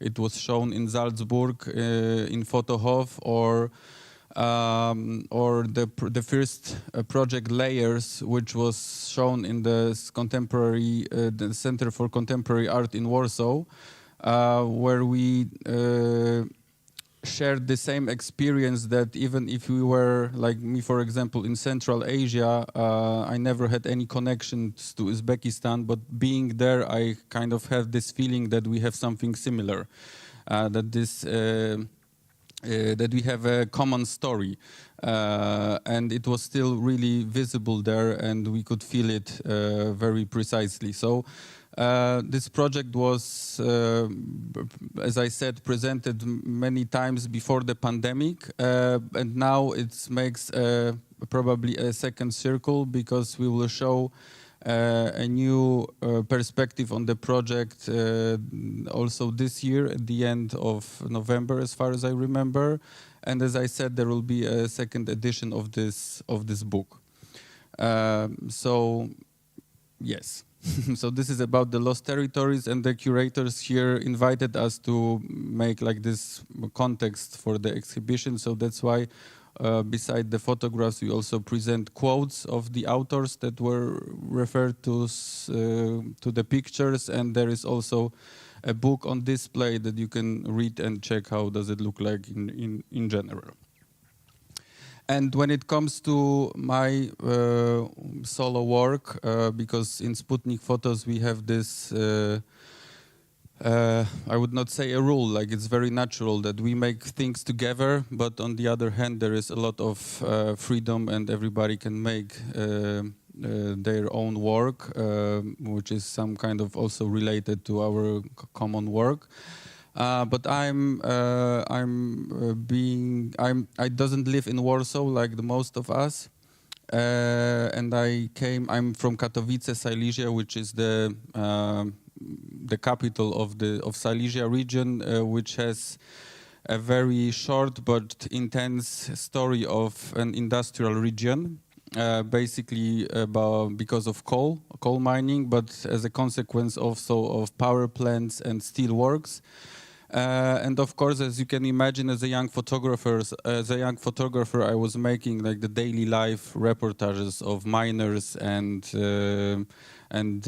landscape there, and the people who struggle with the shift of the system, because as you can imagine, it was not easy to shift from communist economics to the hardcore capitalism version that we had in the 90s in Poland. But then when I came back after living in different cities around 2010, I got a new approach, I think, to my region. And I wanted to focus on the consequences of coal mining. So I divided this project in some few chapters, like they were chapters just for my workflow.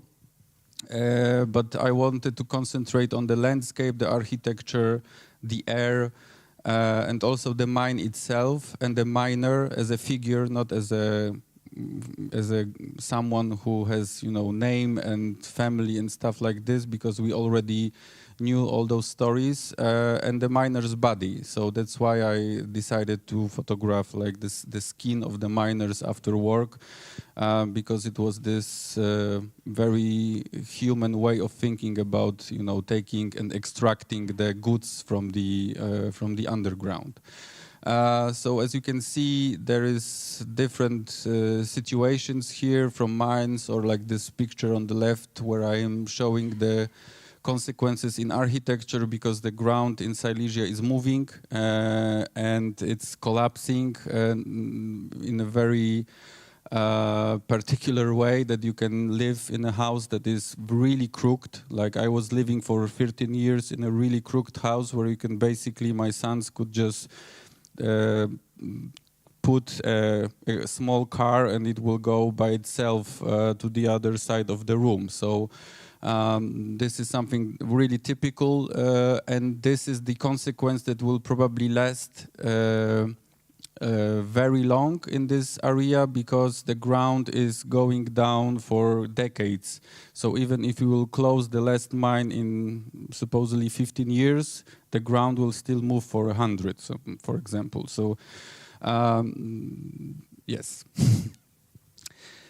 So there is basically a lot of references also to the past. We have like here the monument of the mining effort built by the communists, which is now a skate park, one of the best in Europe, I would say, when it comes to the atmosphere there. So this is a mix of different situations, and as I said, like Wiktoria said, that it was presented within the human edition of Pripyat. So those pictures I am showing you here are basically from this selection, but the project is more brighter, and it includes also color photographs. So yes, but just for this presentation, I decided just to focus on the black and white, just to have a more coherent presentation. And when it comes to different projects I'm now working on, they were already presented in some parts, but they are still ongoing projects, which is also something new for me, because normally we finish something and then we show it, but it just changed naturally. So this is also something that comes from my own experience. It's called Forest Works, and it's something that I actually never thought I will do as a young photojournalist, that I will put myself in the frame. And this is about forests in Poland and how the state manages our common good, because in Poland there is only a few private forests. Basically it's all owned by the state, and the foresters' work is supposed to be taking care of our common good. And people in Poland really love to go to the forest. We can pick we can spend a lot of time there and pick mushrooms and stuff like this. But on the other hand, the last 10 years, there was a huge intensification of cutting the trees down because wood is very a good resource, and in Poland was always for centuries a place where wood was bought. So I decided to enter the places where the trees were cut down, and this is actually the picture on the right. This is in the neighborhood where I was living, and the other one is already the newest one, because we also drill for gas and oil in Poland, which can be a surprise even for Polish people. So this picture on the right is the area where they were drilling for 5,000 meters down to find gas. So they had to cut the forest as well to do it. So this is still, as I said, an ongoing project. It has different. Now I'm not only building those structures there and just to erase the tree for the last time in this vertical position, but also it's a bit concentrated on research, especially in the areas that are planned to be cut, where I'm working with scientists. They describe me the flora and fauna that will disappear because we don't think about it a lot, but cutting trees is one thing, but destroying the whole ecosystem is a different one. So this is like a more brighter perspective, I would say. And the newest project I'm working on now, like this is the detail of this one, it's called Habitat, and this is something that also comes from my experience, which is a paradox, but I am a vegetarian, but my father is a hunter, and I spent my childhood going with him for hunting. We have now a big discussion about in Poland if the kids should go for hunting, and in my opinion they shouldn't, because I saw things that they are not too unseen, and it was not good for a 10-year-old boy. But I really like this project because this is the idea I had many years ago, working on a project with Sputnik photos and the Science Center of Copernicus in Warsaw, because this is basically the wood that is going along the Vistula River. And I had this idea of photograph wild animals there more than 15 years ago, but I had this very classical approach. I wanted to do it with 4x5-inch camera on a negative and with the ISO like 200 or something during the night. So even lamps that I brought from the studio didn't manage to catch anything.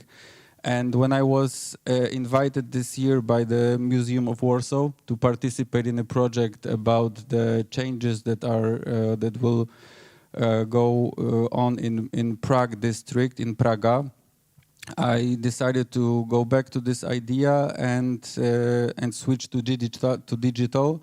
So now I can take pictures of animals, of wild animals like deers and wild pigs and foxes. They are basically in the city, because when I was making this photograph, like really behind my back, there is already a sport arena.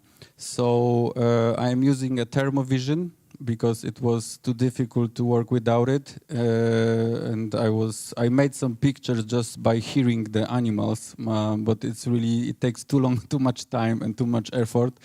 And this is again a paradox, because I have a friend, like a really close friend, who is a forester, so we basically are in a permanent discussion about wood. But he's also a hunter, so he's lying me this thermovision, and I'm making this work also thanks to him. So life is full of paradoxes, as we can see. So I make also the different situations, different projects, but those three are, I would say, kind of similar and come from the same emotion, I would say.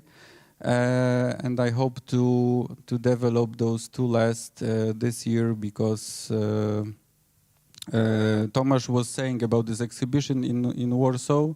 So this one is already on display. So it's kind of a weird situation because it was made in January this year and it's already in an exhibition. So it never happened to me, something like this. Okay, so I think it's enough and that we don't have a lot of time. So if you have any questions, I don't know if it's... Okay. Thank you very much. Thank you.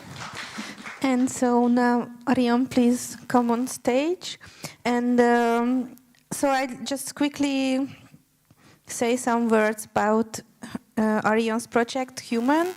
And I think you will see the reason why we selected Arion and Michał together. And in this project, Arion is focusing on actually the factories in the region, and I think it's a beautiful representation of workers as well. And also the images were made between 2014 and 16, right? And yeah, you will also maybe mention some words about your latest project as well, but actually the Human is the project what we would like to highlight in this panel, because it really has this contemporary point of view on a historical subject. And I think it's going to be more and more important in this post-Fordist era, like how factory workers has to leave the factories and how this system of work is completely changing. And yes, so please start your presentation, and thank you for coming for this panel. Hello, thank you for the invitation. So my name is Gábor and I'm not just a photographer but a teacher of photography at the Moholy University, which is kind of like forces the work, the creative work, into a 1 or 2 month period in the summer. So this work was shot during 2 summers. Yes. Okay. So there's another work, which is the recent work. This is 10 years old, so it's like a different. It's another decade. So this is this decade. So maybe I pass it around so that we kind of have a feeling of it. So this started out. Human started out as a commissioned work.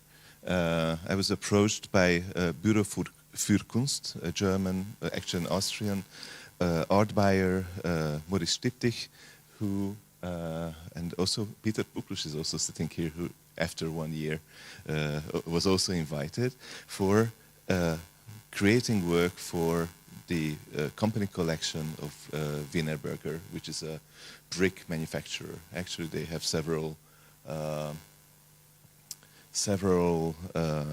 factories around the world, even in the US and in Asia and also in Europe.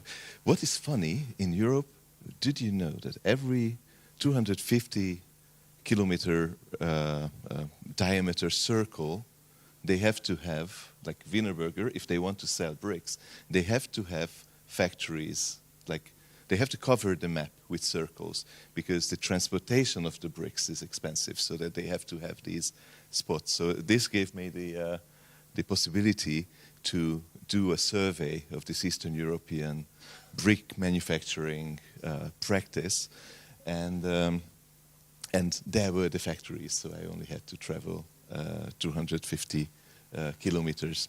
Here, what you see is the first page of the book. All the texts are there, and I show this slide because what the work is about is not necessarily equal to what the work is.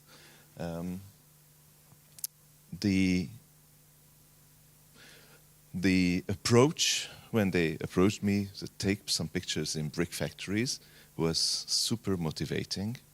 So I asked for a little time. Can I think about it? It's like, you know, bricks. It's boring, right? And I found immediately. I found quite a lot of images online that I would never think of when I think of bricks, like how the brick. And actually, this is a presentation which is a half-baked presentation. So this is the work, and I can only jump forward, right? Okay, that's. Ah, yeah. Okay. Then I will change my pace. Okay. So there's this thing that is a depiction of the brick, and it says that the brick has a face, and the brick has a bed, and the brick has sides. And I was immediately thinking that my doctoral research, which was on hold at the time, was dealing with human scale, and it was dealing with this local and global phenomenon, how the direction from the global to the local and how the local direction to the global can be understood. And I was immediately thinking, this is my topic. The brick as a metaphor for everything that is human, as a metaphor for human ambition, for how we are pushing the boundaries of human scale out into space. We have photographs of Pluto. We know how it looks, so actually it is already within the realm of human scale. The human scale is not our bodies. And so this is how the thinking started, and I started to collect images and images and images and thousands of images regarding human scale, regarding production, regarding ambition, regarding this technological transition which did not start with the Industrial Revolution, but it started with the invention, maybe, of mathematics. Like we can count 1, 2, 3. That's where it starts. And the road trip was a Central and Eastern European road trip. Hungary, Romania, Bulgaria, a little bit of Serbia. And I was working only in the brick factories. What is interesting, brick production is a quite labor-intensive work. And 100 years ago, you would need 150 people in any brick factory, moving tremendous amounts of earth, burning it, moving it again. So it's terribly exhausting work. Now, if you go to a brick factory, or when you imagine a brick factory, you imagine a complete factory where there are less people than in this room. There are 5 guys. I'm saying guys because it's guys. They sit in front of a computer on a platform like this, and everything is automatized. The entire line of production is automatized. And they are, how to say, it's a lonely job. There's a huge hall and you're sitting alone. And on the cover of the book there is Otto, our first guide when I went to the first factory, and I was apologizing to him for taking him from his work, that he had to take me around in the factories, and he said, no, it's perfect. My job is to watch 12,000 bricks come off the production line each day, and another 8,000 when I'm at home, I'm sleeping, and I see those bricks while I'm sleeping. And I was like, okay, but how much is that? Is it like 1 house? Is it 2 houses? Is it 5 houses?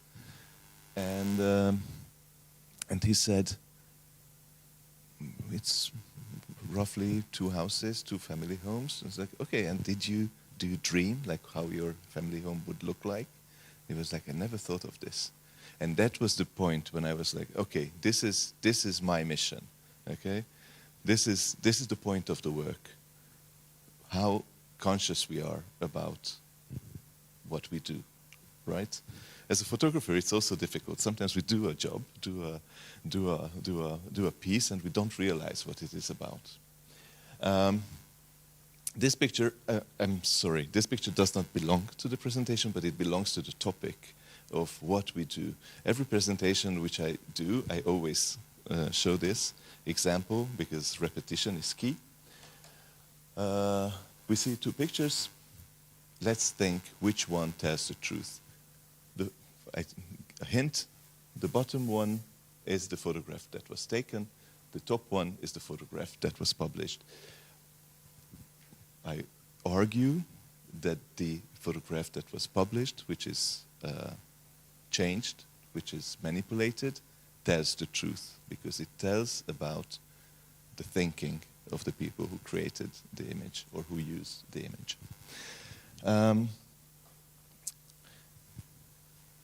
The work did not start quite, how to say, positively or in a good mood.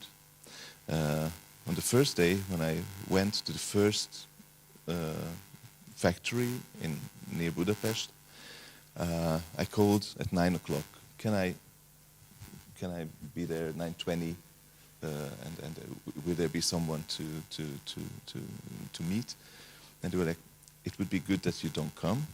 Maybe not just today, but like for 2.5 months or 3 months or 4 months, because someone was cleaning in one of the halls, one of the areas, and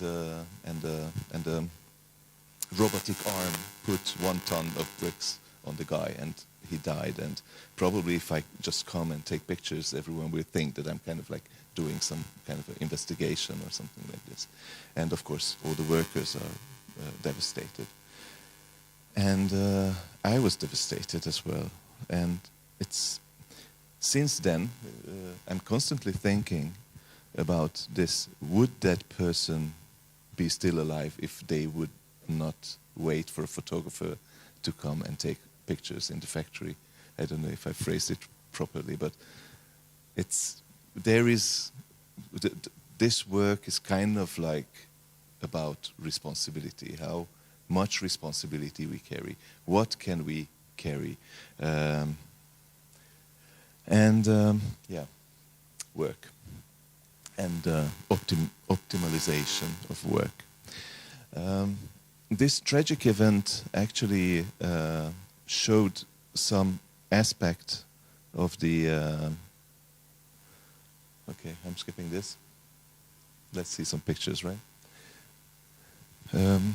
Like what is the circle of our activity? What is the horizon of our? How can we influence? This work was done in 2015, right after the first war in Ukraine, or the first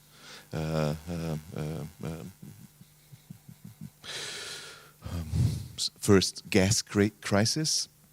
So many factories were put on hold. The workers were laid off or they sent away, and even the guard dogs were just left. So in one abandoned factory, I found the chain of the guard dog. The guard dog was already dead. I don't know, and with my assistant, we made this one line in the empty factory grounds to show, to mark our action, or like the field of our activity. So this is the circle which we were doing. Actually, it's totally pointless to go around because each factory is identical. They are all new factories, and if you go to some factories, the director of the factory doesn't necessarily understand why you are asking about what happened with that 150 workers who were working here 10 years ago. They say, we improved, we automatized, we made it more efficient. What's the problem? And I say, like, okay, but this is one village where there are 100 families and they don't work in the brick factory anymore. They don't have an income. There are 5 guys with some kind of a technical academic degree who can manage the computers, but the guys actually don't work here. But those guys do work in the factories in a weird way, that the pallets that they are using are outsourced. So they outsource responsibility. The pallet is the element in the production line which can break, which is sensitive to accidents. It can cause accidents. So they outsource production and maintenance and of the pallets to Roma people in the vicinity. And there is this. It kind of operates like a little mafia. There's a chain of distributing the responsibility, and the factory, the global company, is not responsible for any accident, because the accident is happening because of the fault of some guy who is not even working for them. But the work is about this, but it is not about. The work is not bricks. The work is about the language of photography. I see I have 2 minutes. Okay. So the work is about, or I consider the work to talk about how we construct through images a language and an understanding of what we do, what is the realm of human activity. And I think this is the final slide of the slideshow, which was supposed to be 60 slides. So we are halfway through the presentation right now, but I'm going to finish. These ladies work in the office. They calculate how many bricks trucks can handle within a day. They count with tremendous amounts of money and raw material. But this is the first time in history that they lifted the brick. So there were these practices that we devised with my assistant, Corinna. She was a student at the school at the time, and we spent the evenings above our little image collection, and we were thinking, how can we devise practices for the next day that we change how the workers think about their role in the production line, how we can change their perspective of the work, of the global company, of the local, their own participation, and it was quite a formative experience for me I never did participative or work before, and I don't consider this one that, but the methods taught quite a lot about how I look at the power of photography. And the power of photography is not good images. The power of photography is well, I don't know. There's no answer. The end of the presentation is maybe it's going to be at a different lecture hall, but thank you for your attention, and maybe we can continue. And if anyone is interested in the other half of the presentation, where the actual images are, then I'm more than happy to send it.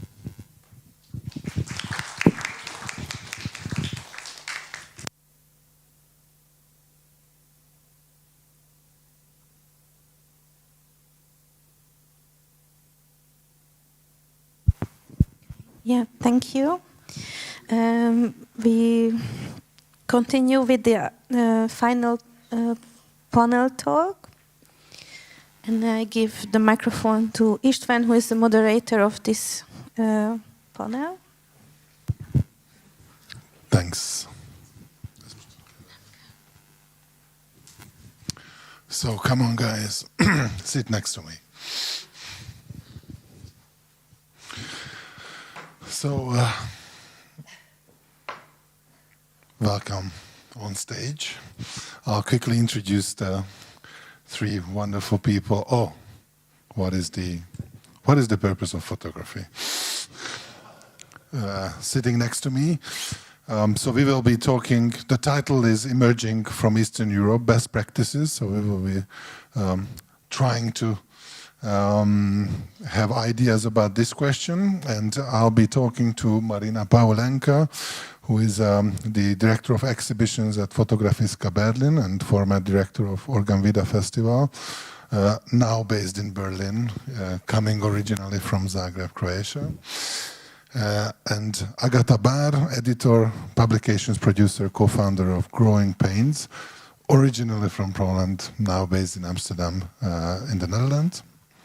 And Péter Puklus, artist who is coming from Hungary and is based in Budapest. So we will hopefully hear three different kinds of perspectives. So I'll try to please think back of one moment when you thought that you entered the international scene. If you can name one event, like if you can be specific, I would be grateful.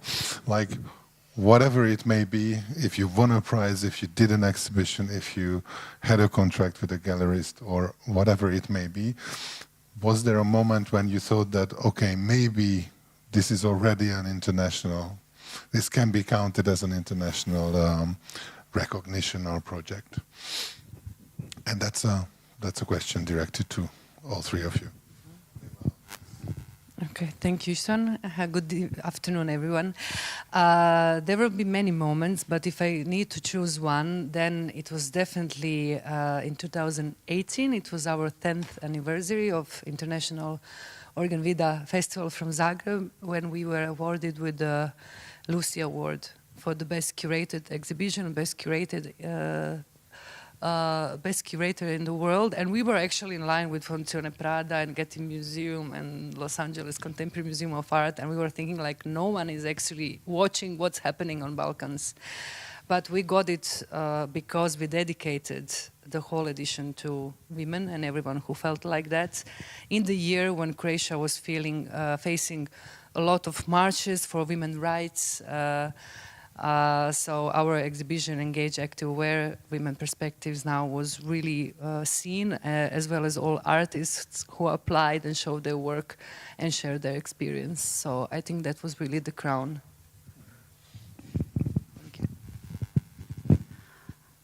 Yeah, I think for me, because after moving from Poland 15 years ago, I moved to Amsterdam, where I'm based till now. And I've been working for a lot of international institutional organizations. I work for Phone Magazine, I work for Nor Images, which is a photo agency and foundation. And every time I would go to those places that I heard of from while I still lived in Poland. So I went to Arles, you know, the first time. I went to Paris Photo and I felt, oh yeah, now I'm part of the international scene. But actually, I think this moment that really, I would say it's very important for me, it was 2022 when the full-scale invasion in Ukraine happened. And when I realized that I'm actually coming from the different part of Europe. I'm coming from a place that, for me, what happened in Ukraine really opened historical, cultural, personal traumas that people in the Netherlands could not understand when we were having conversation. And that's also when I co-founded together with Daria Tuminas and Żenia Sweszyńskaja Growing Pains, which is a publishing initiative that supports female and non-binary artists. And I felt then that now my voice and my perspective is actually adding something to the international scene or the international photography scene. So maybe that will be the moment that defined me, if I might pick one. Hello. Yeah, I think for me, that pivotal moment would be my first museum solo exhibition at the Foam Photography Museum in Amsterdam, curated by Claudia Küssel, Dutch-Hungarian curator, based on my project Handbook to the Stars. That's it, shortly. But I can talk like longer, but I think...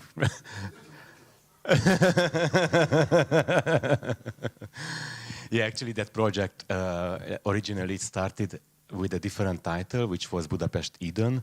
And with this project, I wanted to prove some kind of ideology that what I experienced at the time, that most of my artist friends left the country, left Hungary, left Budapest. They moved to New York, London, Paris, etc., in order to gain their career. And my idea was, with this project, with Budapest Eden, that I can make it from here. So that was basically the original idea. And then I published the book from the project, and it was exhibited in a museum solo show. So that's what I consider the first big step. Just for that people hear me, but just I'll have one more question to you. Like you said, you published a book. How did you publish it? Did you self-publish it, or you had a publisher? And how did Claudia find you with the exhibition idea? Does it work? Yes, great. Okay, so these are two questions. First, how did I publish the book? So it was a project what I started very slowly. And then I had like a partial exhibition in Bratislava at Photoport, where a guy with a long barb just approached me and told me that they are running an artist space / residency program in Slovakia, in Banská Štiavnica, and he likes my photos and he wants to invite me. So I went there. It turned out it's a wonderful place, and it is called Banská Stanica, run by Svatopluk Mikita and Zuzana Bodnarova. And I continued my work, which was entitled Budapest Eden, and then I was working there. And in the running of the project, I changed the title, and at the end I was supposed to make an exhibition. Yeah, it was supported by the Visegrad Fund. And I was supposed to make an exhibition as like a final whatever degree of my residency, etc. And I had the idea that why should I print those photos and frame them and show them in a small town where there will be, I don't know, a few people coming and looking at my pictures, and then I bring back home the frames, you know, and I put them behind the sofa. So what's the meaning of that? What if we could, you know, there was a line in the spreadsheet, in the budget, that exhibition, it's like, I don't know, a couple of hundreds of euros. And I told them that, why don't we use this money for a book? Let's publish a book, because it's more democratic. We can spread it away. And Zuzana and Svatopluk told me that, well, it's a wonderful idea, because they actually wanted to start a publishing house. So why don't we do my book as a first object or item of the publishing house? So that was luck number one. Luck number two is that I had a portfolio review just in front of, and the other across the street at Maimano House, and I met some professionals, including Claudia Küssel, whom I didn't know at the time. So we were sitting. I showed her the project, a few images, and she immediately liked it, and also the concept. And then I called her if she could help me and curate the project further, because I had the idea of the book. So everything came together in this way. And then at the time she was working at FOAM. She was the main curator. And then as I published the book, she invited the project. This is like a marketing piece for portfolio reviews and residencies, and that's really good to hear, actually. So if you're approached by a bearded guy, then kind of you can already feel uplifted. Maybe this is the moment. So thank you. Another question to all three of you would be that. Yeah, I mean, Agata, you already touched upon your Eastern European roots and what they mean to you and how you how you could kind of incorporate them in your work. But I'm interested in, and you also mentioned that you wanted to make it from here. So what does it mean to you, an important thing that you're coming from Eastern Europe, that you have to deal with this? Or this is more like just a given and you're not really interested in it in general, you want to be a part of the international photography community and you happen to come from an Eastern European country, or you kind of more focus on it and you want to kind of use it in a way or include it in your work or in your editorial, curatorial practice? I think you can't escape from that, you know.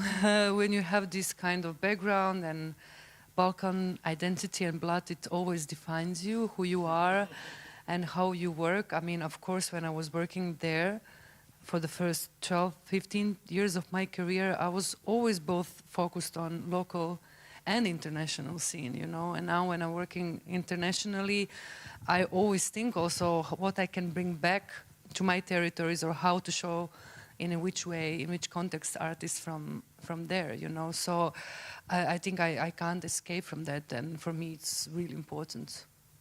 Yeah.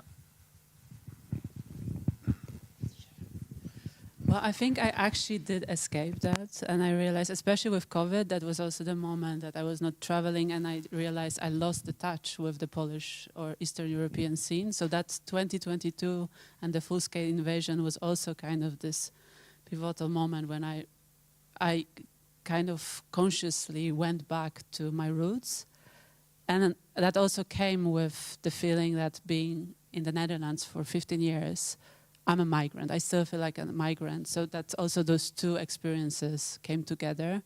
And that's why maybe I'm also more vocal about it. And I also appreciate when artists or curators who are based in the Netherlands are vocal about that. Because I also feel that there's this sense of urgency to talk about something that is close to heart. So yeah.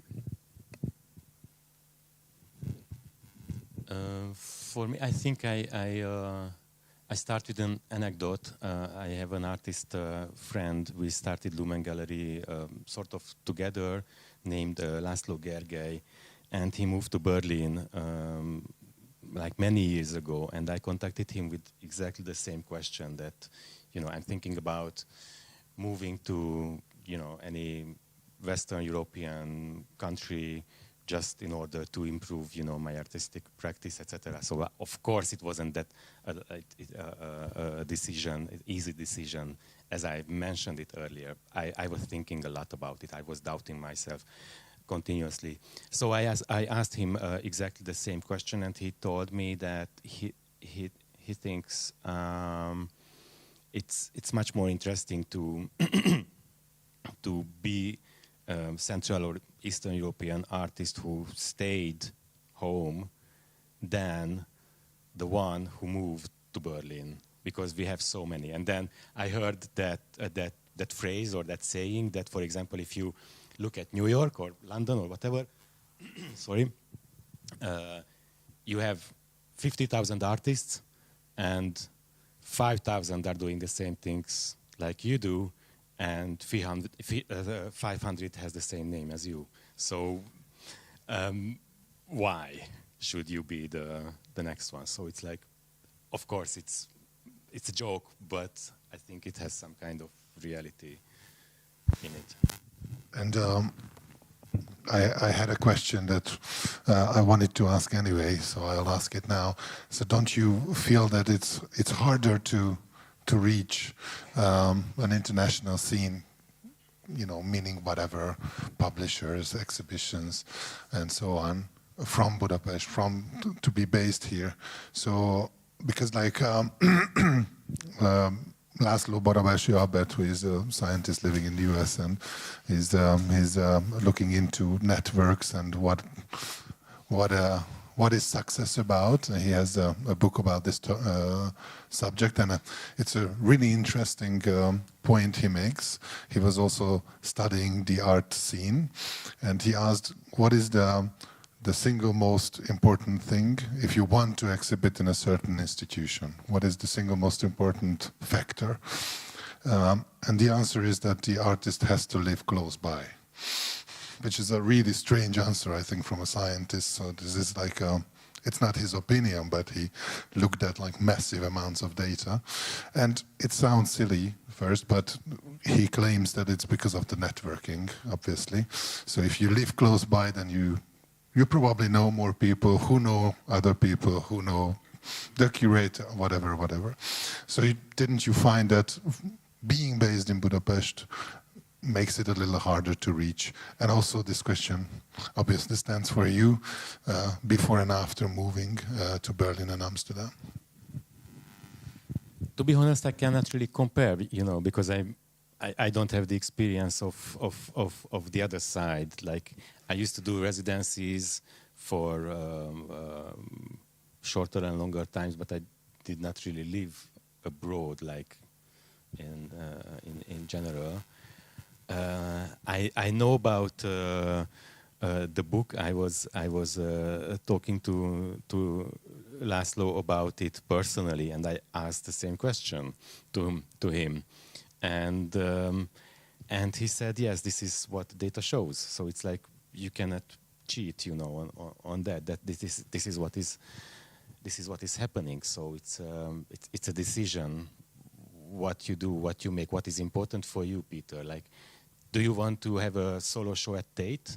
Because if yes, you don't have a chance from here. This is what the data shows. There is only one living Hungarian artist who actually, she did not walk in. She was already in a wheelchair when she went to her first Hungarian living artist show at Tate. So it's like, Peter, what do you want? Like, is it really important for you? I think I approach this question from this point of view, from this side. And I didn't answer your question, I know. No, you did. And I can see the paint on your hand that you shared that you are renovating the flat, so you stay. You want to stay, right? You plan on staying.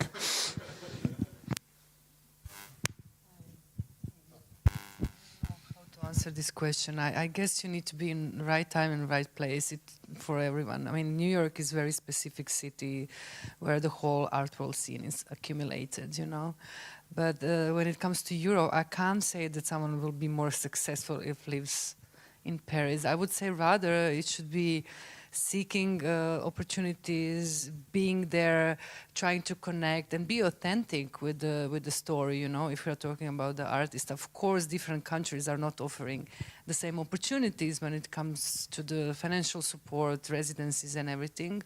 It's not that the whole Europe has the same opportunities for artists. But this anecdote that you mentioned about the closeness. Also, some cities have too many artists, Berlin has too many artists, and then how to select. But from the position of curator, your job is to do research. I'm doing for the global scene, so as much as I'm looking local, I'm also looking globally. Maybe I will contra with another anecdote from this year's opening at Venice and the Biennale. So I came there as a person living in the Netherlands, and all the Dutch people, artists, curators, directors of the institutions, they were all hanging out all together. So you could see like, okay, this curator is talking to this artist, let's wait half a year, probably there'll be a show of this person in that institution. While people and that's also where I rediscovered for a second time Eastern European roots, people from Eastern Europe were actually mingling absolutely all together. We had the best time.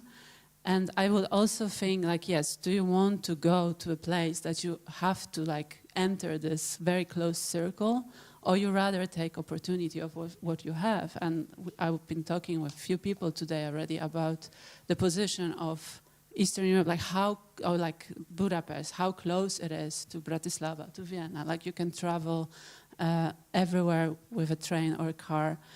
And I think there are also possibilities, not looking constantly in this, like, those few Western cities or circles, that should be your goal, as you said. Maybe also just appreciate and try to make it here. I know it's not easy, but for me it was kind of like interesting to see this contrast of being open and actually curious also about the different places that are close by, rather than staying all together and with people that you see basically every day.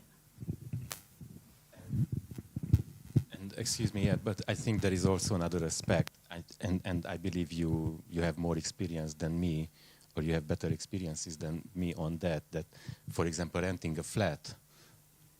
Yeah. So it's, here I pay like 500, euros. And in Paris for the same you would pay like 2,000. So it's, reality is also part of that. Of course, if you sell more in Paris, then you can afford that, etc. But it's.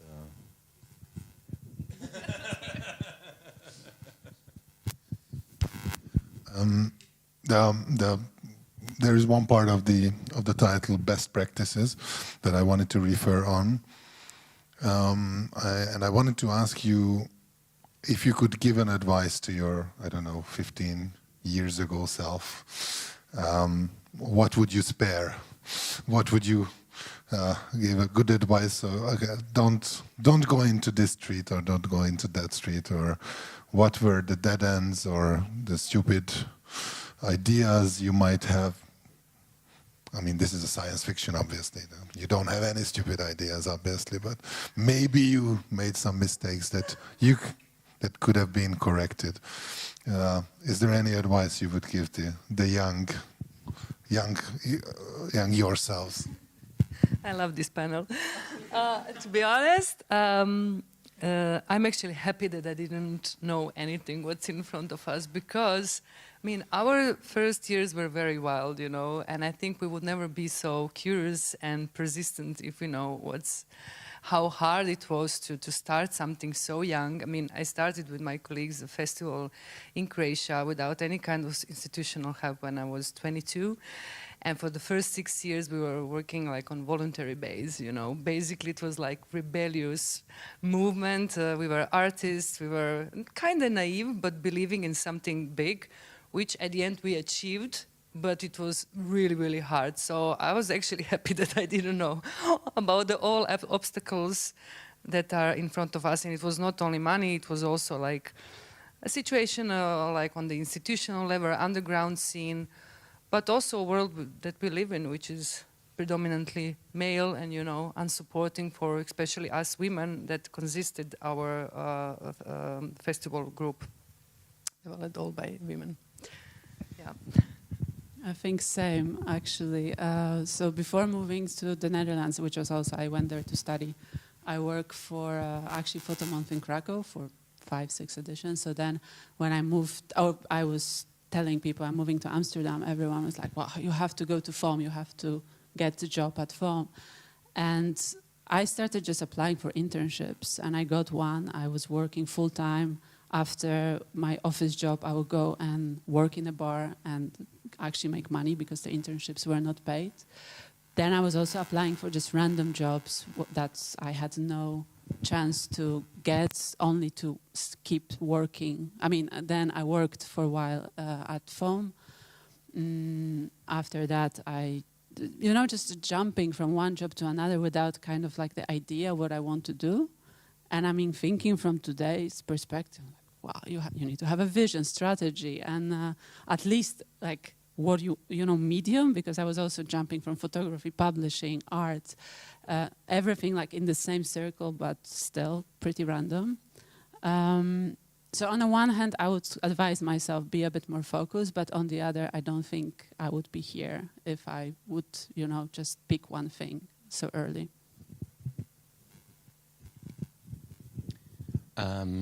You already mentioned a word, authenticity, and I think I would touch upon that. This is my advice for the younger Peter and all of the others, is that Peter, you are enough. What you do, it's great, and your feelings about your future are just right, and you don't have to mimic or change or just follow your instincts and believe in yourself, because it's enough, it's good. And this is what I learned it on the hard way, I think, and that's why I would suggest for younger generations that it's great to, as a learning practice, it's great to mimic, I don't know, Wolfgang Tillmans or Nan Goldin, as I did, but my vision, my work has to come from inside, and I have to believe it's great, and it's as valuable as theirs, and to believe in it. I think that, well, I did my way, of course, and just probably I would spare some moments. Yes. You mentioned that you are enough, and I wanted to ask you that how do you know you are enough? So obviously I know these are like, we are in philosophical, existential heights, but when to discuss it if not now? But seriously, I think it's a big problem for a lot of creative people to know if you're enough or if you're not enough or if you're even in a good direction or not. And I don't know if you have any. So how did you find, I don't know, reference points that were indicating? I mean, you already mentioned the Lucy Awards was a big thing for you, so maybe an award, or could be, I don't know, a feedback on a portfolio review, or probably many things. But how you navigate and don't get lost on the way. I think it's really important to kind of keep up your spirit, even if the way is far from very easy and very straightforward. And we take a lot of personality issues with us from our families and from our surroundings, and we deal with problems differently. But still, can you, what helped you find your way? I was listening, share, strong enough. I'm kidding. I think the feedback from the audience, you know, which was like bigger and greater from year to year, and also the moment when I left my baby after 12 years and moved to Amsterdam to take position of the artistic director of Unseen Amsterdam. So some kind of development in my career and working in different environments. And the feedback that I would receive, because for me it was very much important to work with community, you know, and get that feedback for the audience, because why are you doing these things, you know? And for me it was not interesting only to do it for our bubble of friends or people from the art, but really to try to change something, you know, not necessarily educate, but show different perspectives in thinking and try to show how this world could be, you know. So for me it was really this interaction with different cities on international scene was some kind of encouraging moment to keep going and develop myself also as a person, artist and curator.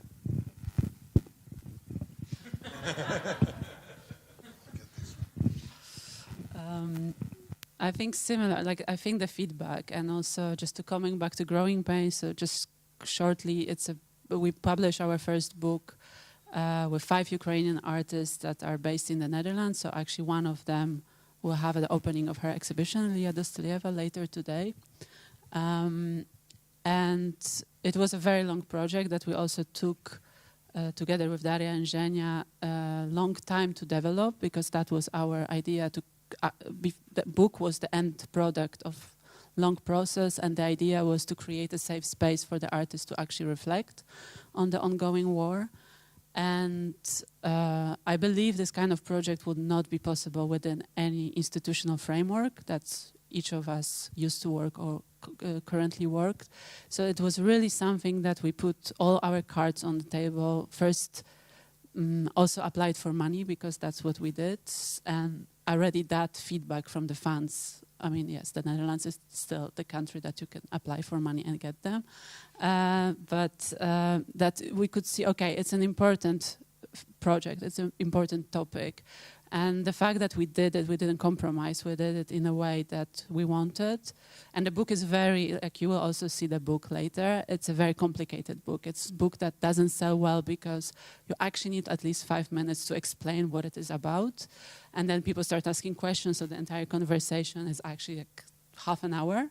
But it's very meaningful conversation. And that's, I think it's also the fact that we put the quality rather than the quantity as our objective. That's, I think it feels very fine, you know, like, okay, we did it on our own terms, we did not compromise, we didn't rush the process. And for me, that would be that. For me, I think what helped me in this question, it was that when I was looking back on my journey, and I think I do it like time to time, or we all do it time to time, then I realized that there is a certain pattern which told to me that that the goals I put in front of me are achievable. So basically turned to the question, I realized that I can reach what I want. So the main question is not that, can I reach it what I want? No, it's not the question. The main question is that what I want, is it really what I want? It became somehow much more important for me. And probably it leads us to a different topic, but actually the pattern, what I have seen in my practice, in my journey, was helping me to know and to understand that what I was doing, it was enough. Just to answer your question. I still don't really quite understand. I know, I mean, I think I know what you're talking about, but can you elaborate a little bit more? Like, what do you mean by pattern? So how can you, like, if there is an artist listening to this conversation, what are the signs that he or she should be paying attention to? Are you asking about the pattern?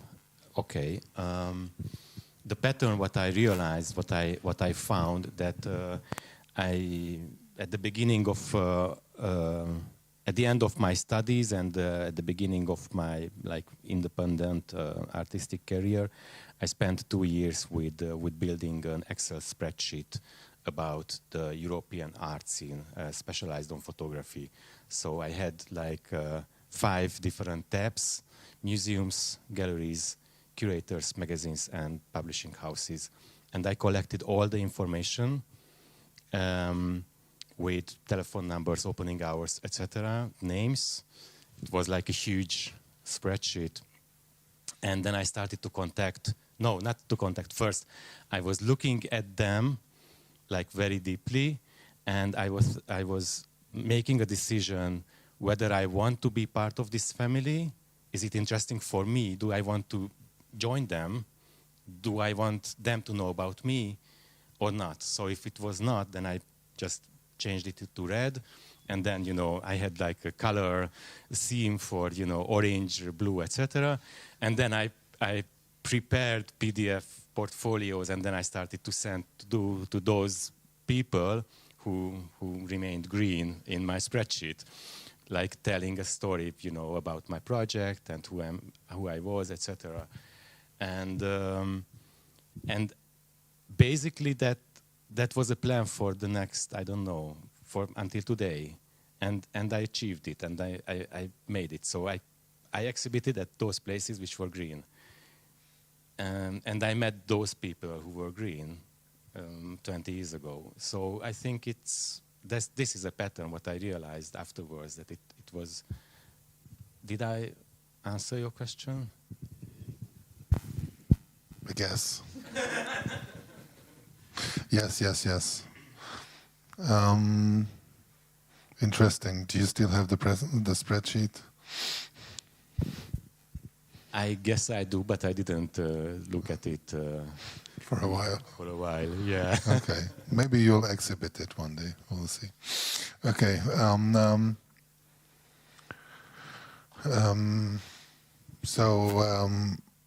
Yeah, we will need to wrap up soon, but I still wanted to ask you a question, and then I'll open up to questions to the audience. So think about if you want to ask these guys something.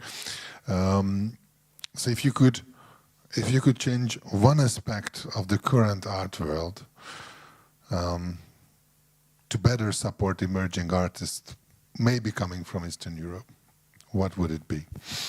We deserve the same amount of money. That's okay. Mm-hmm.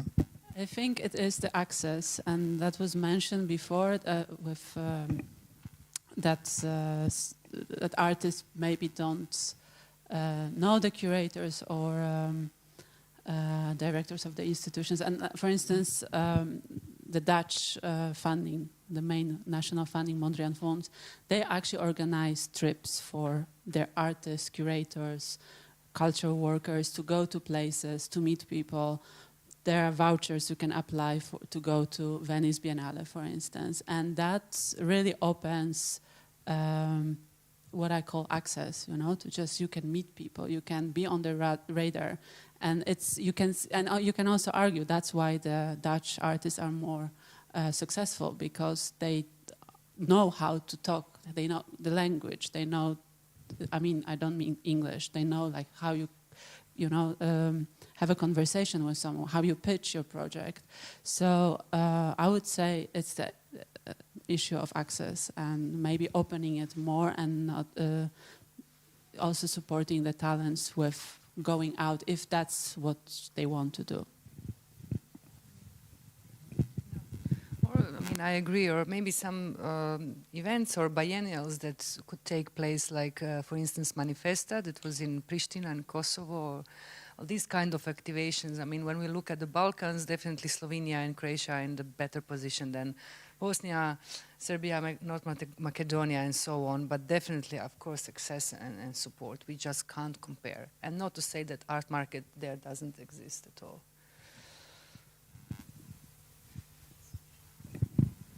So any questions from the audience, perhaps? Not at this point, but then the last one. Yes, there's one from Jim.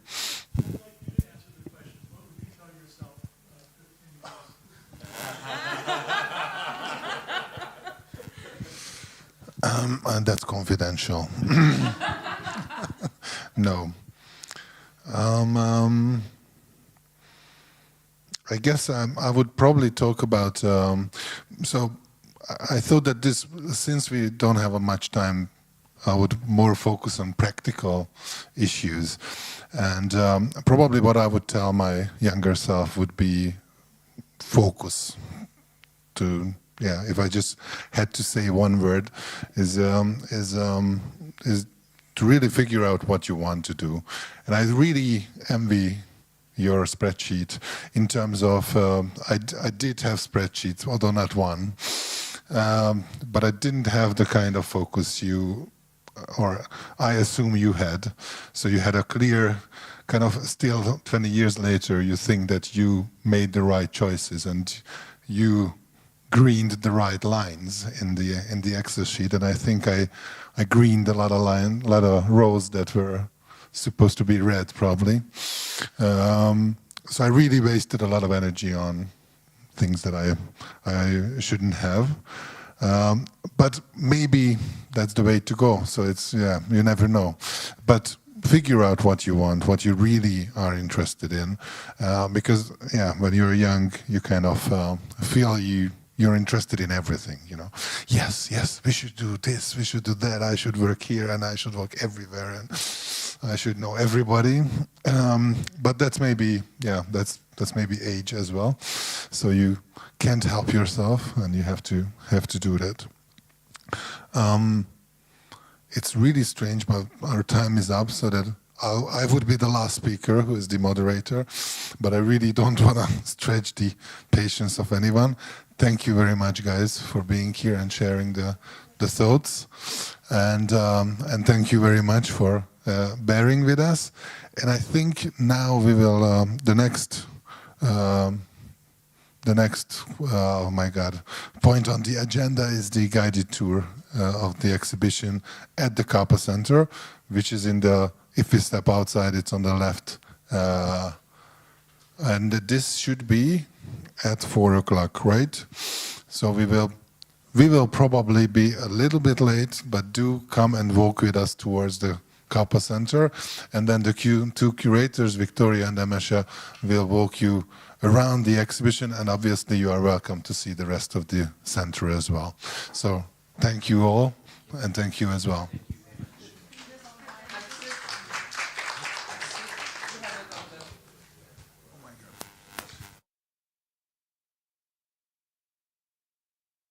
Again, that at 6 p.m. we have the exhibition opening back here, but not exactly here, but on the other side of the building, which also belongs to the Polish Institute, Platán Gallery.